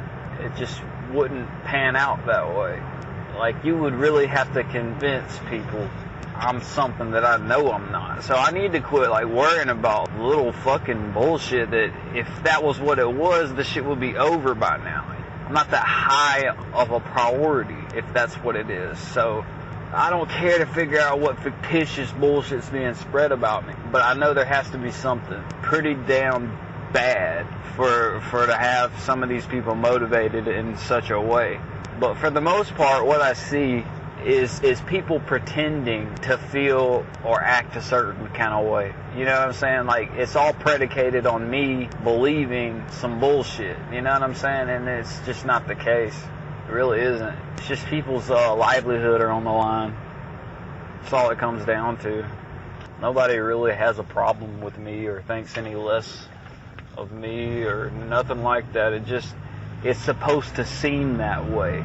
And everything is reliant upon that image. So it still doesn't change the fact that I'm socially annexed, but it makes me feel better that people are just doing it for money, or they know it's bullshit. They know it's bullshit. And the ones that don't, really, if you're that dumb to buy into this dumb shit, I don't want you around me anyway. I mean, really. If you really think something that's completely outlandish about me and you were convinced that it was true, you're probably not worth having around. So I'm really not losing anything. The people who know it's bullshit know it's bullshit. But I have no frame of reference other than what they try to make you create. And they're good at that, man. They make you create a lot of insecurities. And it's really just, it boils down to, it's just fucking silly, bro. Honestly, like, what it is that when you're socially isolated, it does a number on your mental state. It takes a lot of the work away from them. Over time, it really just wears you down mentally and emotionally, being alone. Just having a lot of those days where I don't even want to get out of the house back to back. At least I got out before 2 today. Right at 2, I finally got the fuck out. It's hard to really talk anymore. I got triggered yesterday like a motherfucker. Had a lot of good. I always have a long span of good days before that happens, though. So I feel good about that. I don't think the intensity gets any higher or anything. I don't think each time I break down it gets worse or better. I think it's pretty consistent. If anything, it's less and less each time. At the very least, I get over it quicker. It's a shorter amount of time. The intensity is usually still there. Definitely was yesterday. I'd say the biggest issue that I'm facing right now is just gathering up the motivation to leave the house, to do simple ass shit, like, I don't know, anything. I'm gonna try my very best after seeing other people online getting distracted and going off on tangents about what they see around them. I've been pretty good about that. I'm gonna try to get even better and better about it and just try to stay focused on the issues at hand, because it's always the same old regular ass shit. It's not anything different to report on. It's just the same old visual tactics and sensitization they try to use. It's good to know I'm not crazy, though. It really is. Because you really, every now and then, you start slipping into that delusion that you're imagining all of this. You're not, you know? They just want to get you caught up in the same old reporting on what you see and what's happening around you and all that regular ass shit. I do recommend doing this, and I definitely plan on continuing, because I probably wouldn't have left the house today at all. There's probably, I don't know where I'd be, honestly. This is really helping me a lot, just listening back to this shit. All of it is so slick, though, because it's so personalized for each person that they do it to, and it's such a large amount of people in comparison to the people that it's being done to. That's the whole reason it continues to happen, is it's not a large enough number of people for it to, affect enough people for people to care, I guess. I don't know. But it's pretty crazy because I think the real reason is because the effectiveness of it goes down after that ratio increases, It's no good for them because then the personalization goes down. They don't have enough. If they have too many people to do it to, then the personalization of each profile of harassment, each type of things to do to the people and stuff, and then the vicinity of the targets get too close together and becomes an issue, I guess. I don't know. But when I flip out and I get triggered and shit, even when I'm by myself, I wish I could take it back, because all it is just cultivating an image that they're trying to fabricate. I mean, all it does is make it look more genuine. All the bullshit they say about me, it makes it look more convincing when I lose my fucking shit and I start talking all crazy and yelling at my goddamn steering wheel, man. It's no good. It's not a good look, but the truth is the truth, dude. I mean, the people lying know they're lying, and they know I know they're lying. So, I mean, they know I'm telling the truth too. So what's the deal really, bro? Like, if all of this shit is just a farce, I mean, the biggest thing is for me to believe that they believe the bullshit. I mean, and I've already went through that grievance process of people believing a bunch of bullshit about me. I've already embraced that as a reality, and it still could be that. But I mean, it's looking more like they have to convince me that they do believe the bullshit. Everybody's just sick of it, bro. Like, it's just a bunch of bullshit, bro. There's plenty of people who enjoy it. Don't get me wrong. But, I mean, this whole social engineering bullshit is just working towards the destruction of the whole human race any fucking way. So, of course, they would cultivate situations in which people with narcissistic personalities could thrive. I don't mean narcissistic as in a businessman stature. I mean it, like, very malevolently. A good way for me to remind myself I'm not crazy. It's some redundant ass shit I've been saying for a long time. I don't look for proof, I look for disproof.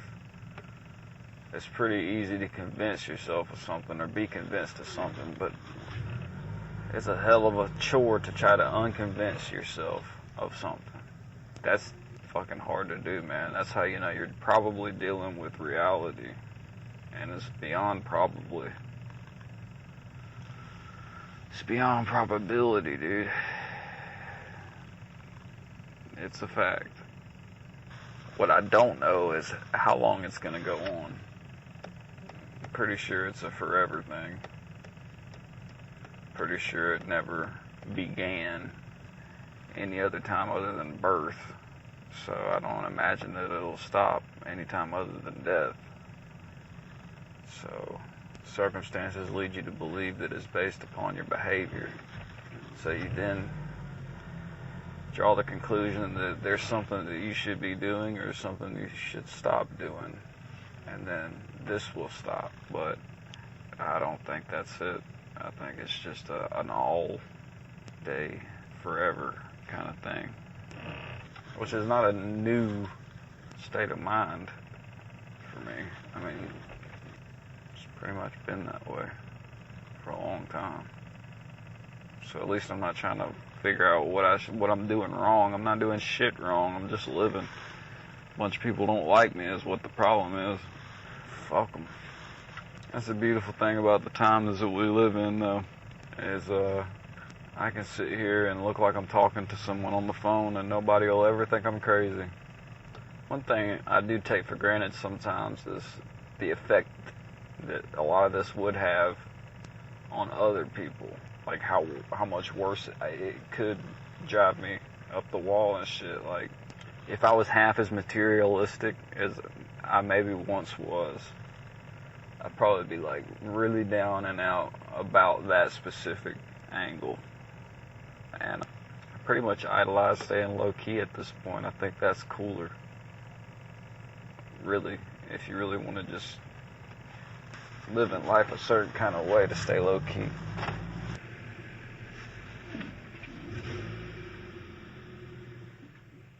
When battling within your own self and your own morals and your own integrity with psychiatry and technology, just remember your will, your intellect, and your emotion is important, and it's yours, and it is being manipulated if you let it. Just know that. Alright.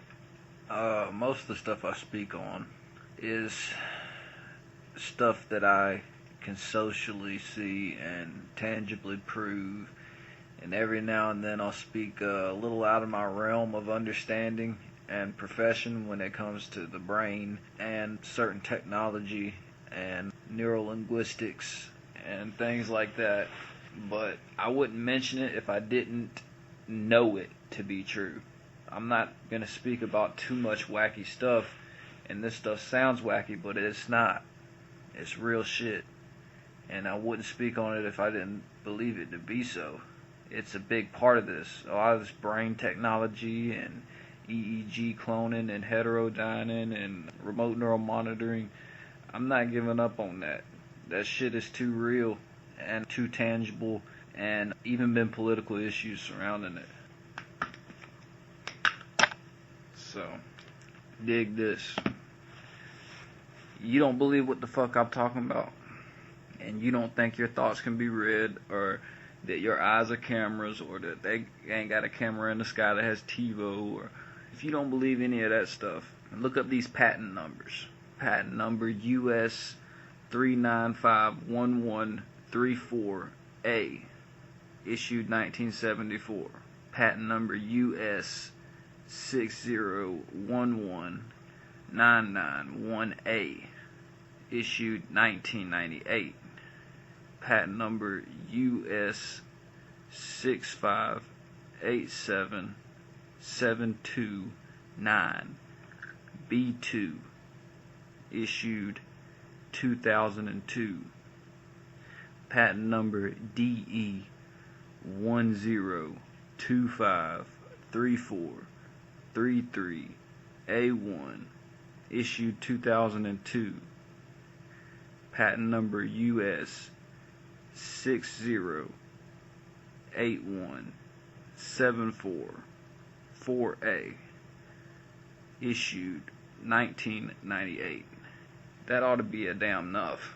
And now, with all that mentioned, it's still not going to be the main focus of what I speak on and I'm going to study in my life in general. I'm not going to let this shit drive me crazier than it already could.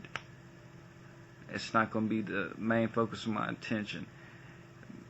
My shit's going to be focused on psychology and social engineering and the media and its effect on people's lives and community policing programs. And I really don't want to focus too much on the technology side of things.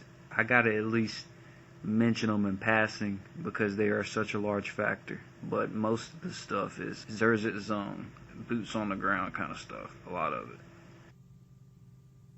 I'm under the impression for some of these people to do the most nefarious things that can be done using technology and other means have to go through rituals where they have to do everything that I do and eat everything I eat and all that. So it's like, in order for someone to be that committed to do something like that, would you think it would be motivated by good or evil? Because if you was in between, you damn sure wouldn't go no further. Because that takes a level of commitment to where you're either on a crusade or a self-sacrifice. It's that level of commitment. So you got to understand, like, what would motivate somebody to do something so unnatural at the end of the day? Fuck what mask it started off with, you know. Those are some really extra means to have to go through to at least symbolize to where if you got to synchronize that much of your life with someone else's, it's unnatural. It's not the regular flow of things. It's experimental to say the very least. Can you imagine what it would be like if the person knew that was what was happening and they weren't okay with it? The implications that would motivate a person. It's like, damn, bro. Like, it creates divide and conquer like no other situation that you could think of. When it's one person versus that many people and they get emotional enough and mad enough about the situation, it's crazy when the isolation kicks in. It's like, you really be like, fuck these motherfuckers. You know what I'm saying? And you give them what they want up to a certain level, and then they want to kill you. That's where at least I know where I stand. And it's not like that with everybody. But it's clear evidence that none of this shit should be going on. None of it. You shouldn't be able to surveil and manipulate someone's mind or their everyday life. And if you did, it may be justified to some weak-minded people if you didn't harass every person you did it to. And you don't up to a certain point. But you do. Once they step out of line, you never tell them what they did or nothing. So it's like never really even based on the person's behavior, because once it starts, it never stops. It's clearly a corrupt system to begin with, and it's flawed because it's all about personal vendettas and misinterpreted information used for preemptive measures that are just masked that way, and really just harassment that's motivated from misinformation as well. And it stems from the anger of the target no matter what situation occurs. And not only is it anger from the target, it's anger from the target knowing what's happening in the present moment to a T. I mean, they know a lot about what's going on, and they're pissed off about it. And not only is it anger from the target, it's anger from the target knowing what's happening in the present moment to a T. I mean, they know a lot about what's going on, and they're pissed off about it. And then they make it out to the crusaders as if the person has got a mental disorder from trauma as a child. It's really fucked up. It's all kind of scenarios they create. It's like, dude, I'm not no fucking kid. All this shit's just a fucking fuck around, dude. All it is, people who have nothing better to do than to study me. Or they do, it just pays well. Or they're compromised in such a way where they have to do it. Or they're on some sort of crusade against evil that they, perceive as me. And it's wow. I don't know. It's almost as if you suppress your violent reactions, they label you a sociopath. It's like, dude, it is a good question. How am I able to know what's going on and not be fucking going crazy about it? I don't know. Fuck, maybe because I've known since a little kid. Have you ever thought of that? Like, all it's ever been is motherfuckers trying to say I'm bullshit, I'm fucking lying, or whatever, It's like, whoop-de-woo, who gives a fuck? And I'm even, it's just little games people play. And it's just, that's about it, dude. The shit that wigged me out years ago is identical to now. So I don't get it, man. I really just, it's supposed to be a slow torture thing, slow kill. But yeah, it's easy to make somebody look dangerous, even if they're aware that they're the reason. Think about that. Like, even if they're aware that they're the reason the danger was there, they can misperceive it as if it's there and it's not, just as well as they could, especially if they've done that to other people. Like, they've turned somebody into this dangerous person by fucking with them. Like, they know when they're at that point, and they could perceive me to be there, and I ain't. And they just think that, oh, the more I don't think that, or the more I haven't locked into that brain wave of thinking, then the more dangerous I am. It's a numbers thing. It's just a numbers thing. You got more people agreeing with some shit about one person. It's like it's not even a game, dude. It's slaughter. It's never even, dude. It's never been even. because it's like one against assassinating somebody's character and defamating their image if they don't have an entourage is pretty fucking easy to do, man. Like, it's not hard at all. Your word against everyone else's, I mean, there's literally no way you can win. It's more than effective tactical approach to discrediting, for lack of better words, targeted individual, e.g. me. It's not very hard if the person is isolated enough. And even if they're not, it's still not hard because the only thing they're taking down is one person's identity. How are you going to compete with all those people, you know what I mean? Just be yourself, okay, that's all you gotta fucking do. That's the only advice I could give, as well as being a neutral observer. But just, yeah, be yourself, but if you be yourself, they say that's your psychosis. They say that's your psychological disorder. That's one of your multiple personalities. That's, you have a bereavement issue. You have a manic disorder. You know, it's some bullshit. They always got something to put on it. And it's like, it validates itself the more you don't react to situations. And it's unfortunate because some people have psychologically developed themselves to the point to where they're not PTSD per se. It's just they know the most logical way to wake up and go about their business. It's once you know what's being done to you, you just know, man. And if it doesn't affect you, it just validates on the people doing it to you because they have a false perception. Like, they just have more validation. They're like, man, that didn't even bother him. That's scary. And yeah, from the outside looking in, I would imagine it is. You know, depending on what they have had a picture painted, you have to understand once the targeted individual is aware, you don't know at what point were they aware. You don't know how long. You know what I'm saying?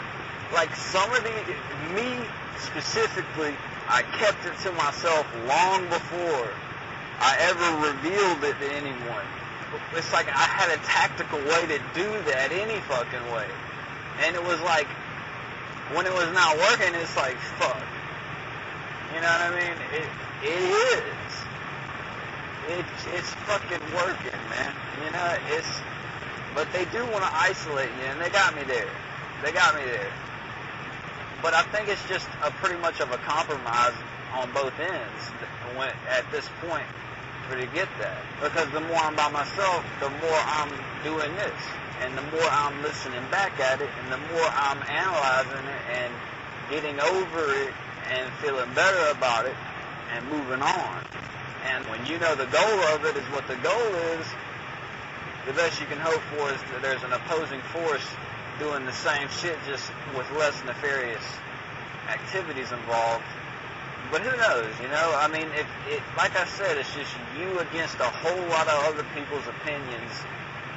And who knows if you have anybody even representing you in a beneficial way as far as identity.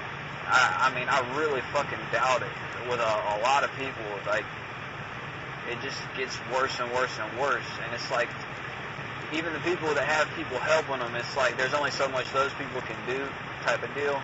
Just like any other situation in life.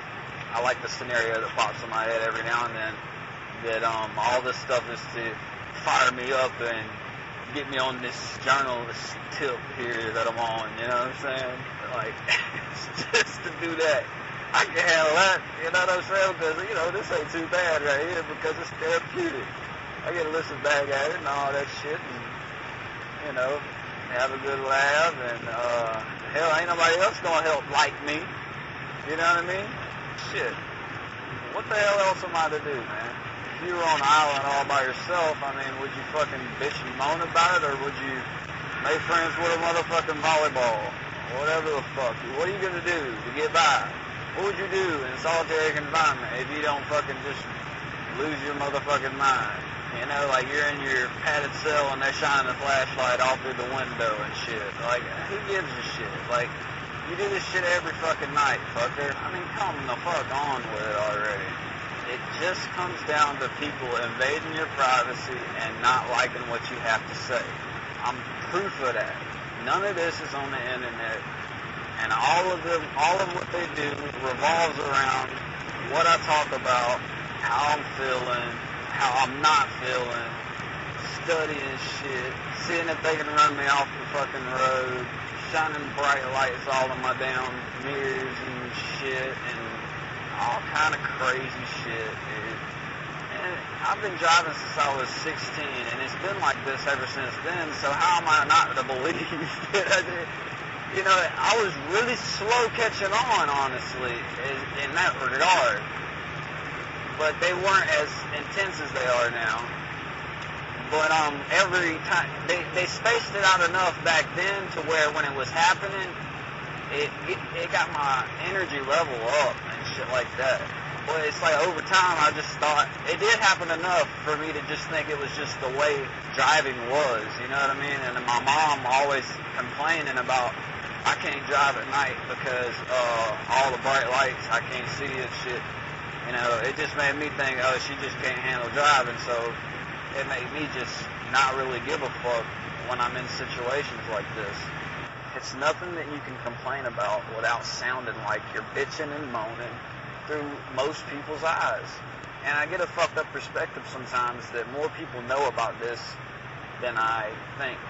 And I do think there's a dangerous amount of people knowing exactly what's going on, but it's still relatively low, even among the people who are quote-unquote perpetrators, because it's so compartmentalized that people aren't aware of what other sects of this are doing and how much stuff is being done under the nose in the underground world that's all connected to it. And a lot of them like to act like they're privy to it, I would imagine, but I don't know much about it. And I'm experiencing not being involved in any group. I'm a loner. All of this I experience is being a loner. Even when I had people that I hung around on a day-to-day basis, in and out of work, and just my whole life, it's occurred to me that being a part of a group is way more important than anything else. Hopefully I got groups of people who care for me and not just my family, because there's a lot going on. For real, dude. It's really such an unfortunate situation for everybody to get convinced one way about you, man. People really fuck with your head. Like, when you know what I know about, man, it's fucked up because before you know fully what it is, you know halfway. And that's a dangerous place to be. It's sometimes potentially more dangerous than knowing exactly what's going on. It's truly unfortunate when you think that, ooh, women can read my mind and all this fucking bullshit, you know what I'm saying? And then you think shit, and then they react on it, and then you think more about it. It's like you do it for them because they act like they like it and shit. And it's like, dude, ain't that what you're supposed to do? You know, even if you didn't know what they like or they didn't like, you know what I mean? It's just like reading body language with somebody. You would in a relationship, and you cater to what they like. You cater to their sexual stuff, and it's bad enough if someone would use that against you.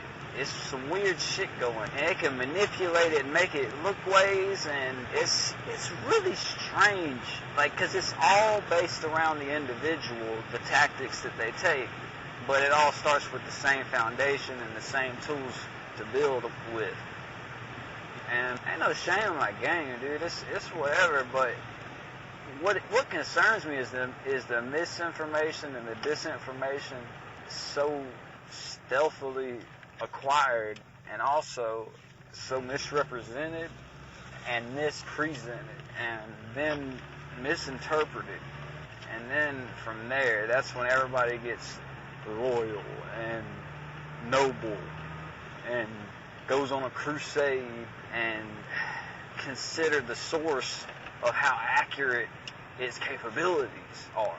You know, the capabilities, yes, completely. They have the capability to have completely accurate results. But the people don't get them, dude. They don't get what led to where and how it got there, and it's like all influenced. It's a big ritual.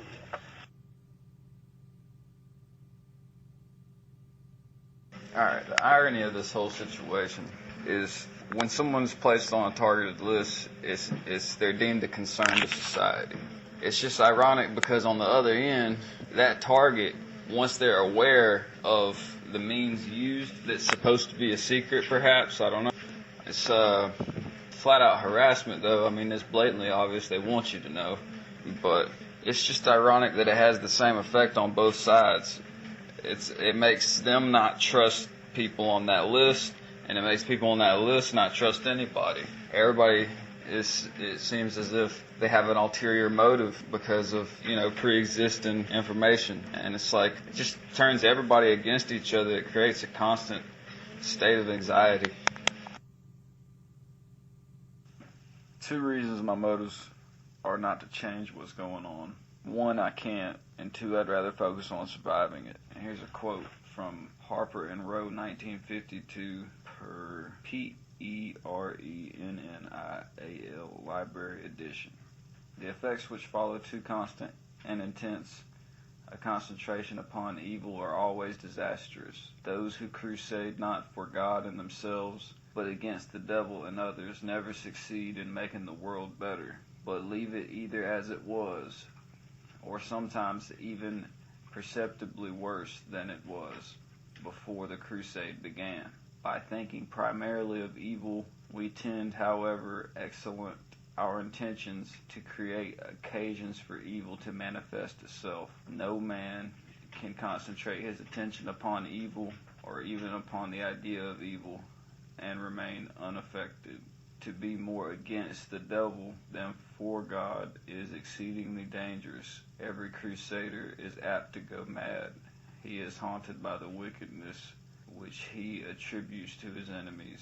It becomes, in some sort, a part of him.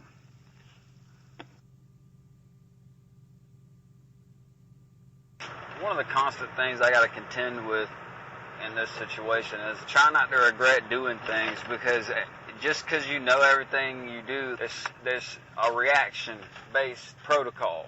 So, it's fucked either way, man. Double bind situation. Because their ultimate goal is to make you immobile and not do anything, but their other goal is to get you out of the house so they can get in your house, or something of that nature. Even if it's not getting in your house, it's getting you away from here, away from there. It's like everything's just waiting on me to do something so something else can be done.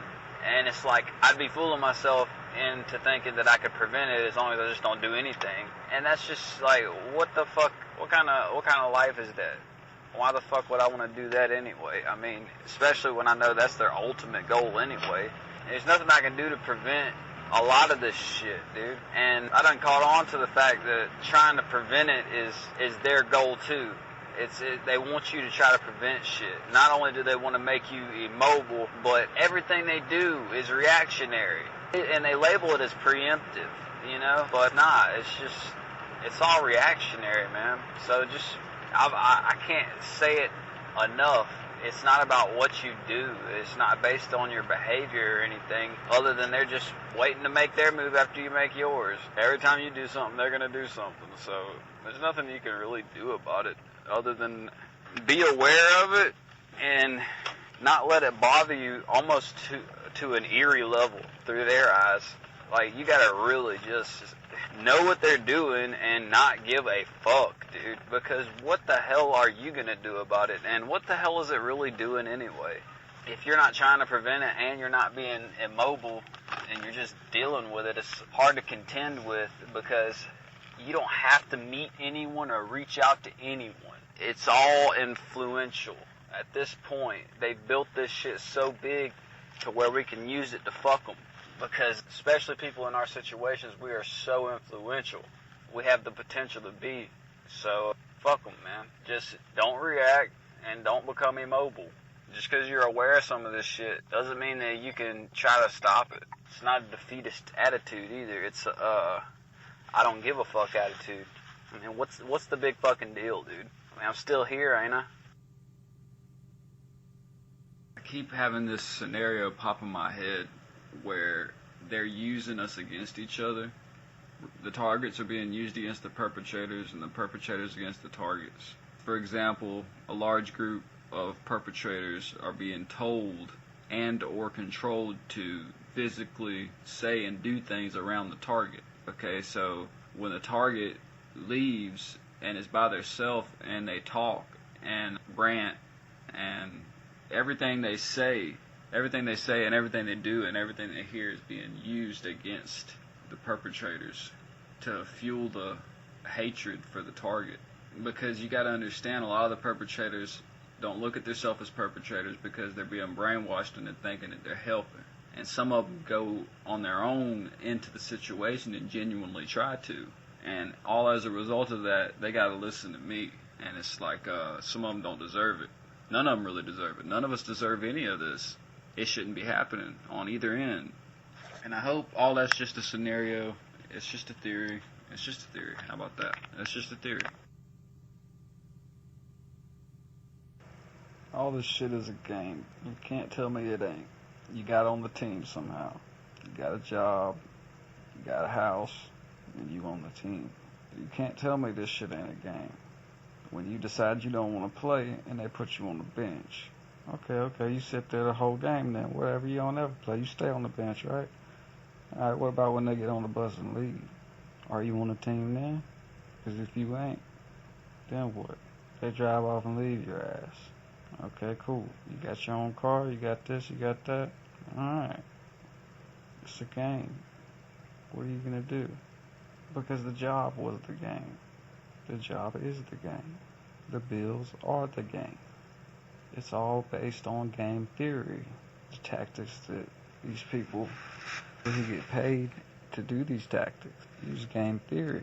And whatever functioning asset of society that you will get involved in is infested with these people, because a lot of them organizations that have these people in these places of business fund the place of business. I'm going to freestyle brainstorm about all the factors that lead to nothing getting done about this. And tradition is unfortunately a big part of it. I would say it's more traditional than anybody would like to admit. Look at anything the children do. Look at anything labeled as such, as young adulthood. Anything labeled as a young state of affairs, you'll see it in society. But it's not something that anything different at all when you transition into what you're indoctrinated to believe is real life. You know, it's not to say it isn't real. It's just no different than your fucking schools. And then it tells you something that when you go to some schools, that stuff increases after, like colleges. All that stuff is the same stuff, just amped up. It's to tell you that, okay, if you want to take your life to another level, that stuff's going to go to another level too. And it's to indoctrinate you into joining that behavior against people. Think about it. Hazing a freshman. See what I'm saying? In these fraternities, they haze the freshmen. And then what do when they are a sophomore, junior, and a senior? They fucking haze the freshmen as well. Because it's what? Tradition. It's just like so many signs of it everywhere. Another reason they're not going to stop this shit is it's generating too much money. Enough said. Another reason is they're guising the importance of it with scientific research. They don't need any more of that.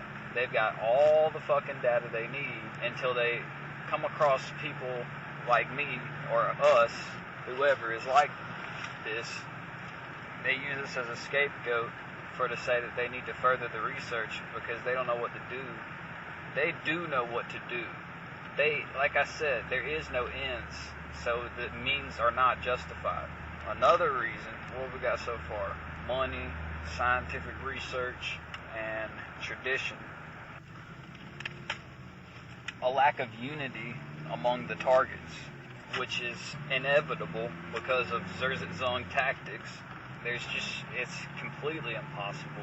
Everybody's being blacklisted, and it's a minority to begin with. I mean, there's nothing you can do if there's numbers against you. There's numbers against you. Not only can we not unify and come together and create a movement that can't be infiltrated, not only can we not do that, we can't even get the means together to do that, because we can't unify with people who are actually not against us because of the tactics working on a psychological level. Everybody's fucked up on a psychology level. So it doesn't no one any good, unfortunately, to follow me, because I intentionally will lead them wrong at a point. And it's a habitual survival tactic, because it usually is the best thing to do. And it's never been a mistake so far, because eventually the people following me are literally following me. You see what I'm saying? It's not a leadership role. There is no leadership role in this game, dude. It's not a lack of unity, as it seems. It's a lack of will, because that's what's being targeted in each one of the targeted individuals, is their will, because they want to change what they do and what they want to do. And another thing that's being targeted is their emotion. So that way that they can create situations and mentalities in that target to motivate them in such a way to look threatening. And then intellect. They create a false community and shills to create information to mislead the target. And it's no different than Zerzetti's Zone. It's no different. It's no different than all the alphabet boys, psyops, all the operations. It's all the same shit, dude. It's just they slapped non-lethal on it, and it's like, what the fuck, bro? How is this non-lethal? Because it doesn't kill you? Yes, the fuck it does. It's a slow kill. It's not just psychological, man. This shit does physical harm to the body that creates disorders and diseases that detriment your health. That is killing people, man. And that leads me to the other reason that nothing's going to be done about this. Fear. That is the ultimate. Another one I forgot to mention is just confusion in general. But the fear, man. The fear is what motivates it, dude. On every level of the spectrum, because it's survival, fight or flight. But worse than that is it affects your decision making, when to do what. And I feel like the more you understand it, the better off you are. And it's like the process of what I read about one time, being baptized in fire or something like that. It's a lot like that. It's like a lot of the knowledge hurts. A lot of the knowledge is bad. A lot of the knowledge makes you generally just not even want to keep going on. I don't know, it's a strange process, because somehow the validity of it is what sets you free, and yet the process up to it is the knowledge alone is just killing you, like just knowing that it's happened. But how do you get to the point of acceptance? I don't know. I created a perception, I wrote it down, and I'm scared to preach it, because I don't want to turn the world into a bunch of sitting ducks. But I mean, what's the difference in chickens and ducks, with other than chickens just pecking on each other? You know, it's just a fucking game, bro.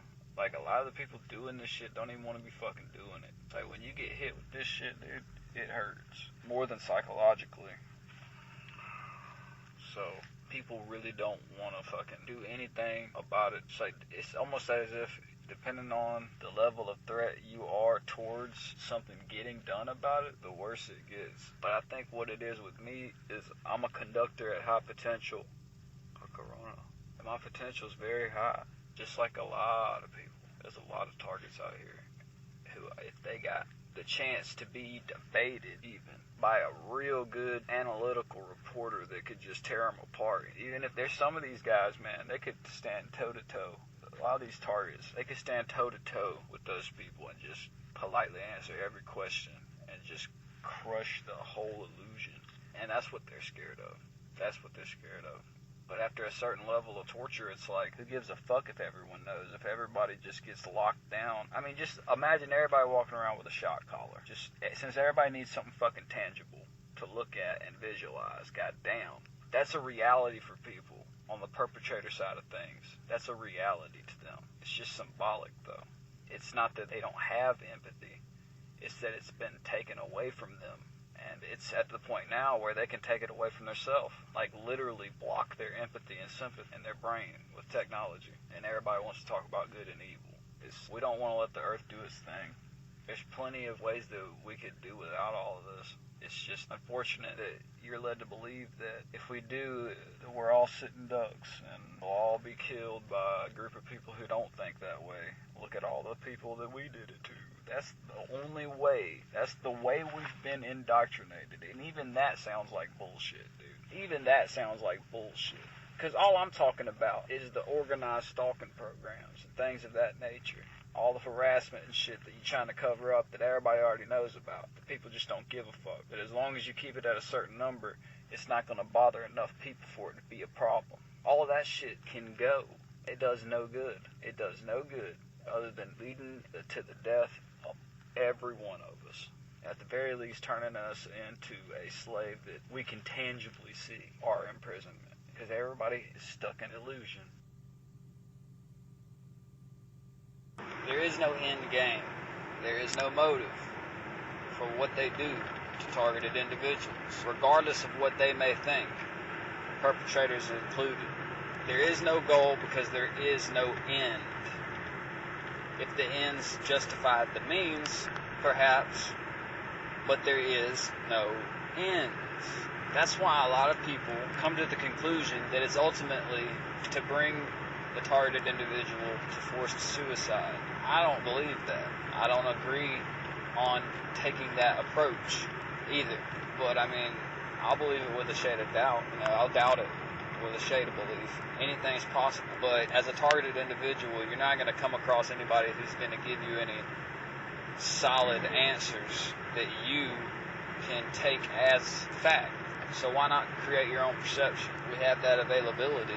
I mean, if there is ultimately no end to the point to where researchers have drawn the conclusion that the only end is suicide, then why not just create your own healthy way of looking at it? Because you damn sure ain't going to get one asking your perpetrators about it.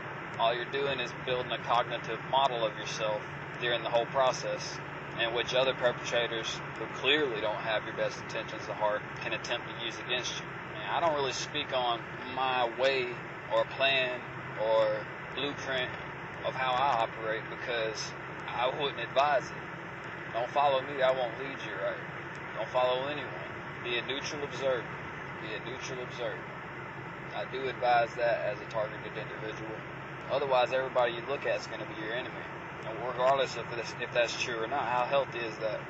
You got to think about your mental health, you know what I mean?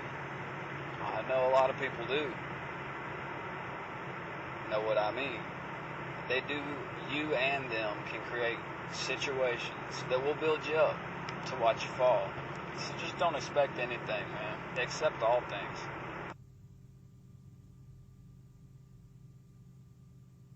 I'd say the best thing to remember and try to keep in the front of your mind as a lens over all of this is you really and truly cannot do anything to make this happen. It's not your fault, and there's nothing you can do to make it better or worse.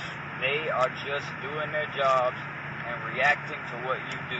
They're preemptive, reactionary-based program. That's just what it is. That's all it is.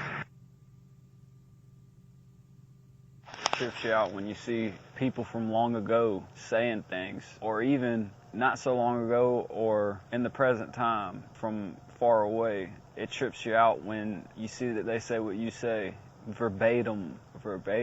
It leads you to believe that there's something bigger going on, and perhaps that's the case, but you have to consider each individual personality and every avenue that they can take to come to the same conclusion as you.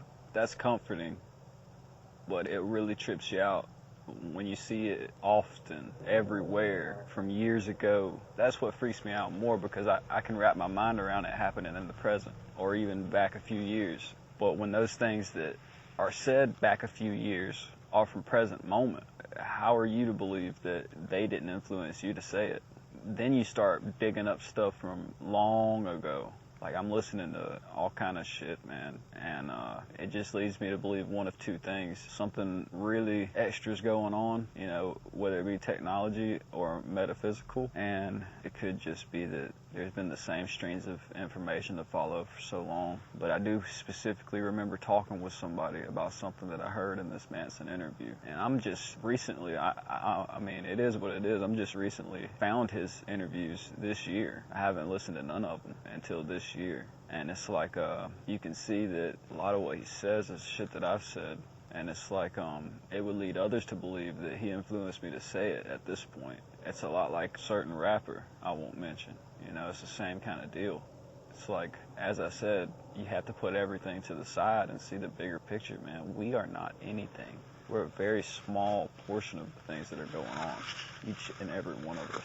Each and every one of us, man. You gotta think of it like a light that you hold and you pass around.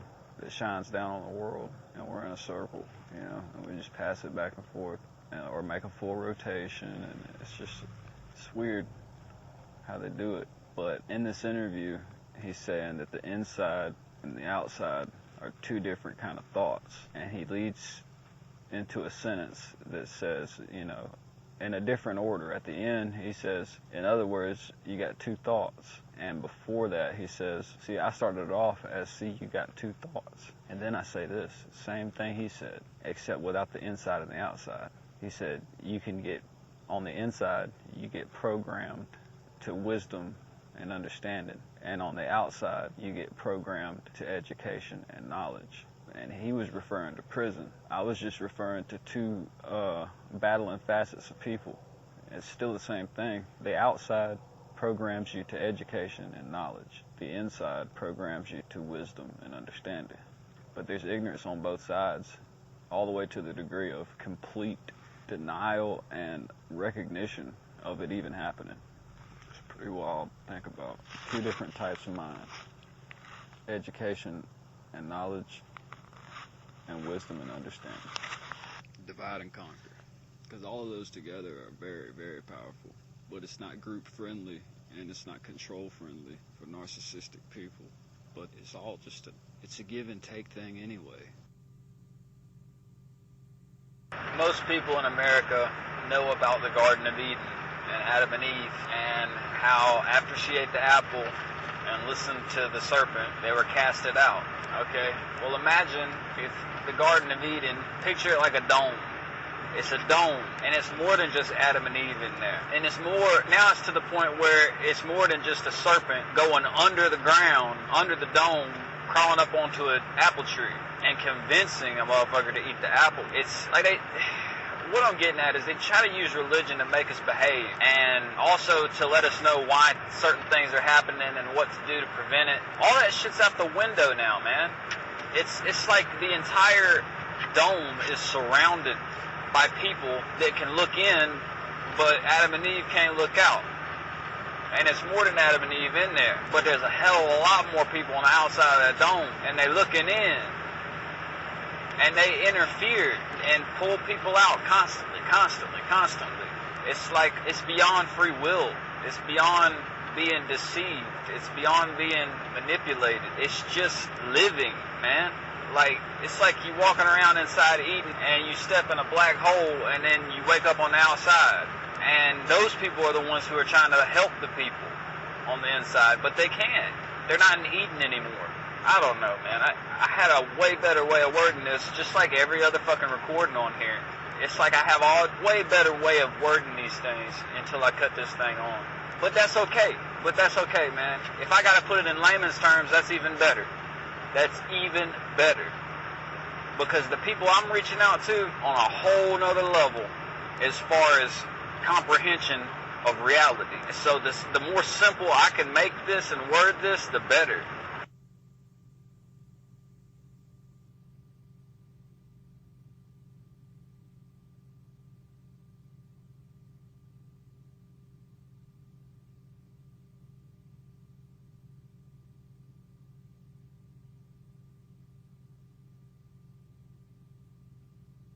Everybody's been monitored from birth. Others to a larger extent, others to the same extent with no knowledge of it. And it's set up like this.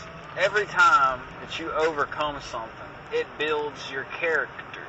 Our language tells us everything. It builds your character. Okay, well, everything that you overcome in life builds their profile upon you. And if they have a neural link file on you, meaning they've been monitoring you for X amount of years since childhood. It's EEG cloning. They can take a snapshot of your completed progress of character, and they can just have you in that wavelength for all your life sometimes. Other people, they start trying to go outside that wavelength, and they snap it back in, because what it is they're scared. Some people are scared because they love the person even. Because once they get outside of that wavelength, you're no longer on autopilot. You're no longer on cruise control.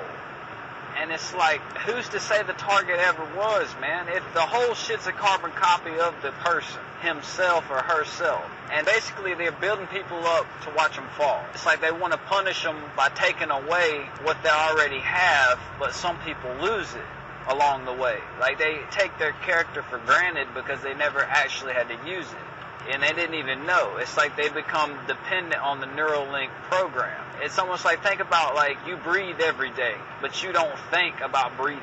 You just do it, or you digest food, all that. Well, character is that way these days. That's the way it is these days.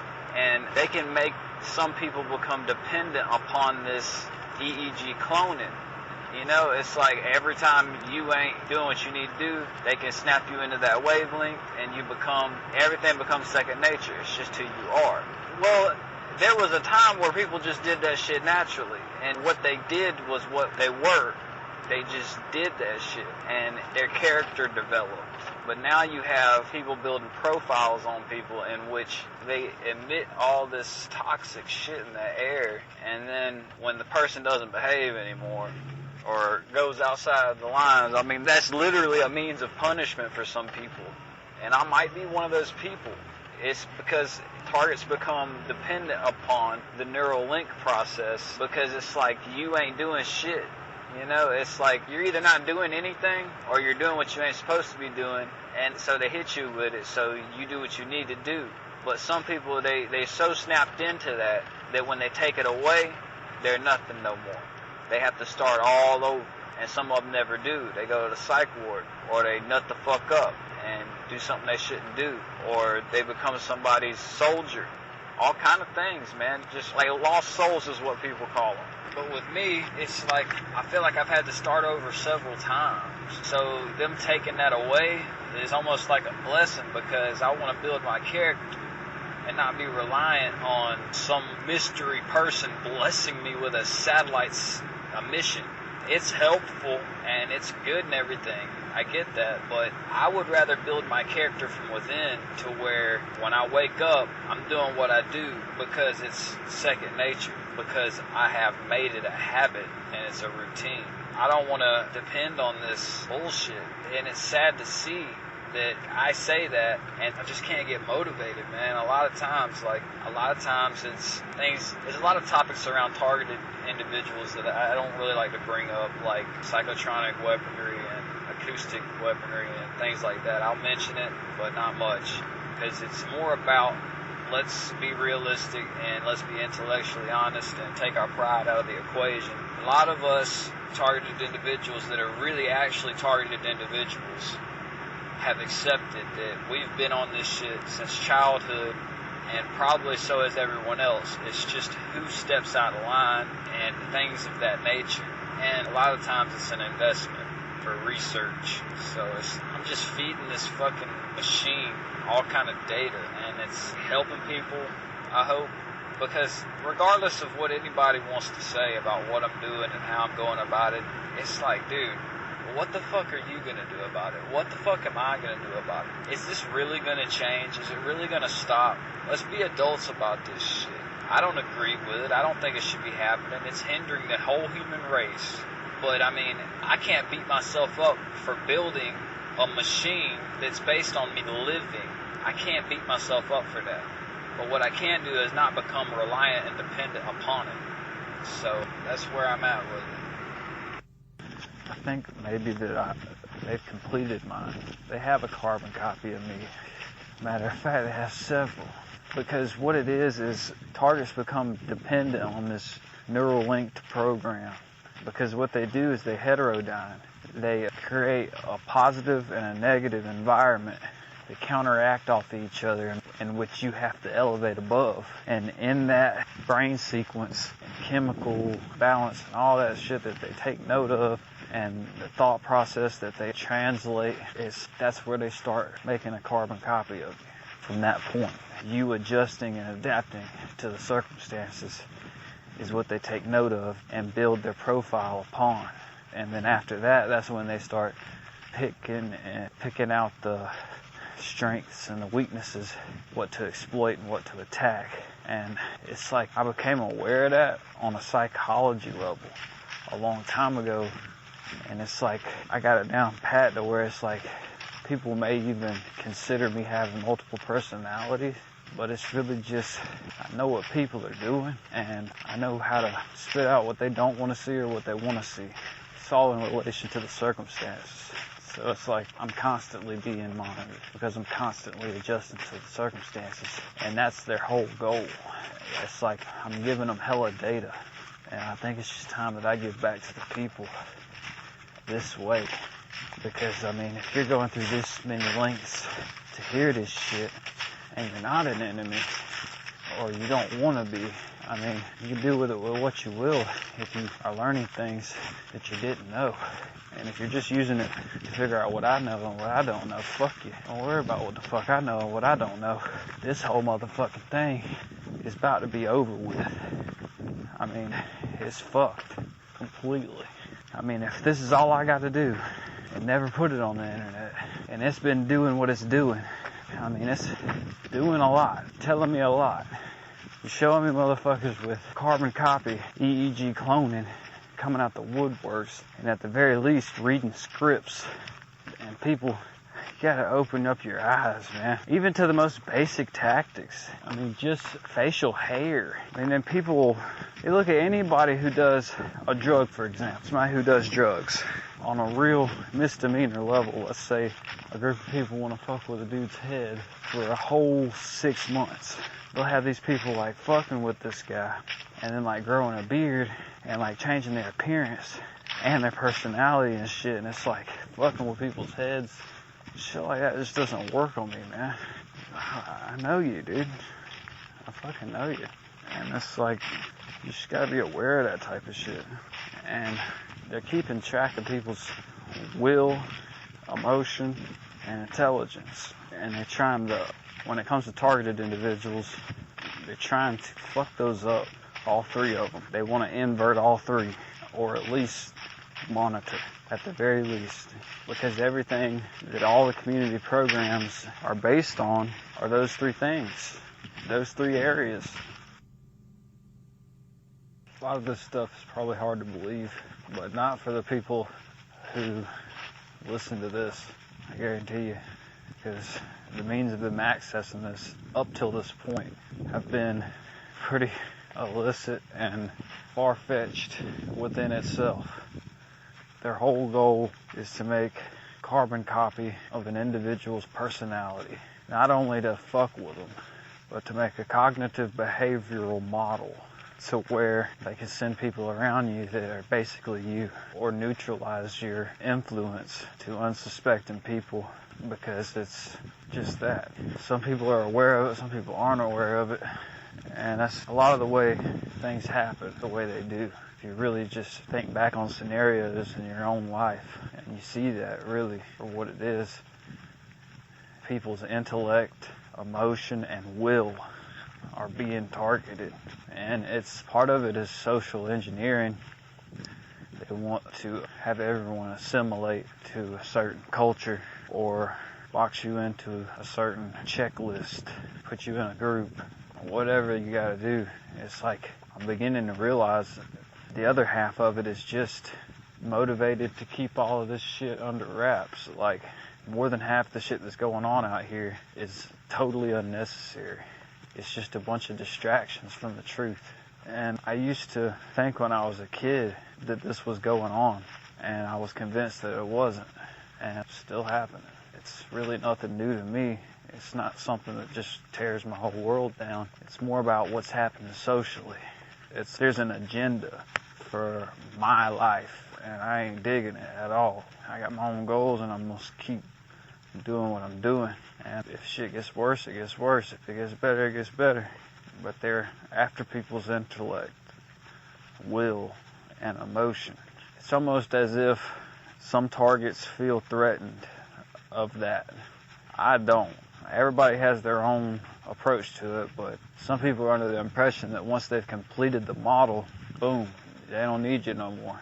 Or once you know too much, you become a threat, and they perpetuate your weaknesses and psychologically torture you and just go to great lengths to make your life hell. And I don't really look at it like that. It's just more about who you piss off. Piss off the right people, yeah. That's pretty much what it is. But it's just, some people are under the impression that once they get the complete cognitive model of you, you're disposable at that point and a problem. And they try to drive you to suicide. I just look at it like not really a challenge, because it's more than a challenge. It's unfortunate. It's like spiritual warfare, because that's your soul that they're after. Your will, your intellect, and your emotion. Some people are under the impression that once they have created a carbon copy of you, they don't need you anymore. They try to make you take yourself out, or they take you out. And I don't see it that way yet. I'm not old enough, I guess, because I don't know, man. It's like maybe they want me to do something, trying to steer me to a certain direction. Like I gotta do something first. I get that feeling a lot. Or there's something that I'm supposed to do that they're trying to prevent me from. Because I've seen this taking place before I had other people talk about it, or before I researched it. It's like, it's already completed, is what I'm saying. Value your intellect, your emotion, and your will. Guard it. Guard your will to do what you do. And why? Guard your intellect of what you know and what you know. Guard your emotion and know it's your emotion and where it comes from and who you are. Keep your mind in relation to EEG cloning and EEG heterodyning, that they can clone your own brain signature and reinsert it back into you.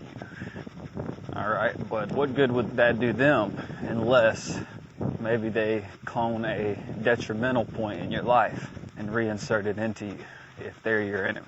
What they can do is clone your EEG, insert it into them, or someone who has a very similar wavelength to you, okay, that has either pre-existing cognition against key elements in that EEG, or reinsert someone else's into them. This is a separate individual that comes into your life that they do this to, okay, and they will then bring that person around, and then you match up with that carbon copy with very intricate distortions, per se.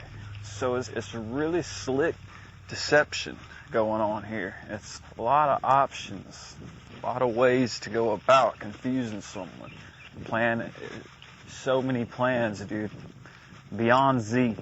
We're talking hundreds of plans to reconfigure and reconfigure and reconfigure. And then within those, man, it's compartmentalized. The numbers get up there. As far as potential goes, it's unlimited. But it's all reaction based, even though they call it preemptive. It's really game theory. But let me get back on the EEG heterodyning and EEG cloning. Let me reiterate that not only can they clone your EEG and put it back into you, but they can put it into their self or a supercomputer or a separate individual and work their magic on it and then put it back to where it seems like maybe you grew up, you analyzed it, you did this, you did that. You got to put your pride to the side, dude. You got to put whatever is a weakness to the side in this game, because just because it feels good don't mean it's good, bro. I can remember, if I'm honest with myself, times where I thought maybe I was blessed with some sort of connection to a higher power with all the knowledge that was just popping up out of nowhere in my head. But realistically, man, it was probably some motherfucker with a computer, dude. And I'm not shitting you. I'm not shitting you at all. Like, the capabilities are there because I didn't retain a lot of that, and I didn't research a lot of it, and I didn't take any psychedelics. It was just happening, bro. Like, it was a pretty strange time of my life.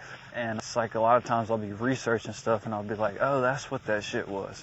Oh, that's what that was. And I'm like, what the fuck is, oh, that was, what am I talking about? And I'm like thinking back to a time where that shit had popped in my fucking head.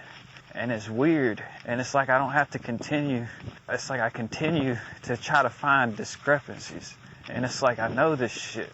And I've already touched on in previous recordings that a lot of things I sat around on my own with my own brain and theorized on things and made up my own analyses.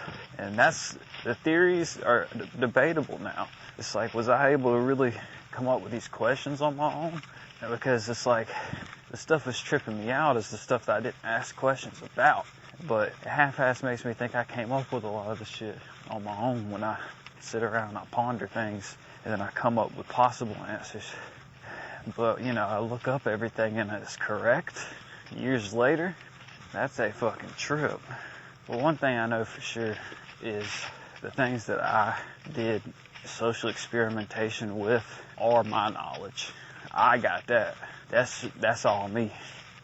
All the things that I asked questions about and made theories about and actually went out and figured out by controlling the situation and the conversation and taking pattern recognition to a real high level.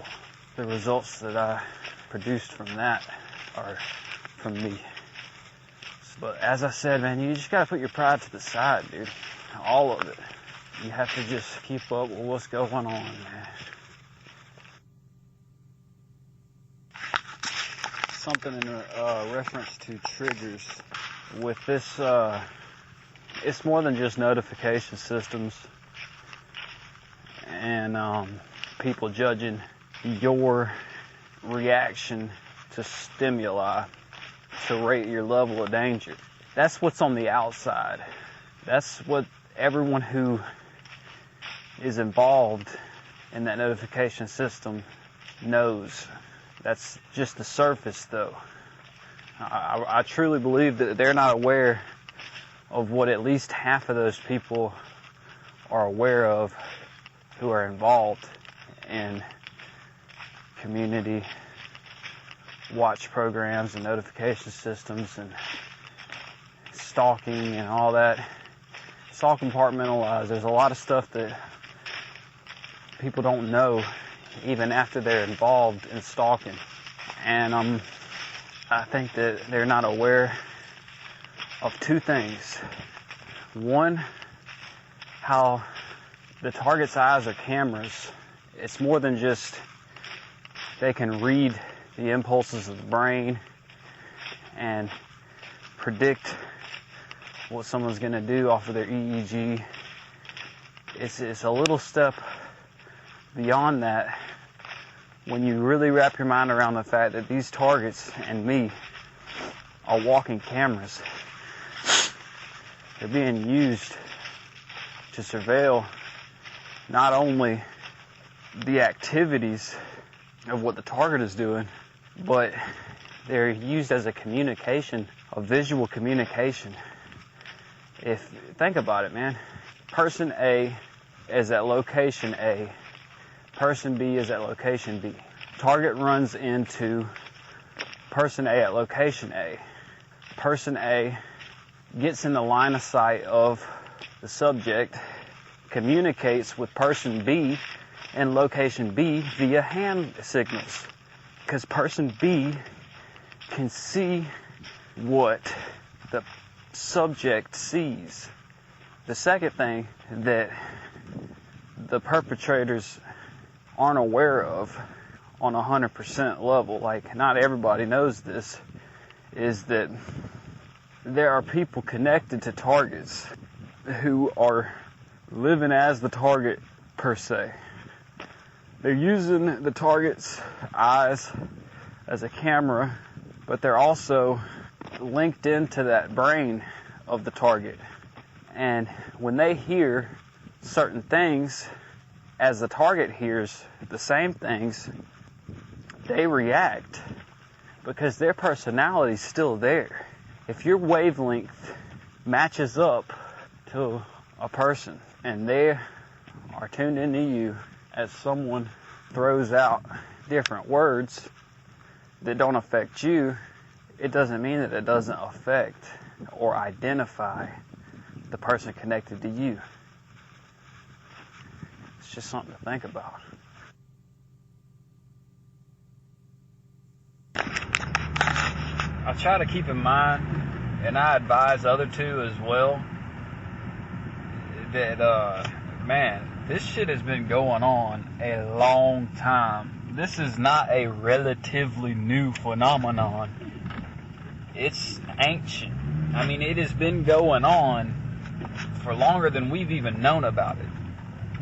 But as far as I know, and as far as a lot of other people do know, it dates back a little over 100 years in East Germany. And that's just one example that's tangible for us. But I mean, it helps me, I don't know about other people, it helps me to know that this has been going on for a long fucking time. At least long enough to where even if it is happening to one person at a time until they die, which is not, it's definitely not. But things will lead you to believe things, that aren't true.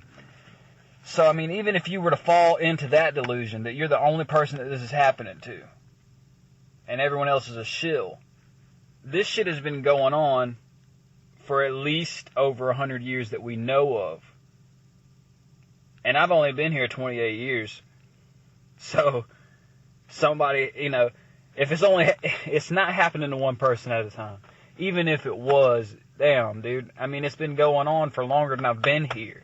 So it had to have happened to someone else. And that's where they fuck with you, man. They think that, you're the only fucking one. They want you to think that you're the only fucking one going through this bullshit, bro. It's not that way. And all these people that you look up who are in the same shoes as you and aren't faking, look at their views, man. Look at their views. Look at their subscribers. If every motherfucker subscribed to someone, they should, you should at least get that number of views on your video. The number of subscriptions.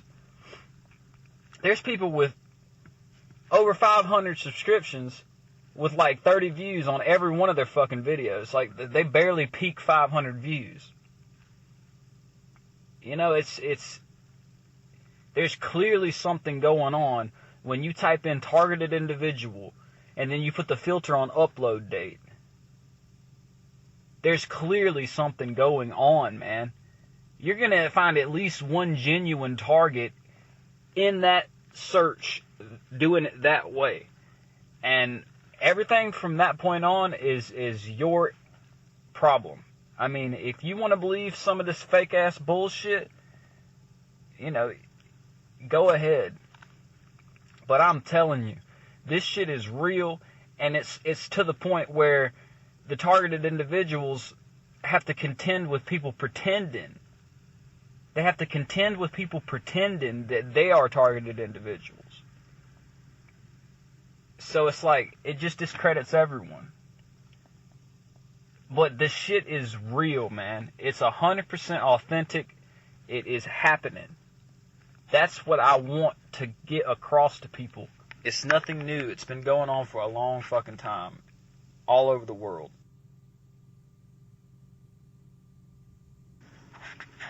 If this life is all I've ever known, how is it supposed to affect me any differently than it is? I gotta change something, or something around me's gotta change. And it's looking like the latter. Lack of knowledge of the level of surveillance we have. So I say it just comes down to the question of surveillance versus organized stalking. Organized stalking is an illusion, dude, as far as its necessity. It's not even stalking, it's just harassment. They don't need to do any of it, dude. Like, we can't go anywhere without the big boys knowing where the fuck we are.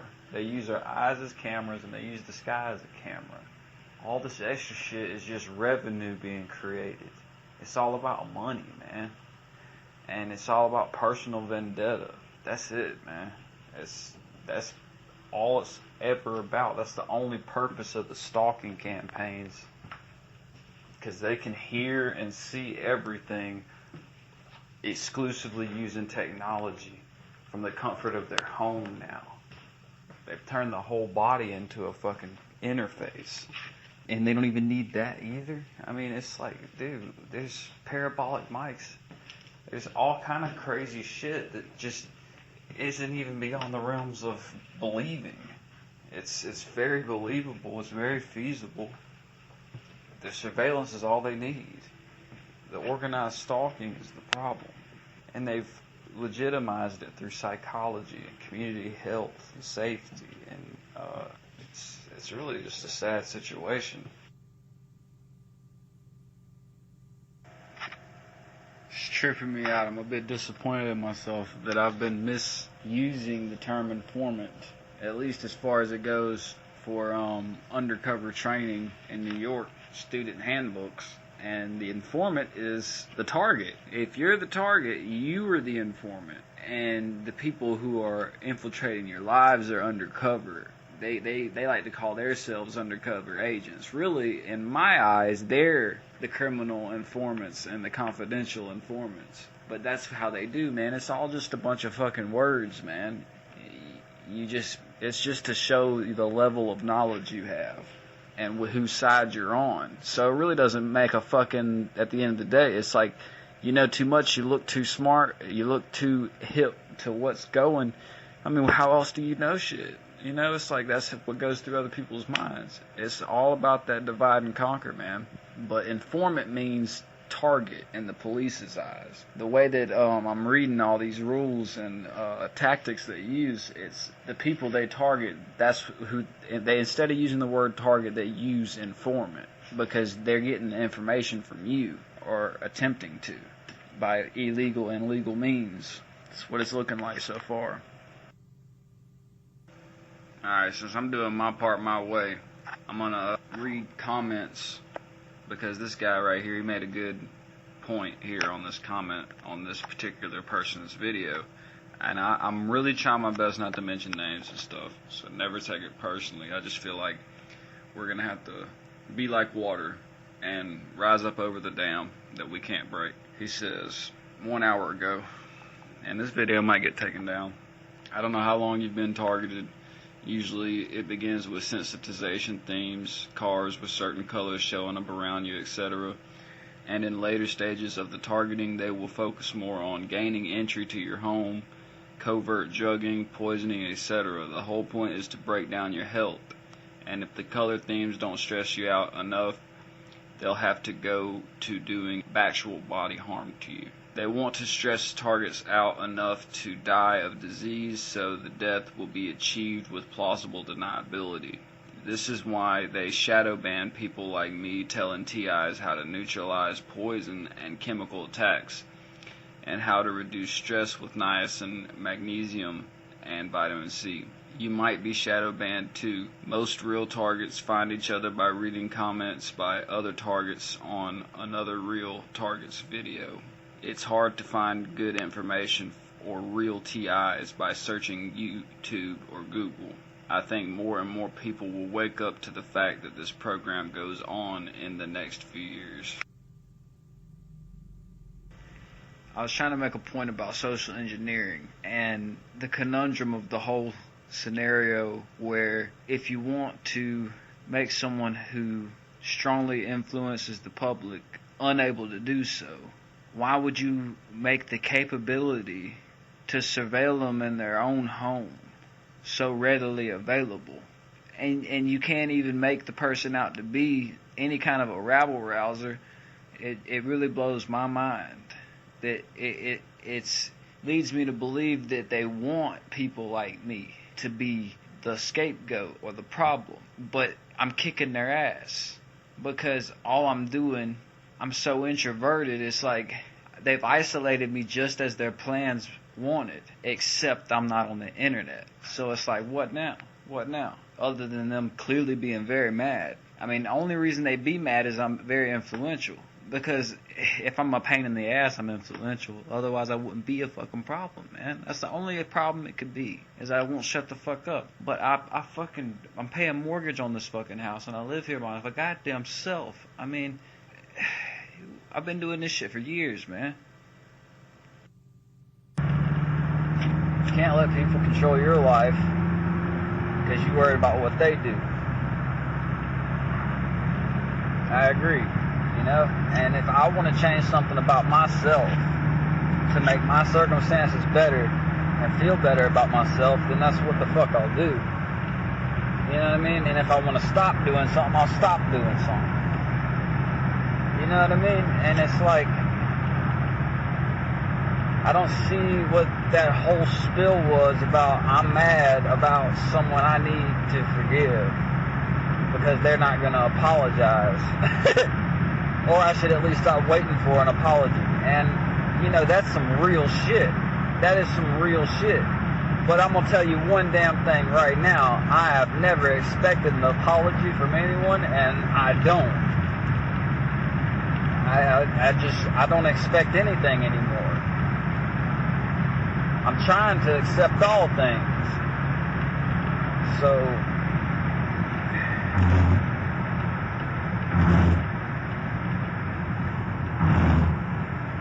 shit is not what it seems, man.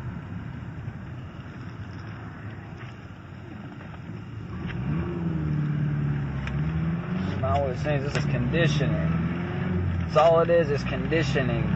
Forcing people to act a certain way. That's what it's about. You don't act that way, you have a harder time. You act how they want you to act, fuck if you want to act that way. And it's really fucked up, dude. Like, if I were to agree with that, which, I mean, I see the viewpoint of everything, and I can see the logistics of it existing. I really can.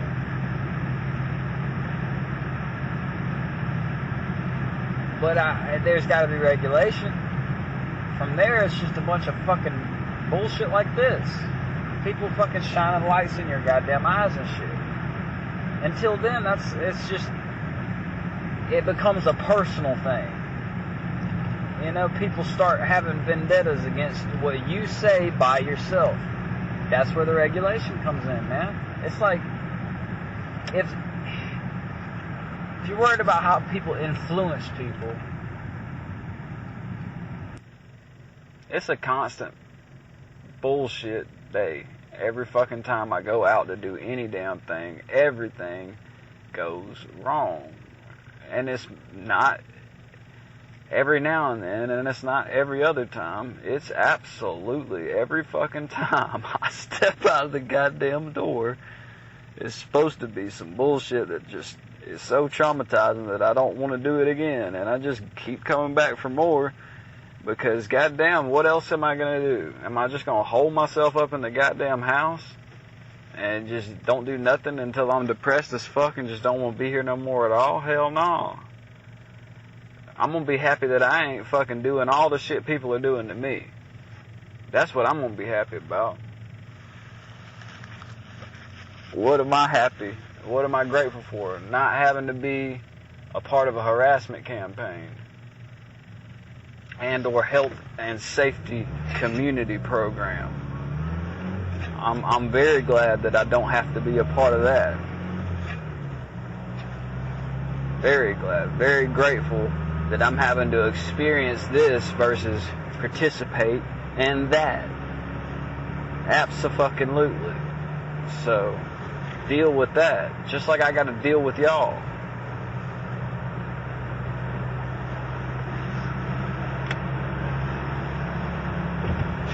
Whoopee fucking shit. Are you gonna run me off the road? I fucking doubt it.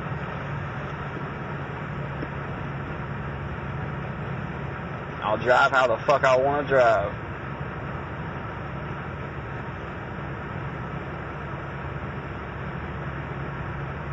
And I'll say what the fuck I want to say. Because I'm supposed to have my fucking privacy. And what kind of dumbass motherfucker invades someone's privacy and then get mad about what they hear and get offended? I didn't walk up to you and say a goddamn thing, and I don't even fucking know you. Get over your goddamn self-righteous ass.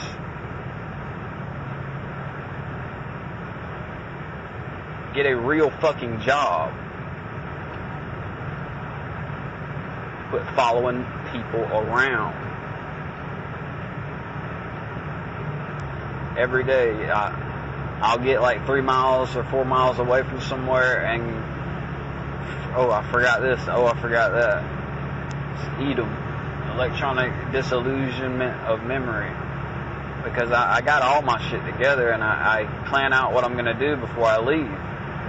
So it's not like I didn't think about it and forgot. You know, I think about it every time. I have a whole list of shit that I'm going to do before I leave, and I forget it. It's not that I'm not thinking about it. You know what I mean? It's always some shit like that going on, sober or not. And it seems so much more problematic, and the effort that goes into the gang stalking programs, they do so much more depending on the circumstances around me. It ain't always about running out of supply. It's never about one thing. It's always about all the factors they account for that would make your life stressful. That's when they pounce. That's when they try to pounce. And it's like, dude, if your life is constantly in that state, what the fuck difference does it make? They start looking for very specific things that, when it gets even a little bit worse, you know, they try to turn it up a little bit more because there's not a whole lot left on that threshold, man. It's like somebody just tried to run me off the road and I've already fucking forgot about it. So how fucking much more could you turn it up? And I'm not trying to fucking entice anyone. It's just like, y'all got guidelines you gotta follow just like me. I mean, we're all just out here.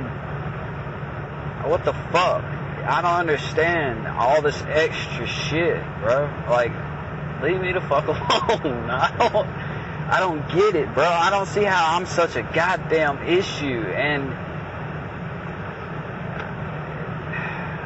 I don't know. It's incredible.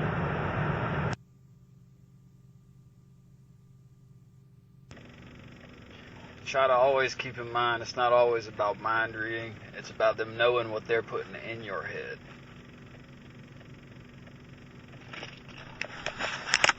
As a targeted individual, Lord willing, you will come across the existence of a community notification system. And then you look a little further into things and you kind of find out within this community they have things that they look for, and within those things they look for, specifics are found in what they call the DSM. Let me read a little something on the most recent DSM, which is the DSM.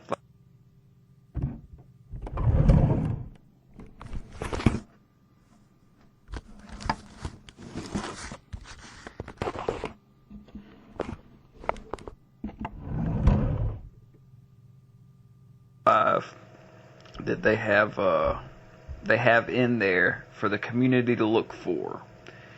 And what's funny is the people within these communities either A, don't want to be involved, so they're, you know, just being how they would be if they're disgruntled, and B, enjoy creating false reactions so they can look like they work extra hard, like get an employee of the month or some shit. Anyway, I'm looking at here on the DSM-5, and this was in DSM-4 as well. Oppositional defiant disorder, ODD, was highly controversial when added to the DSM-4, and the outcry has continued as it remains a diagnosis in DSM-5. Here goes.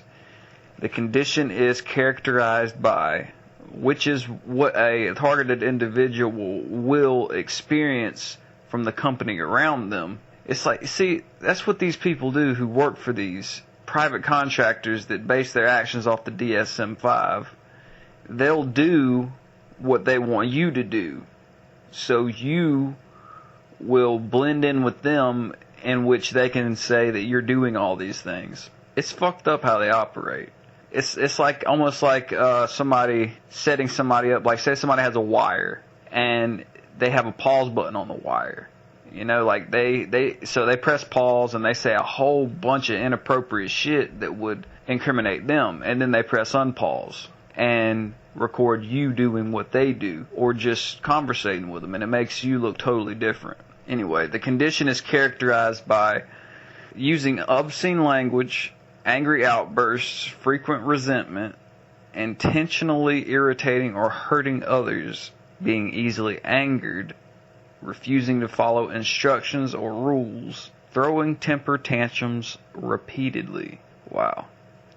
The DSM-5 stipulates that these behavioral patterns must last for at least 6 months and not be the result of a different mental health issue.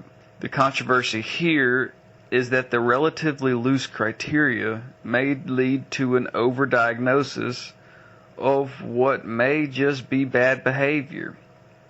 It can be quite damaging to label a child or teen mentally ill when they may not be.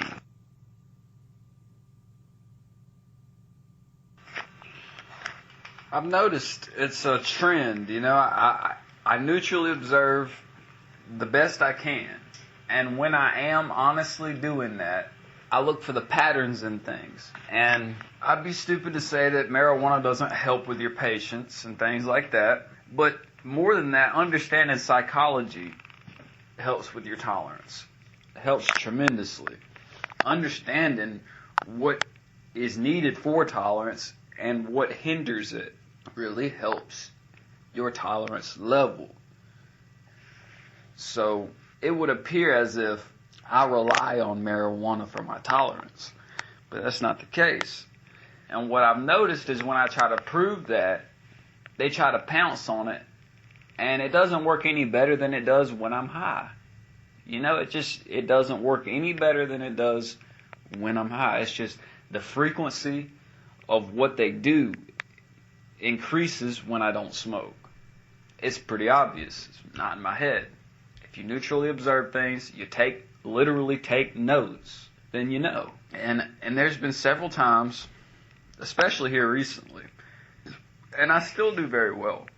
I don't want to smoke until it's about bedtime, or at least until after supper. I've been doing real good about that. I deal with things that I don't have to deal with when I do smoke. It's almost as if they want me to smoke.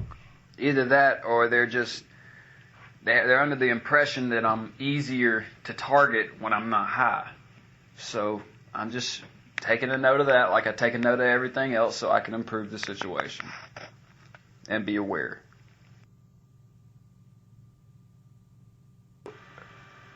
They told me when they let me out of the loony bin, keep a phone. If you don't want to get sent back here, keep a phone and keep it on. So I can tell that they're trying to fabricate these situations where I need to have one because they're concerned for my safety and shit. End up talking to her about the situation, and she points out the fact that I'm upset. And I was like, oh, fuck. And that's dangerous. It's dangerous for you to be upset if you're me. You know, it's pretty stressful when someone says that about you. You never know what'll happen next. If you're upset, it's not okay to be upset. You know what I mean? Especially about something that someone says you shouldn't be. And whenever you try to verify that that's not what you're upset about, it's something else, they just say, well, you're upset about what you said you weren't upset about. And it's like, fuck you, just don't talk to me. I just know what they're doing, man, and it's only a matter of time before they create a profile to where I'm a danger to myself and others. Because that's all they gotta do is just, have a few recordings of me being upset and agitate the motherfucking shit out of me, and it's no problem. Pretty fucking easy. I am not numb to my emotions. I just don't see the point in them. Most of the time, like lately especially, I don't see the benefit of any of them. So, I don't know. I don't know where to go from there. It's not that I don't have emotions. I obviously do. I just don't see the point in having any of them or using any of them or how to use any of them for something beneficial, dude. I just don't. Not in the position I'm in right now.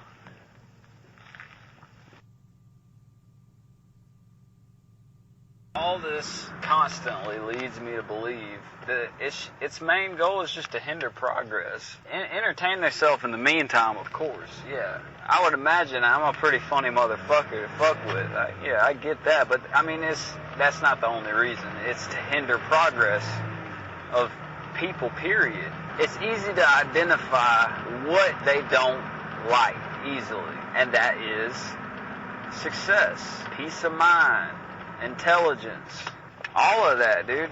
And most importantly, self-esteem. Like, they cannot stand me to feel good about myself. And it's like, the better I'm doing for myself, the more and more difficult they try to make my life. But there's a big difference in controlling someone and annoying the piss out of them. A big difference. It's like, what the fuck, dude? I'm just sitting around here, turning around, going back here, going back there. And I'm not angry about it.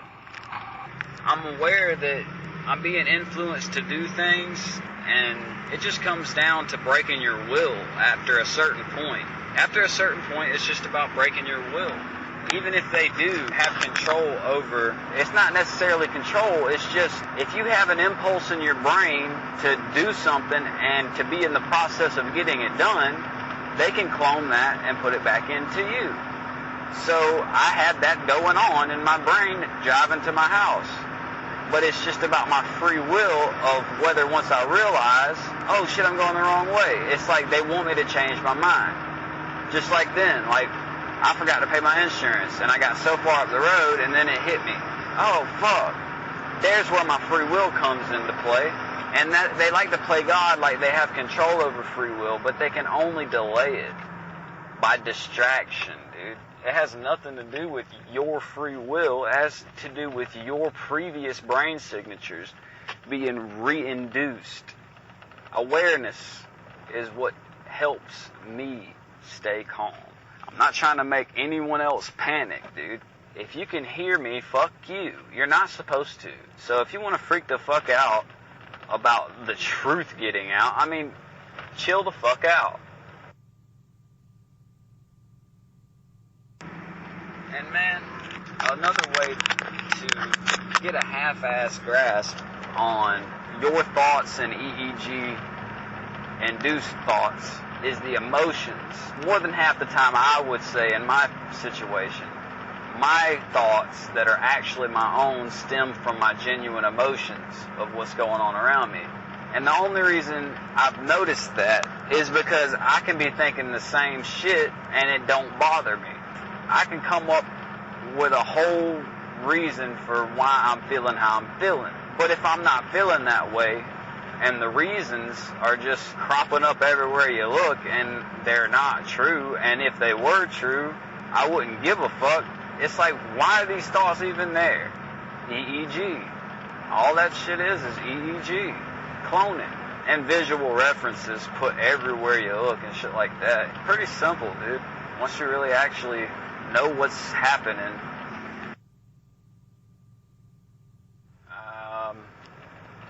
I can always feel the sense of anticipation of my frustration somehow, but it's not there. I just know that someone expects it to be there. So then I start, since I'm not frustrated, I'm doing what I normally do, and I'm just paying attention to things. Not too much attention, because I ain't trying to go crazy or nothing.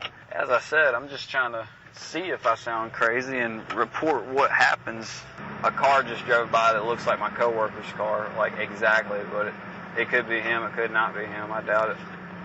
But I was going to cut a U-turn right here, but I don't want them to get the impression that I think it's him and I'm chasing him, so I'm going to go down a little further and turn around at the house. Anyway, fuck, man. Who cares? I'll remember, and I'll take as long as I have to remember what I was going to say. It's clear to see that nobody's on my side, dude. Nobody. The main reason I got put in the loony bin anyway. She's got friends in law enforcement of all levels, and she's into gang stalking because she stalks ex-military. So he's all about that fucking mind control bullshit, and he's mind controlled. I mean, it's just a big fuck around, dude. Everybody's pretending. They've just been cycling through who's my friend and who's against me, when they've all been against me the whole motherfucking time. So, whatever. I'll go to Barnes & Noble and do some reading. I was thinking about a recording I made last night about EEG heterodyning and EEG cloning, and how one of my attributes is tolerance, and I have developed that attribute over time, okay? Well, pharmaceutical companies are in league with what people are having the impression is its competition, which is this shit that I speak of. This EEG heterodyning and EEG cloning is taking brain signatures and having them reinserted into the brain. That would eliminate the need for a medication for, say, depression. You insert someone's happy brain signature into the person. Okay, well, seeing as how those medications are not per se natural, many are synthetic, mixed with natural components, it would lead you to believe that these people are working with the EEG cloning people, because they have brain mapped several individuals, which would give them access to the levels of chemicals in the brain, and which mathematical equation would apply to that. They can then give that to the pharmaceutical companies, who can then use that information to create a pill with a precise level of chemicals based on this EEG cloning and heterodyning. And more importantly, they could just create a pill that doesn't do a damn thing, and just have everyone on a list of who's taken what, and emit those signals into that person's brain, like a subscription to that broadcast. Pretty trippy shit, but I'm pretty damn sure that it's not a placebo thing going, but that's an option. That is an option for maybe an experimental medication like Risperdal. Thing I've been meaning to mention is the irony of being followed everywhere you go. After a certain amount of research, you start to realize how much of things around you are an illusion. And one of those many illusions that they try their very best to fabricate is the need to follow you around. That's the funniest part about it, and it's dawning on me that it's more than just letting you know that they do it.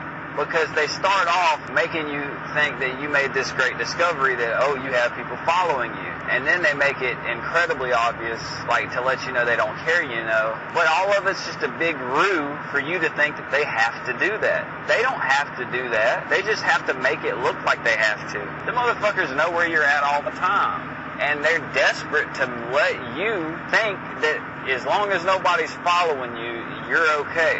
And that's why you run around trying to juke everybody all the motherfucking time, when 95% of the time somebody's behind you. And you think, oh, finally, every now and then. That don't mean shit. It don't mean nothing. They don't have to fucking follow you, dude. So then they start trying to create the illusion that they're using your phone. And then you get rid of that, and then you really start freaking out because you just don't know how it's happening. How is it happening? How is it? The fucking sky's a camera. Your eyes are a camera. There's your fucking answers, dude. If they can't hack into your brain and see everything you see, they can just use the ionosphere and watch you from above. I just wanted to say this, man. Now that I don't work where I work, all this other stuff, it's not going to turn up. It's just the same shit. Like, everywhere you go, you're going to be surveilled. Everywhere you go, the people who work at the places know you're about to arrive, and they're all going to treat you like less than the other people there.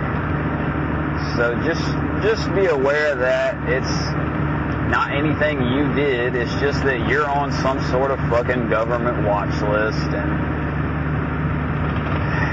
if these fuckers are dumb enough to believe it, let them believe it.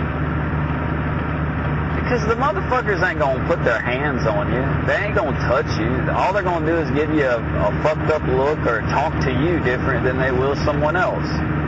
They're not gonna say anything out of the way to you, and they're not gonna put their fucking hands on you. They're just gonna try their damnedest to make you feel awkward. I mean, how much more awkward could it be? I mean, I've already overcome the fact that everybody knows everything I've ever did up to this point. If I can deal with that, I mean, how would I not be able to deal with anything else, dude? I mean, what the fuck else could you do to make me feel awkward other than knowing my entire life? And then on top of that, believing lies about it. I don't give a fuck, dude. I mean, if I can handle that, I can handle anything. Whenever things start to get hard, in the midst of all the difficulty, conflict, and all that, you start to realize how bad it really could be. Under the same exact circumstances, being aware of this helps me. I don't know about other people, and I could understand, people finding out about this could be could cause such widespread panic that you may as well call it a pandemic of the mind, which is pretty similar to coronavirus, meaning, crown. So, with as much widespread panic as that would cause, I feel privileged to have the mind and the brain signature that I've been blessed with, because I can only imagine how I'd feel right now if I was emotionally attached to my place of employment the way an average person would. I mean, even just a healthy level of attachment to the job would have just, I'd be devastated right now. If I hadn't wiped my hands of the entire place, I'd probably be more than upset right now. If I really thought the motherfuckers were my friends and shit like that, I would feel terrible. So, I mean, if they are my friends, who knows, I can feel that out later. But I'm saying I can't imagine if I were to have reacted the way they wanted me to and felt the way that they wanted me to today and all the days leading up till today. Golly, bro, I bet, dude, there's no telling. The shit that people do, it makes sense, man. I don't understand personally how someone could get that upset, because it's just the simple fact that I'm aware of what happens, probably. I mean, I can talk all that shit like I'm such a psychologically sound person, but the reality of the situation is just I'm aware of what's happening. And some people that's all it takes for them to go off the deep end is to be aware. But me, it just had me feel validated because I had theories of it. I pretty much pieced it together. I just didn't have any proof, and now I do. So it's just something to take note of, that whenever I'm at my lowest especially, just imagine how bad it would be for someone who doesn't know what's going on altogether. I mean, it would be an emotional roller coaster. I mean, I'm just on a fucking Ferris wheel. I mean, that was the extent of it. You know? It was not a roller coaster. It had its ups and downs, but I mean, very predictable. I mean, every now and then it was a carousel, but then I just realized it was a carousel, you know? And that's when they probably just let me go. They were like, fuck, we did the best we could do. We turned the Ferris wheel into a goddamn... We turned the whole Ferris wheel over, and it still didn't fuck with them. You know, it just turned the Ferris wheel into a carousel, and they hoped for the best. Didn't work. I don't chase after nothing. If you can't catch it, you can't catch it, man. It's just a waste of time, dude. It's to get your cortisol levels up, or get your cortisol levels dangerously low. Make you a sitting duck or a fucking maniac. You just gotta toe the line, dude. For real, bro. I'm talking like tightrope. Just something interesting that I thought I would mention. After reading all the information about these notification systems and Closing the Gap by GMB Bailey, something interesting really just occurred that I perhaps would have overlooked and just took it as covert harassment. But these notification lists are real, man. They apply to any store, any place of public that you walk into, especially a bank. And I'm on this notification list. So that would mean anytime I walk in somewhere, they get an alert to let me know that I'm either on the way or I have just walked in. Either way, they identify me as something threatening. And I really believe that too, because when I walked into the bank just now, there were two tellers. One of them was new, one of them was old. As in, one of them hadn't been working there as long as the other one. And when I walk in, I walk over to the newer one, and the older one was like, oh, I can get him. And she's like, no, I'm okay, it's okay. Just like that, you know, and it could be just as simple as she thought she was nervous because she's new there or whatever, but she wasn't nervous.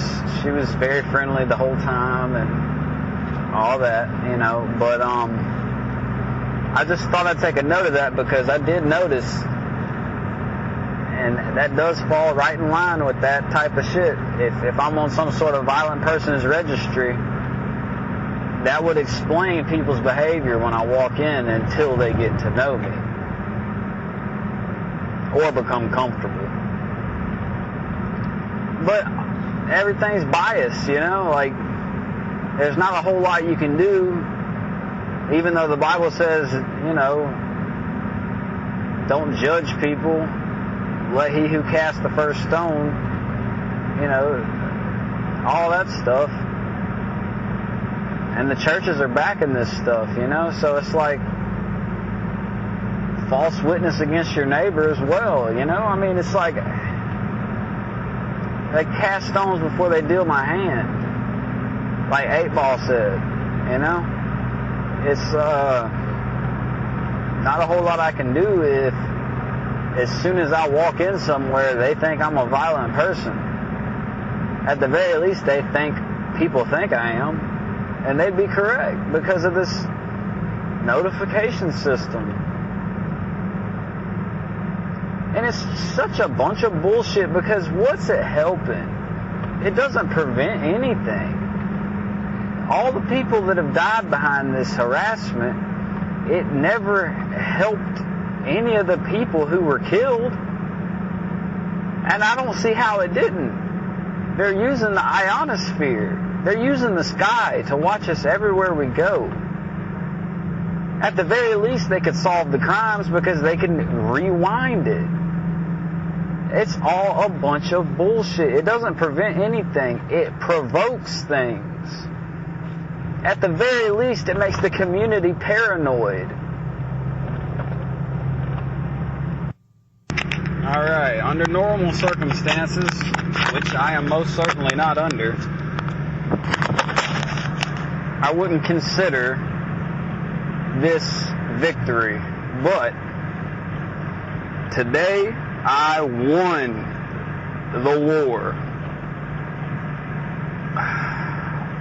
With quite a good track record of all the spiritual battles up to this point. They finally fired me, man. They finally fired me. I'm not no quitter, man. I'm not no quitter. And that's all they wanted to do was make me quit. They didn't succeed. So, they said it was for excessive tardiness, absenteeism. So, that's the best they could come up with. But everybody in there has the same issue, and they hold that over everybody's head. So, it's all... I'm just glad that I didn't quit, and they had to wipe their ass, because I'm the shit. Now I'm out from under all of that shit, and I asked them straight up, are you going to blacklist me from, other places? And he pretty much told me he was, with his face. So hopefully he'll have a change of heart, but I doubt it. I really doubt it. I asked him, could I use him as a recommendation? And he was, yeah, most certainly. He said he didn't confirm that the only thing that he would tell him would be my absenteeism, but he didn't have to. I know he's going to say whatever the fuck he's going to say. Let him do it, dude. I'll figure it out. I'm going to figure something out. I don't have to be at work no more, so I can move around freely. I got a extension on my corona relief package for my mortgage, so hey, live it up, man. Move out of state, find something to do somewhere or another. Put my house up for sale and keep it moving. About this game that I keep forgetting to mention. That book touched on it. And that's that they act out skits for your benefit. That way you think that there is a group of people around you trying to help you. Because you're aware that there's a group of people around you trying to hurt you. So they're either trying to make it look like that's not what they're doing altogether, or there's a separate faction of people who are trying to help you. Now, within that group, I would imagine there might be some ignorant people, and I don't mean that in a negative connotation. They're not informed. There might be a group of ignorant people that really do think that they're helping, but I seriously doubt it. But that is a possibility. But I have experienced these skits where it's reminding me to do something that I need to do, or sometimes there'll be a scenario where they will fabricate a situation that gains your trust or can potentially gain your trust. For example, like just now, when I just clocked out, I came up on a four-way stop, somebody flashed their lights at me. I look over, there's a cop sitting there shooting his radar gun. And then somebody did a Hollywood stop and then waited for me to go ahead of them. And I didn't. I just waved for them to keep on going. Which is what I would have did regardless of knowing if the cop was there or that guy flashing his lights at me. But it leads me to believe that there's people out here who have good intentions. And that might be the case, you know. But what are the odds of right after that somebody tries to make me do something illegal, you know, by cutting in front of them at the four-way? And it's just little shit like that. And that don't mean nothing. You know, it just creates the illusion that there's people out here trying to help me. But what they fail to realize is what it proves even more is that I'm being surveilled. You know, that's all. And it's also set up to where you can't tell anyone about it without sounding crazy, because people think there's such thing as what we call coincidence, which should exist, but does not for people in my circumstances. Very rarely do you come across a real coincidence when you're being targeted. And it's a shame, because those are some of the most valuable things in life. It's almost a godsend of sorts when you see synchronization. And that is the shit they're afraid of, is people tuning in to synchronization, which is still here and does mean things. Very profound meanings are behind synchronization. But with everything being fabricated, it makes you believe that coincidences are no such thing. It's just a bunch of bullshit. Most of the time, yeah. But you gotta understand and look past that, man. They're afraid of you elevating your mind and your spirit and being aware of synchronization and anything that leads you to success and not becoming part of this notification surveillance system. For example, in true synchronization in my life, which is not everyone else's life, everyone has a different reality that they live in. In my reality, when I'm elevated above all of this bullshit that's happening, I can catch the things that happen 3 times a day. Naturally. Not the fabricated bullshit. There are natural occurrences and things that you'll hear, see, whatever. It happens 3 times a day. 3 times a day. Be on the lookout for that. And the 3rd time, it might come out of your mouth. But you will notice things happen 3 times a day.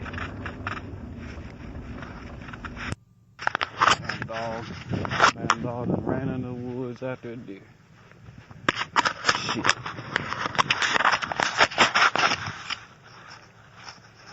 It's fucking getting dark too.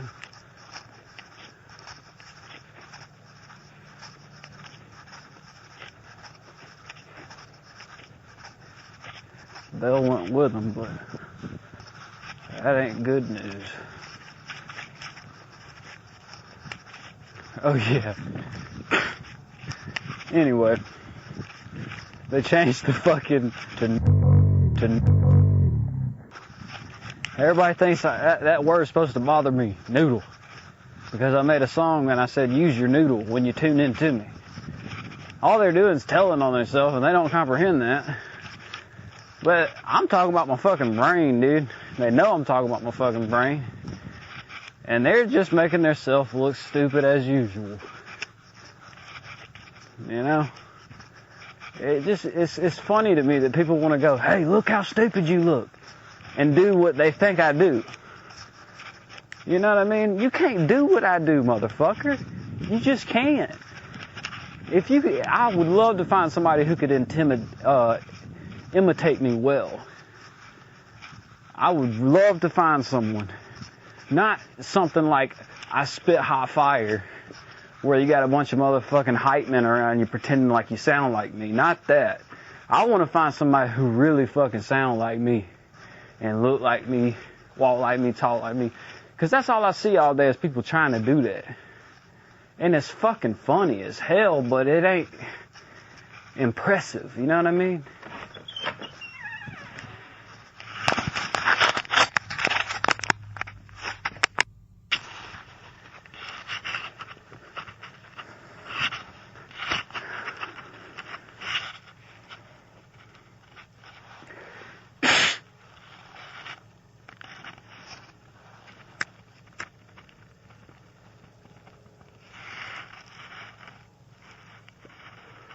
But everything's just set up to make you lose your cool. That's all it's ever about, man. And, oh yeah, I forgot to mention in the previous recording, another thing that happened was that Dustin, after lunch, confronted me about coming in at 8 o'clock. You know, because he said, your starting time's at 7. Why are you getting here at 8? What's up with that? Like, you know, I was honest with him. I told him I didn't have any real good reason. I've just been having a hard time at home and stuff.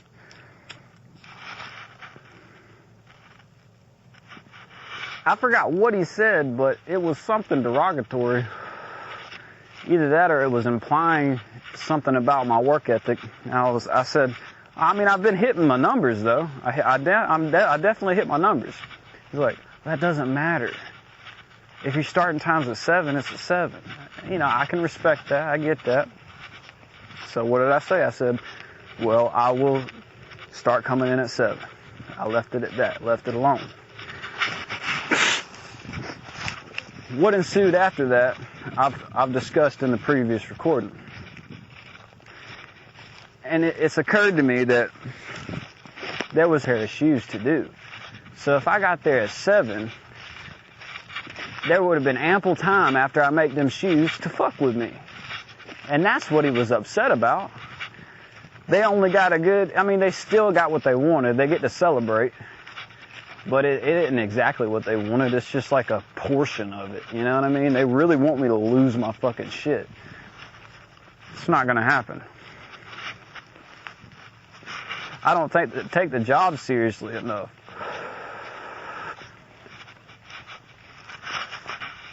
To get that upset about any of it, dude.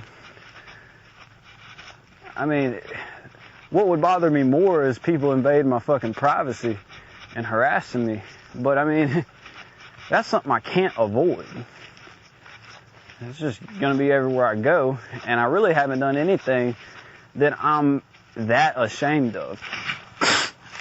Half these motherfuckers harassing me are blackmailed, but anyway, the whole reason he was upset about me getting there at 8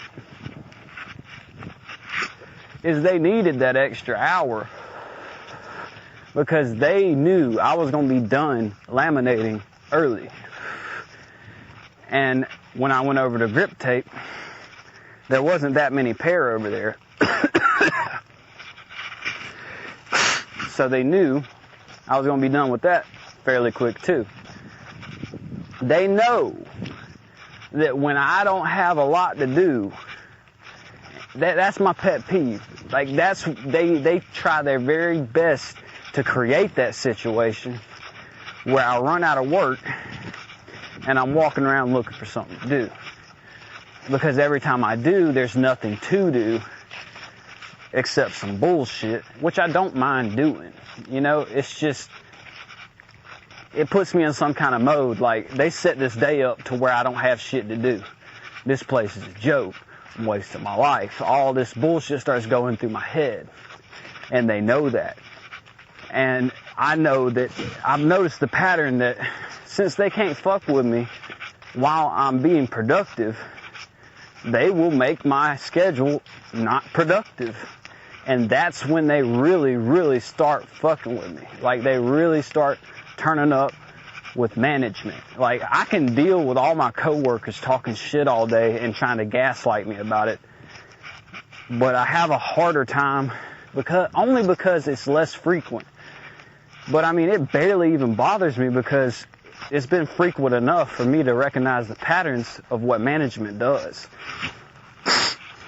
They fuck with you at home. They make it where you can't wake up on time. They make it where you gotta shit. They make all this bullshit happen. They make shit happen in traffic. I mean, they just do all kind of shit just so they can point it out later. You know, and the only time they bring up that type of shit is when they fabricate a schedule where I have nothing to do. And that's when they start fucking with me. So they made one of them days today where I wasn't gonna have shit to do. And it fucked them up because I still came in at 8 and left at 5. And you know, they waited till the very end of the day to piss me off. And they succeeded. But I don't think they account for how well I articulate my words and pay attention to my tone. All they have is my body language. They know how I fucking feel because I want them to, but I know I'm being recorded. You know what I'm saying? And also, I don't really give a shit anymore. I know what line to toe and what I can say and what I can't say. For them to, you know, at least have an honest record of me being this, that, or the other, you know. But they're just, like that book said, man, they have a notification and they put markers on your file. And they provoke you and provoke you and provoke you to add more markers to the file. It's like somebody being on probation, you know, and making them fuck up a lot. But worse, because it's like unavoidable. They do a whole lot of shit, especially this girl I'm working with, man. She'll do all kind of shit to piss me off, and I just deal with it. And the first time I politely say something to her about it, she'll run off and say that I said a whole bunch of shit I didn't say. And like I told Thomas, man, you shouldn't take people's opinion as fact. And all his response was, I've had conversations with you where you've been upset. Who gives a fuck, dude? Are we talking about me and you or me and Victoria? What the fuck are we talking about here? We're not talking about shit. You're just trying to make me argue with you. And I told him, leave me the fuck alone. Basically, just in a professional way. I said, Thomas, this shit ain't that serious, man. It really ain't, man. I can't get emotional. I'm not going to get emotional about this. And he just had a whole bunch of... I should have recorded it, man. And that's why he rushed his fucking ass over there, is because I wasn't recording him.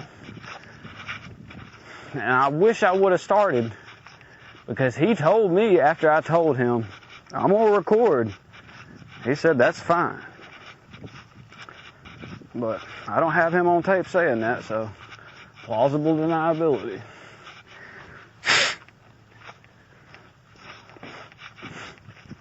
I don't really give a fuck about none of it, really.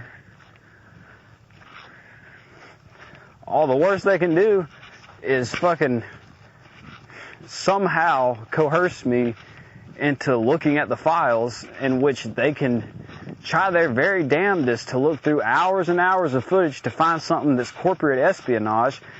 That's a fucking joke. They don't do anything corporate. There's nothing to eavesdrop on. The whole place is a fucking slush fund, so good luck with that shit. All people do is say inappropriate things for hours and hours and hours. That's what the job actually is. And since I don't participate, you motherfuckers got a problem with it. But in reality, you just have a job. And I am that job. So you're fucking welcome, assholes.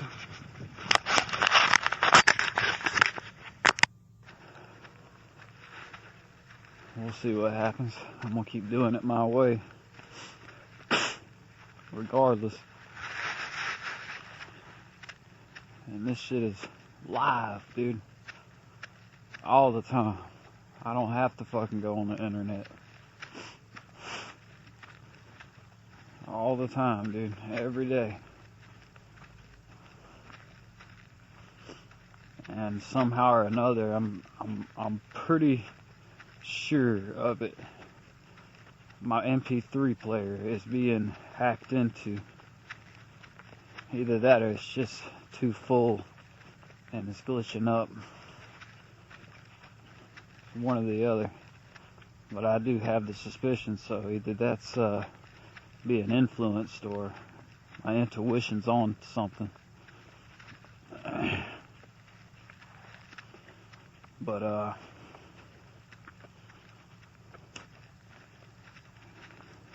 don't see the use in putting any of this anywhere, because the gig is up.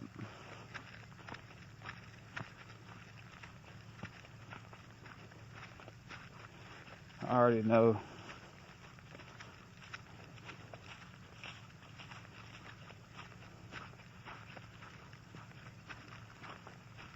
I mean, it can't just be, in my situation, it cannot just be my little world, because I'm seeing shit on TV.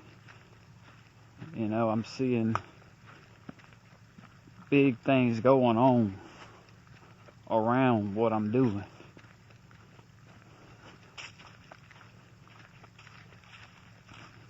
But that's when the EEG stuff comes into play. Because they can clone your brain signature. That's when it gets really complicated. Because it's your thoughts. It's your thought process. It's your chemical balance. It's all that at a specific time in your life that was either productive or detrimental. And, you know, they'll reinsert that back into you. And not only that, turn it up. And all you gotta do is just ignore the bullshit and look at the facts. That capability exists. Period. End of discussion. Whether it's happening to me or not is debatable. But I'm not debating it. It is what it is. I'm just putting it out there that technology is available and legal. When you realize you're being targeted, and before you realize you're being targeted, it's it kind of throws you back to when you do know. It throws you back to when you didn't, because there'll be this dynamic in your social settings where something that normally happens, they'll fabricate. You know, it's really an artificial scenario, but it just seems, you know, natural. Like if someone brings up something that you're into, you know what I mean? Certain artist, certain movie, certain interests, certain dislikes, likes, you know, things that are similar to you. See, oh, I have this in common with someone. Now, that's just the age-old manipulative trick, you know. If you really happen to pretend that you like someone, of course, you know, you would figure out what they like and find a common ground with them, or actually find something you actually have in common with that person to build a relationship. Well, in this situation, it's not so much whether they like you or they don't like you. It's that their whole aim down the road for someone who doesn't know yet is to get you in a place that's comfortable to where you have bought into the coincidence that they like something that you like. And then that's when they'll lull you into that comfortable state and bring up something that they shouldn't know about. That would normally, in the right state of mind, you'd realize this person is invading my privacy. But since you are in a favorable state of mind with that person, you brush it off as a coincidence just as favorably as you brushed off the coincidence that they had something in common with you. But their whole goal is to let the target know, hey, look, we know everything about you, we watching you, whether they are or they aren't. You know, it's they find out everything that you makes you uncomfortable, anything like that, and it's just a big smorgasbord of you that they throw back at you, and nothing is further from the truth as far as them just having a regular conversation with you. It's never that. It's never that. All of it. It's always something behind it. You know? There's always a motive. There's always certain shit. It's just they never quit doing it. It's the same shit. Even after they know you know, they do the same things. It's just you look at it differently now. That's all it is. They bring up a whole lot of stuff that you like or you are in favor of, and then, you know, boom, they hit you, boom. Whether you're talking to them or they're not talking to you. That's all you'll hear all day. All day. And it's to get you, lull you into a certain state, and then hit you with a bomb. Lull you into a certain state, and hit you with a bomb. That's all they do. It's just to break down the self-confidence of someone. And another thing is, with certain technology, yeah, they can read minds and things like that, but what's more readily available is to be able to read the body and its impulses and contemplation of impulses. And they can use that to their advantage to make you think that they know a hell of a lot more about you than they actually do. You know, I mean, if you send an electrical impulse to the brain telling you to move from the spot you're standing, you know, that will fire off, not your thought process. You know, it's just, oh, now, you know, this and that, the other, they can plan around that, and it can even be ahead of time, a little, you know, because it's contemplation, you know, it's electricity, momentum, things like that, and they can break down your self-confidence that way, because you'll think you're confusing them when you're really not, because they don't care whether you do it or you don't. They just, okay, this signature is happening in the brain. Do this now. Every time this happens, do this. Every time this happens, do that. Every time he does this, do this. Every time he goes this way, do that. You know, it's just orchestrated. I just treat it like a social experiment, like they treat me. I neutrally observe the results and take notes and recognize patterns. And fuck if they're planned patterns or not planned patterns. Fuck if they have good intentions or bad intentions. Just look at it like an experiment and keep up with what's happening. And if it's some magical synchronicity, that would be pretty neat. Wouldn't bother me a bit. Just like all of the other theories. I mean, it is what it is. I'm just neutrally observing the situation. There's not much I can do about it. I mean,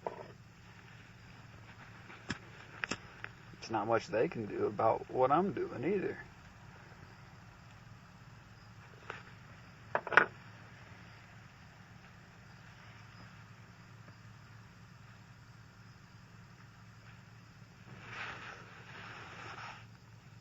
The one thing about it is I pay attention.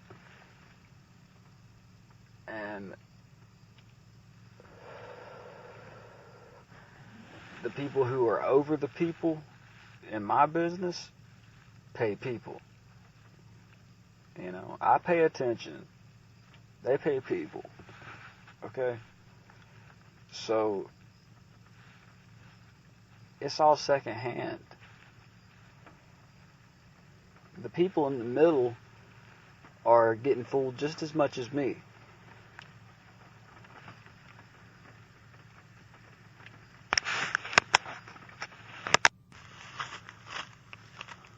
I'm in quite a moral dilemma. Every time I come to terms with what's happening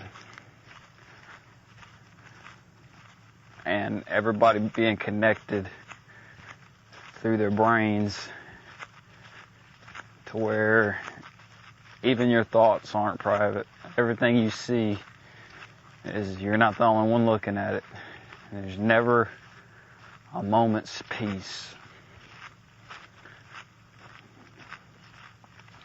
It puts you in these constant moral dilemmas because you have so many people who put so much time in this with more than good intentions. I mean, nothing but good did they want to come from all of this. I've heard them say that, you know, all the capabilities are still there. There's still good that can come from this technology, but at what cost? We all know regulation in this country is a fucking joke unless it has something to do with profit. You know, and all the good implications of this are taking away from the profit of the already established establishments. So the avenue that was open was negative implications and improving the profit in that area. They were all for that, so that's the avenue that we've taken. You can invert anything, whether it be knowledge, technology, religion, all that shit, psychology. Take the same curriculum, invert it, and have a whole new outcome. And that's what we have here.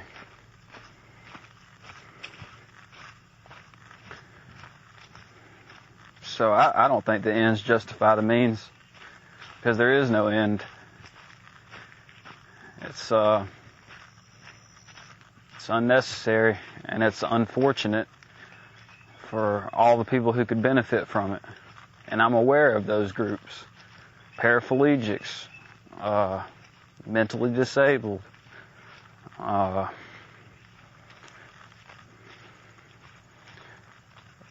cognitive therapy, elimination of addiction. I mean, that's a small price to pay. I hate it for all the people that could benefit from this technology that are in any of those fields. But, hey, I got my problems too that I could use this technology for and improve my life. But I'm willing to sacrifice that ability to just get rid of the whole shit. It's not worth having. Absolutely not worth having. Because it's not so much our nature, but the number of people that we have here. Regulation for something that valuable is a joke. We turn everything into a commodity because we've been indoctrinated to. Hell, our body itself is a stock. Everything we do, we represent a character on paper, and we don't even know who we really are. and the capabilities that we have available to us.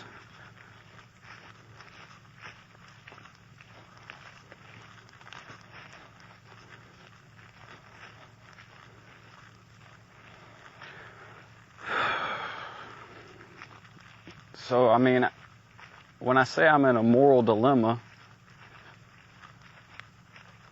that's what I mean.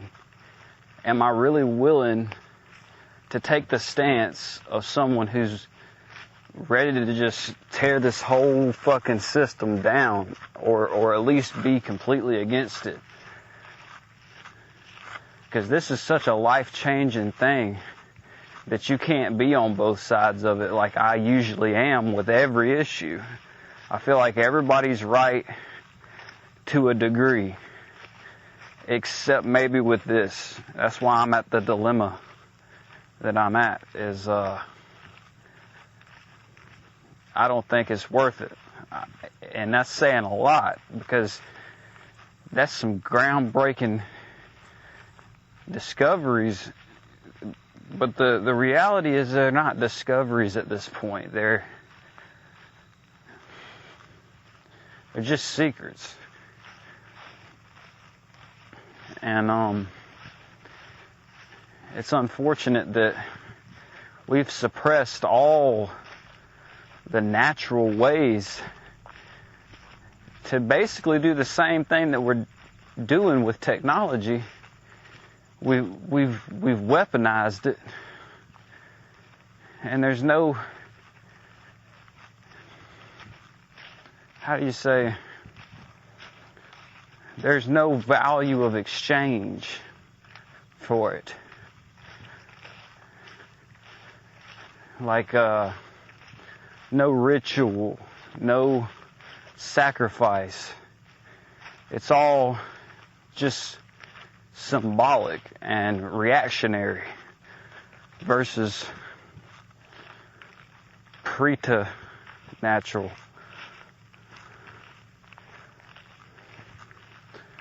It's not paying homage to what was already here. It's mimicking it and mocking it. And we think that there's nothing bad's going to come of that. We're stupid. And then on the other hand, you got groups of people who are just, for some reason, they're just biting their nails in anticipation of the negative reaction. And I don't mean on an individual level. I mean, they actually somehow see the same picture I see, the bigger picture. And they are biting their nails in anticipation to see this destruction. And maybe it's because they think only one thing's going to be destroyed, and that what they're a part of is what's going to phoenix behind it. They don't look at themselves like the wrecking ball. I don't care to analyze everybody's perspective either. I just wanted to take note of this moral dilemma. Am I really in the group of people that is totally against this technology, having known the positive implications of it? I'd say hell yeah right now, especially right now today, for sure. I don't think it's worth it. Not at all. Say this while I have it on my mind. Just because I won't set myself up for a letdown, it doesn't mean they won't. So, you can't avoid failure, but you can recognize it as synthetic, staged, and unauthentic. It's not really a failure if it's a success to the plan that wasn't yours to begin with. It's not anything to get upset about. It was never supposed to happen. So, I mean, You can say you won't set yourself up for a letdown, but that's all that they do. They just bait you just so you'll doubt yourself and lower your self-esteem. But if you don't let it affect you, it doesn't mean you set yourself up for a letdown. And even if it does affect you, hell, it's not like it actually happened that way. It's just a big setup. And what's so damn funny is the longer you take to go for the bait, the longer and longer they try to give it to you. And the more and more obvious it becomes. It just occurred to me, like, how much of an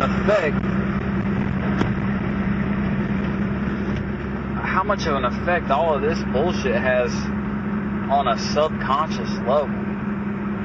Like, just because you're used to all the bullshit that happens whenever you go out in public, just because it doesn't bother you in that moment, it doesn't mean that you don't take a note of it psychologically in your subconscious.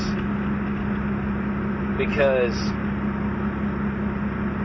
I think that was what was making me procrastinate so much today, is because I just did not want to deal with the bullshit. I mean, and I think that's the whole goal. Most of the time, I really do. I think it's just to make you immobile. They don't want you to do anything that you want to do. They want you to talk yourself out of doing what's going to make your life better. That's all it is. So you can just not be bothered by it all you fucking want, but as long as it's happening, it's going to affect you on a subconscious level. So whenever you are feeling like, I don't want to get out of the house, and you don't know why, that's probably why. It's because all that shit you just let roll off your shoulders is still laying right there next to you.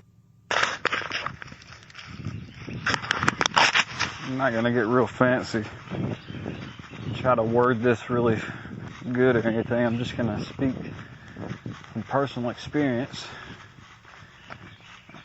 because at the end of the day, that's all life is. Personal experience. No one truth is the same. But there's a lot of similarities, you know, depending on what label you happen to be funneled into.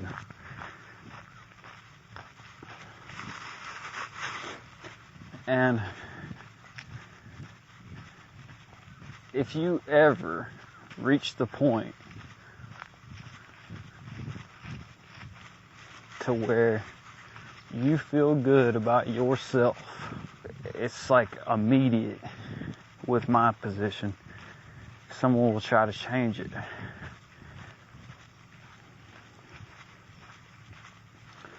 It's all in the mind at this point. Like, I studied a lot about narcissism, and the gray rock method just does not work. It just doesn't. I mean, I've been looking like the brokest motherfucker on the planet for quite a while now, and everybody still acts like I'm, you know, I just don't get it. There's nothing you can do to appease a narcissist, much less an entire world full of them. My world, I don't mean the earth, I mean life's a personal experience.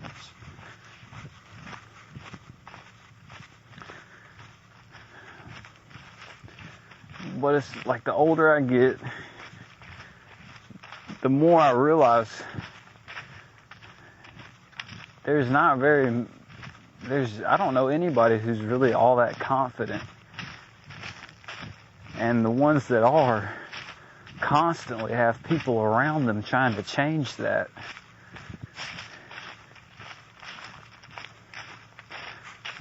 But some bullshit in my head constantly, dude. Constantly. But you have to think. And stop trying to, I gotta stop trying to censor myself if I'm doing this for me. And I'm listening back to it for therapy.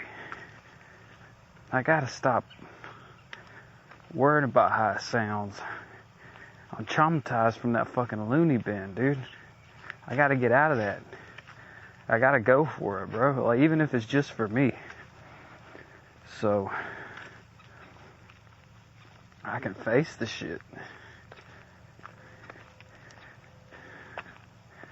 I think I'm a mind control victim, bro. Nobody's gonna listen to that but me. I will listen back to this. I don't even want to hear it. I don't even want to hear myself talk about it. But it's just,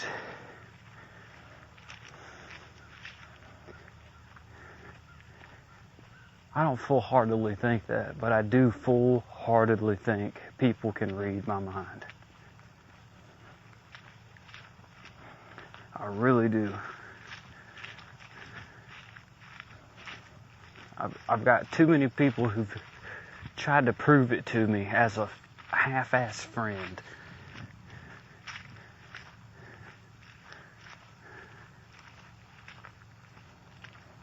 I'm just going to say this so I don't forget about it. And I'm not going to say names. But in my head, I'm playing. Da-na-na-na-na, da-na-na-na-na. So good. So good. Okay. So, if I know everybody can read my mind, I know they can hear that, right? Okay, and if I know that they're trying to create a constant state of confusion, instill self-doubt and lower self-esteem with a trigger, every time I'd hear a trigger, in my head I'd go, da-na-na-na-na-na. Okay. So I got somebody who's obligated to trigger me, right? I'm here right next to me. And in my head, every time they say something, da-na-na-na-na. No shit, this motherfucker started singing with me. On purpose. And I had a great time with him because, you know, I had no problem with it. Because I could tell he didn't want to do the shit. He realizes it's so damn stupid. So he says something. I go on my head. And he retorts back with the same kind of thing, but with words. Right on beat. We doing it on beat. Every time we say something, and we end up laughing. Everybody in that motherfucker started laughing. I mean, dude, come on. It's happening. I don't give a fuck what somebody tell me. And they may as well can. If they know what they're putting in there, they know they're putting a thought in your mind. So it's like, what's the difference? It may not be yours, but they know where it is. They know you fucking hear it. Only way they can confirm it is your reaction. That's what they're so goddamn mad about. Because I ain't got to pinpoint where it's from. I got to pinpoint what is fucking important and what isn't. What do I care to think about and what do I not care to think about? Which of these thoughts are valuable to me?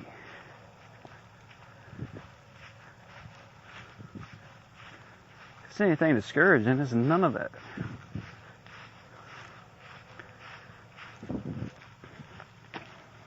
I never would have thought that the more that I did the right thing, the harder life would get.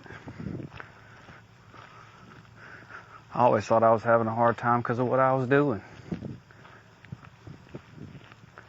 Fucking quit doing all that shit. It didn't change nothing.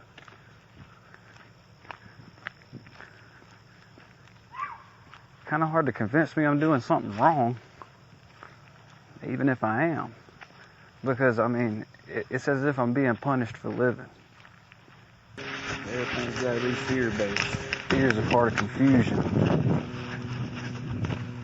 If it's to create a constant state of confusion, It's like the best card to play for that is fear. Because when you got a state of fear, then you don't have the best state of mind. I tell you, when I really know I'm where I need to be mentally, a good guide stone is when I come across that thought. Because that's what's the weirdest thing. I'll have it all, man. I'll have so much things in my head, and then I'll wake up and it's all gone. Like, I don't have a memory problem, but a lot of the ideas and the concepts about the way things work, somehow they leave my head as quick as they mysteriously appear. But a good guide stone to know that I'm back where I was is noticing how everything's so synchronized. You can take any situation at all in conversation and make it represent something totally different. Have the same mechanics. Because everything is everything. Whatever situation you want to make it out to be, it's just labels, man. And the way a car works, that's the way human body works. Everything is everything. You can find similarities in several different topics, but it's a little different when you start seeing that every happening is a big happening, and it all happens the same way. It's a system.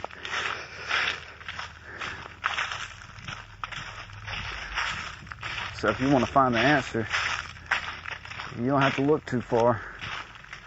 Everything is a replica of the other thing. It's a lot of things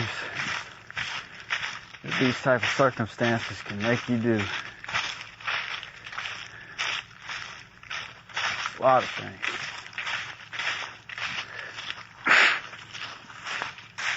Especially in your own mind.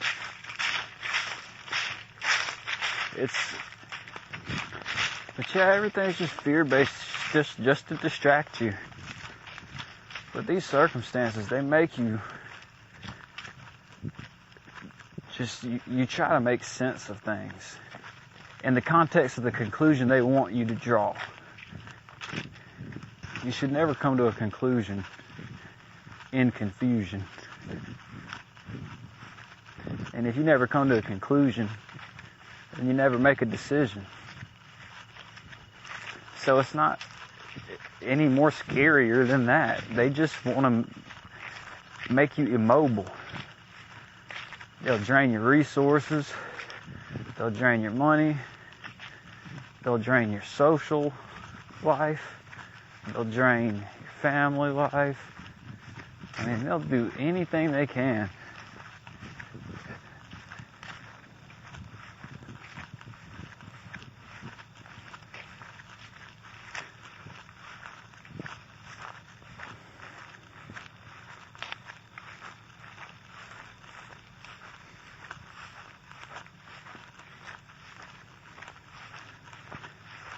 It comes down to parenting, obviously.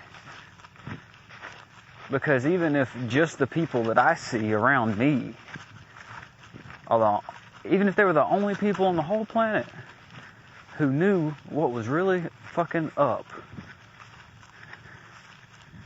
it would come down to that somebody told them.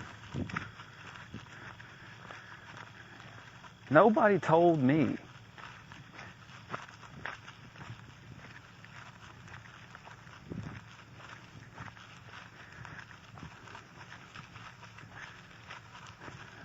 Just think about it, man. You got psychotronic weaponry, and it's declassified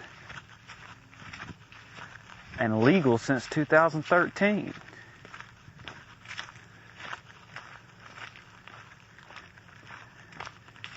If I'm not crazy, I'm not crazy. It's as simple as that, man. And if there's psychotronic weaponry, what would the whole goal of that be? Everybody knows. It's to what? Psychologically damage someone.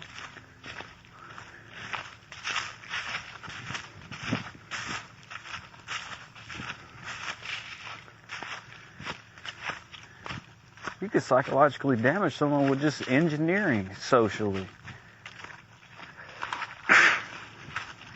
So they just mix the two together and welcome to America. But the circumstances, man, they'll make you think some wacky shit. It'll make you think. And you can listen to plenty of mind control victims. It is really crazy how they all have the same delusions. And then when you got these cults and they clearly share a delusion, I mean, that ought to tell you something right there.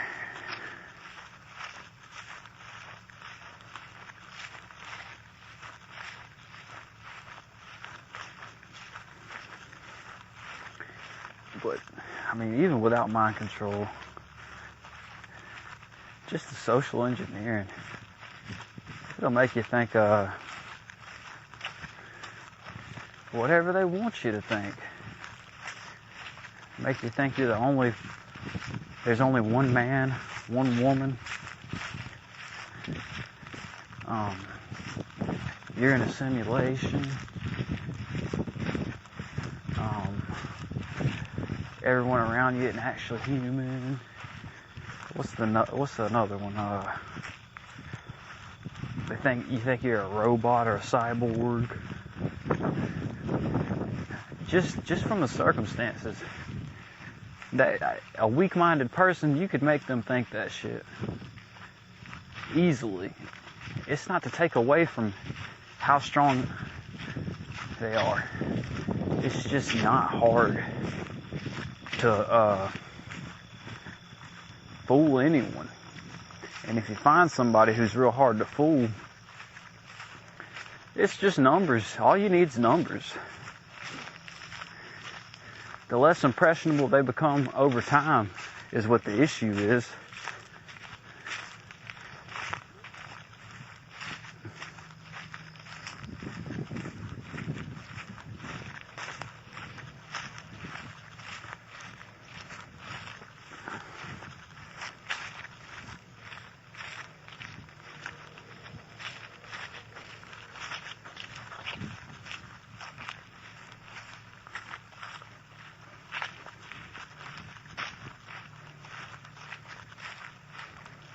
They can really warp. They've done it to me. I mean, straight up. It's happening right now. My perception is fucked right now. Like, I really think that everybody in the whole world is going to act like everybody around me, no matter what. Man, just this country alone is big enough to find a group of people that are like-minded. And even if they ain't like-minded, they'd be decent fucking people, man.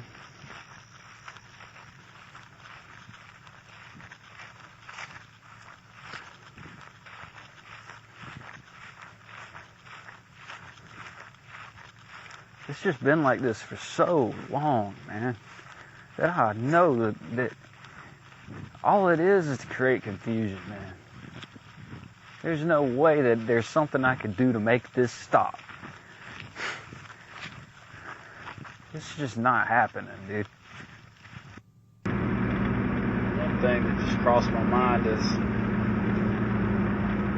this just a part of growing up in America?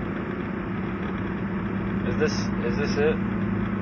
That's all I'm experiencing, is what everybody else experienced just earlier than I did, or I hadn't experienced it yet? Like, is this just a part of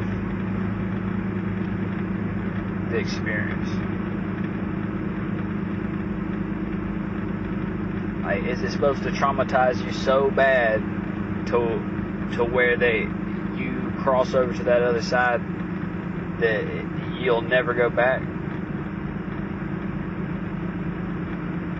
Is it just set up to where the process of getting to the end of this, whether you like the result or not, was so bad that all someone would have to do is, well, you're here, so it's better than what you're going through, right? What if it's just as simple as that, dude? Like, I could see that.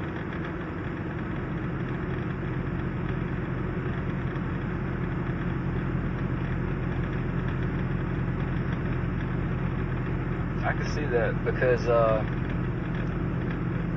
it wouldn't be a problem if it was like that. It wouldn't be a problem to continue harassing certain people their entire life. That's what they call it, a private purgatory. It wouldn't be too hard to make a lot of people assimilate, and it wouldn't be too hard to fuck with the leftovers. But it's looking like now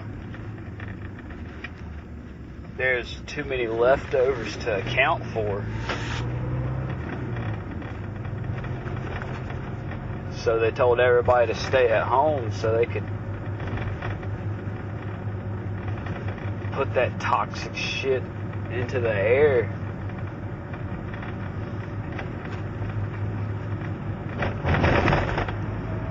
Because if they can't get everybody in line, you already know, bro, they're gonna just take everybody out.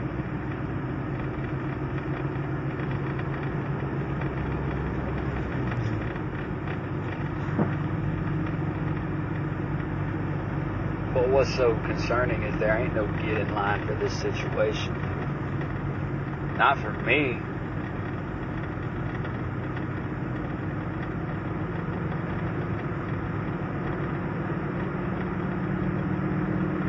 The whole country is business.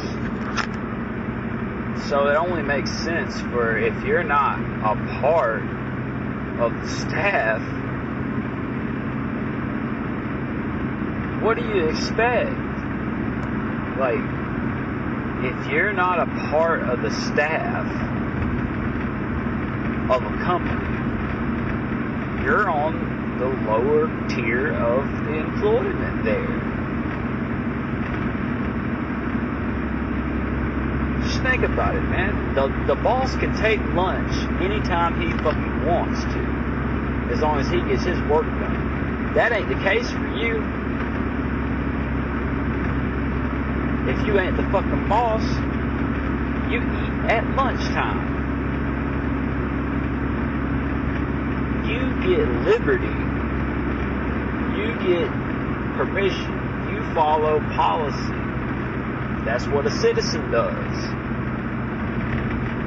Okay, so all you gotta do is make those policies completely impossible to obey without disobeying another policy.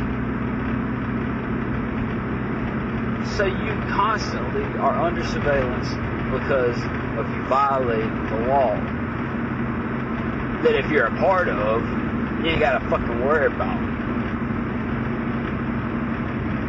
And I don't wanna call it what you want. I'm not doing it. I'm not doing it. I get the feeling that if I get there and I don't like it, it's going to be even worse when I leave. It's pretty obvious, honestly, because you see half the people on the other side not wanting to fucking be there. They don't want to do it, man. They're obviously obligated. Or they're compromising their self in such a way for their family, you know? So, I mean, it's just so damn ironic that you're labeled the enemy of the state as a citizen. As long as you don't become part of some sort of policing. And that whole spiel about policy, right? You're enforcing policy. Police officer. but you following the same. I mean, you're still under a bunch of suppression bullshit. It doesn't matter what the label is. You're fucked. It's just divide and conquer. It's just this group versus that group. Fear based. Get everybody running in one direction.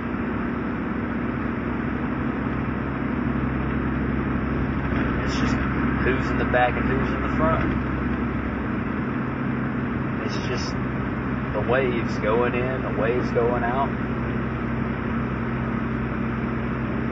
It's a transfer of energy. And I'm supposed to just go to the losing side? I hate to break it to you, man. I'm on the right side. And if I'm not on the right side, it will eventually be. Because every action has a reaction. We're nothing but water. And you see what waves do.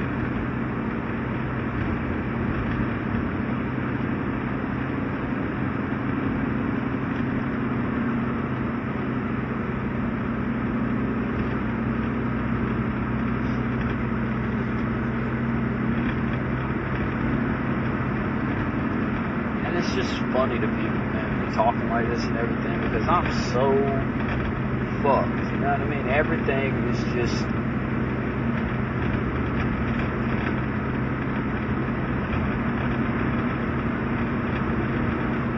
it's a game, dude. Mind control is real. You understand? It's not a game. It's not a fantasy world. But I can tell by listening back at these audios that I'm a formidable foe. It's just the word scramble. Every damn time I turn this thing on, I start to say something, and every damn time, dude, every so many minutes, that's not I'm excited or nothing like that, man. So it's a non-stop mind fuck, constant bullshit, dude. No matter what.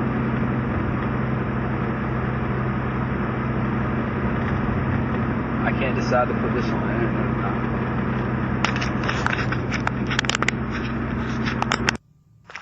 But the mimicry is constant. Especially when they're worried about you recording the audio. I've already said that. That's part of the visual stuff. Some of the visual stuff is actually pretty helpful, but that's just to make it seem like they're your friend and shit, you know?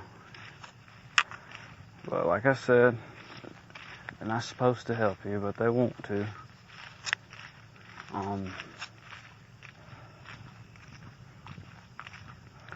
But when you get that gray rock shit down, and it's already part of your personality anyway, then to not really be flashy.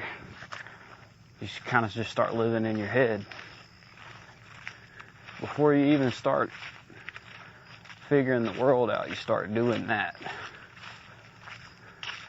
When everybody's reacting negatively, or just, you can't be original. It feels that way, you know, so you eventually start living in your head. And you start seeing that too.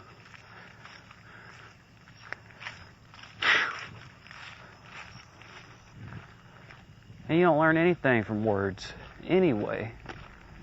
You just think you do. Because they're just casting fucking spells into the damn atmosphere and fucking your brain up with the language we use. It's just incredible, this shit. It's 4 or 5 languages going on inside the same language. It's genius, but it's diabolical. It ain't nothing good about it.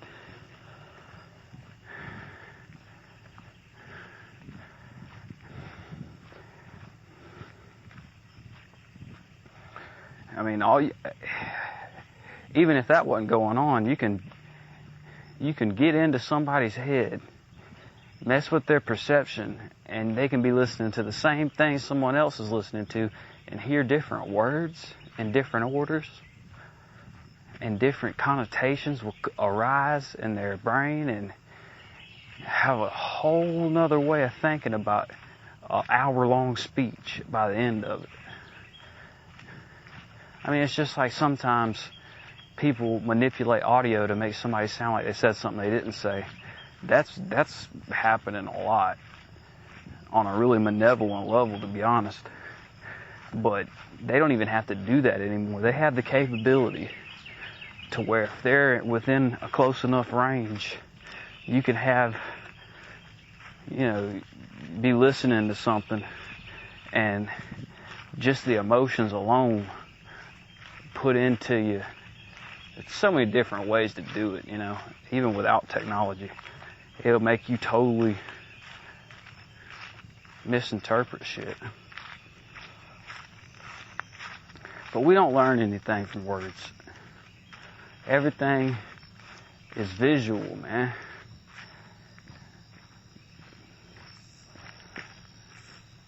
You gotta look at it like everyone around you,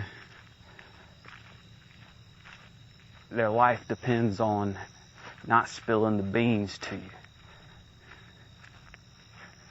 But their life also depends on you figuring the shit out. And that ain't got nothing to do with reality. That is just the way you have to go about it. For you to realize you don't learn from words, man. The best thing words can do is create a picture for you anyway. It's just got to be the right one. So skip all that shit and look around. Don't look down, look around, man. Look at everything, analyze everything. Especially if it ain't a fucking person. If it ain't a person, that's what you need to look at the most, dude. Even just objects alone. Don't study too far into the inanimate objects because they could be put there by manipulative people. But even if that's the case, there's still a message there as well, even if it's discouraging. What I'm saying is it's all about visual. Everything. If you're going to learn, you're learning from visualizing, period. So, what the fuck, bro? My point is visuals. Visuals, bro. If you have a whole bunch of people around you, they're trying to tell you something they can't tell you with words.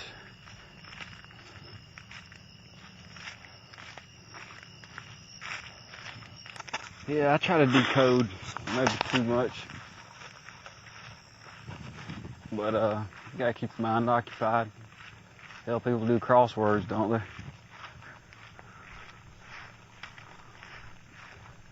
Sometimes it's more than just people trying to put you down, is what I'm getting at. It's, people trying to help you.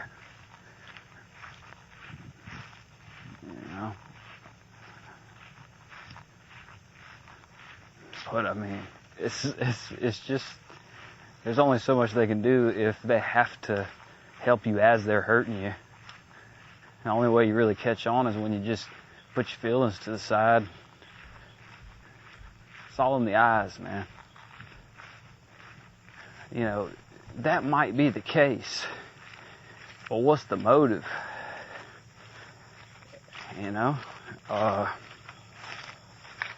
Alright, now, the next thing.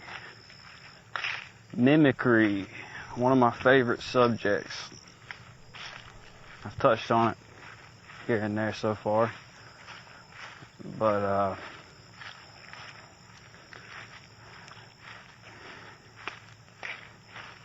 the majority of everything is just gaslighting to create a constant state of confusion. Nobody's really trying to help you. But, sometimes people want to. So you just got to, create your own reality sometimes. But the mimicry, dude. that shit is something else. I mean, they do it on so many levels, dude. So many levels they do the mimicry. The clothes, how you talk, how you move, what you do, what you want, what you don't want. Everything. And, I mean, they will copy it.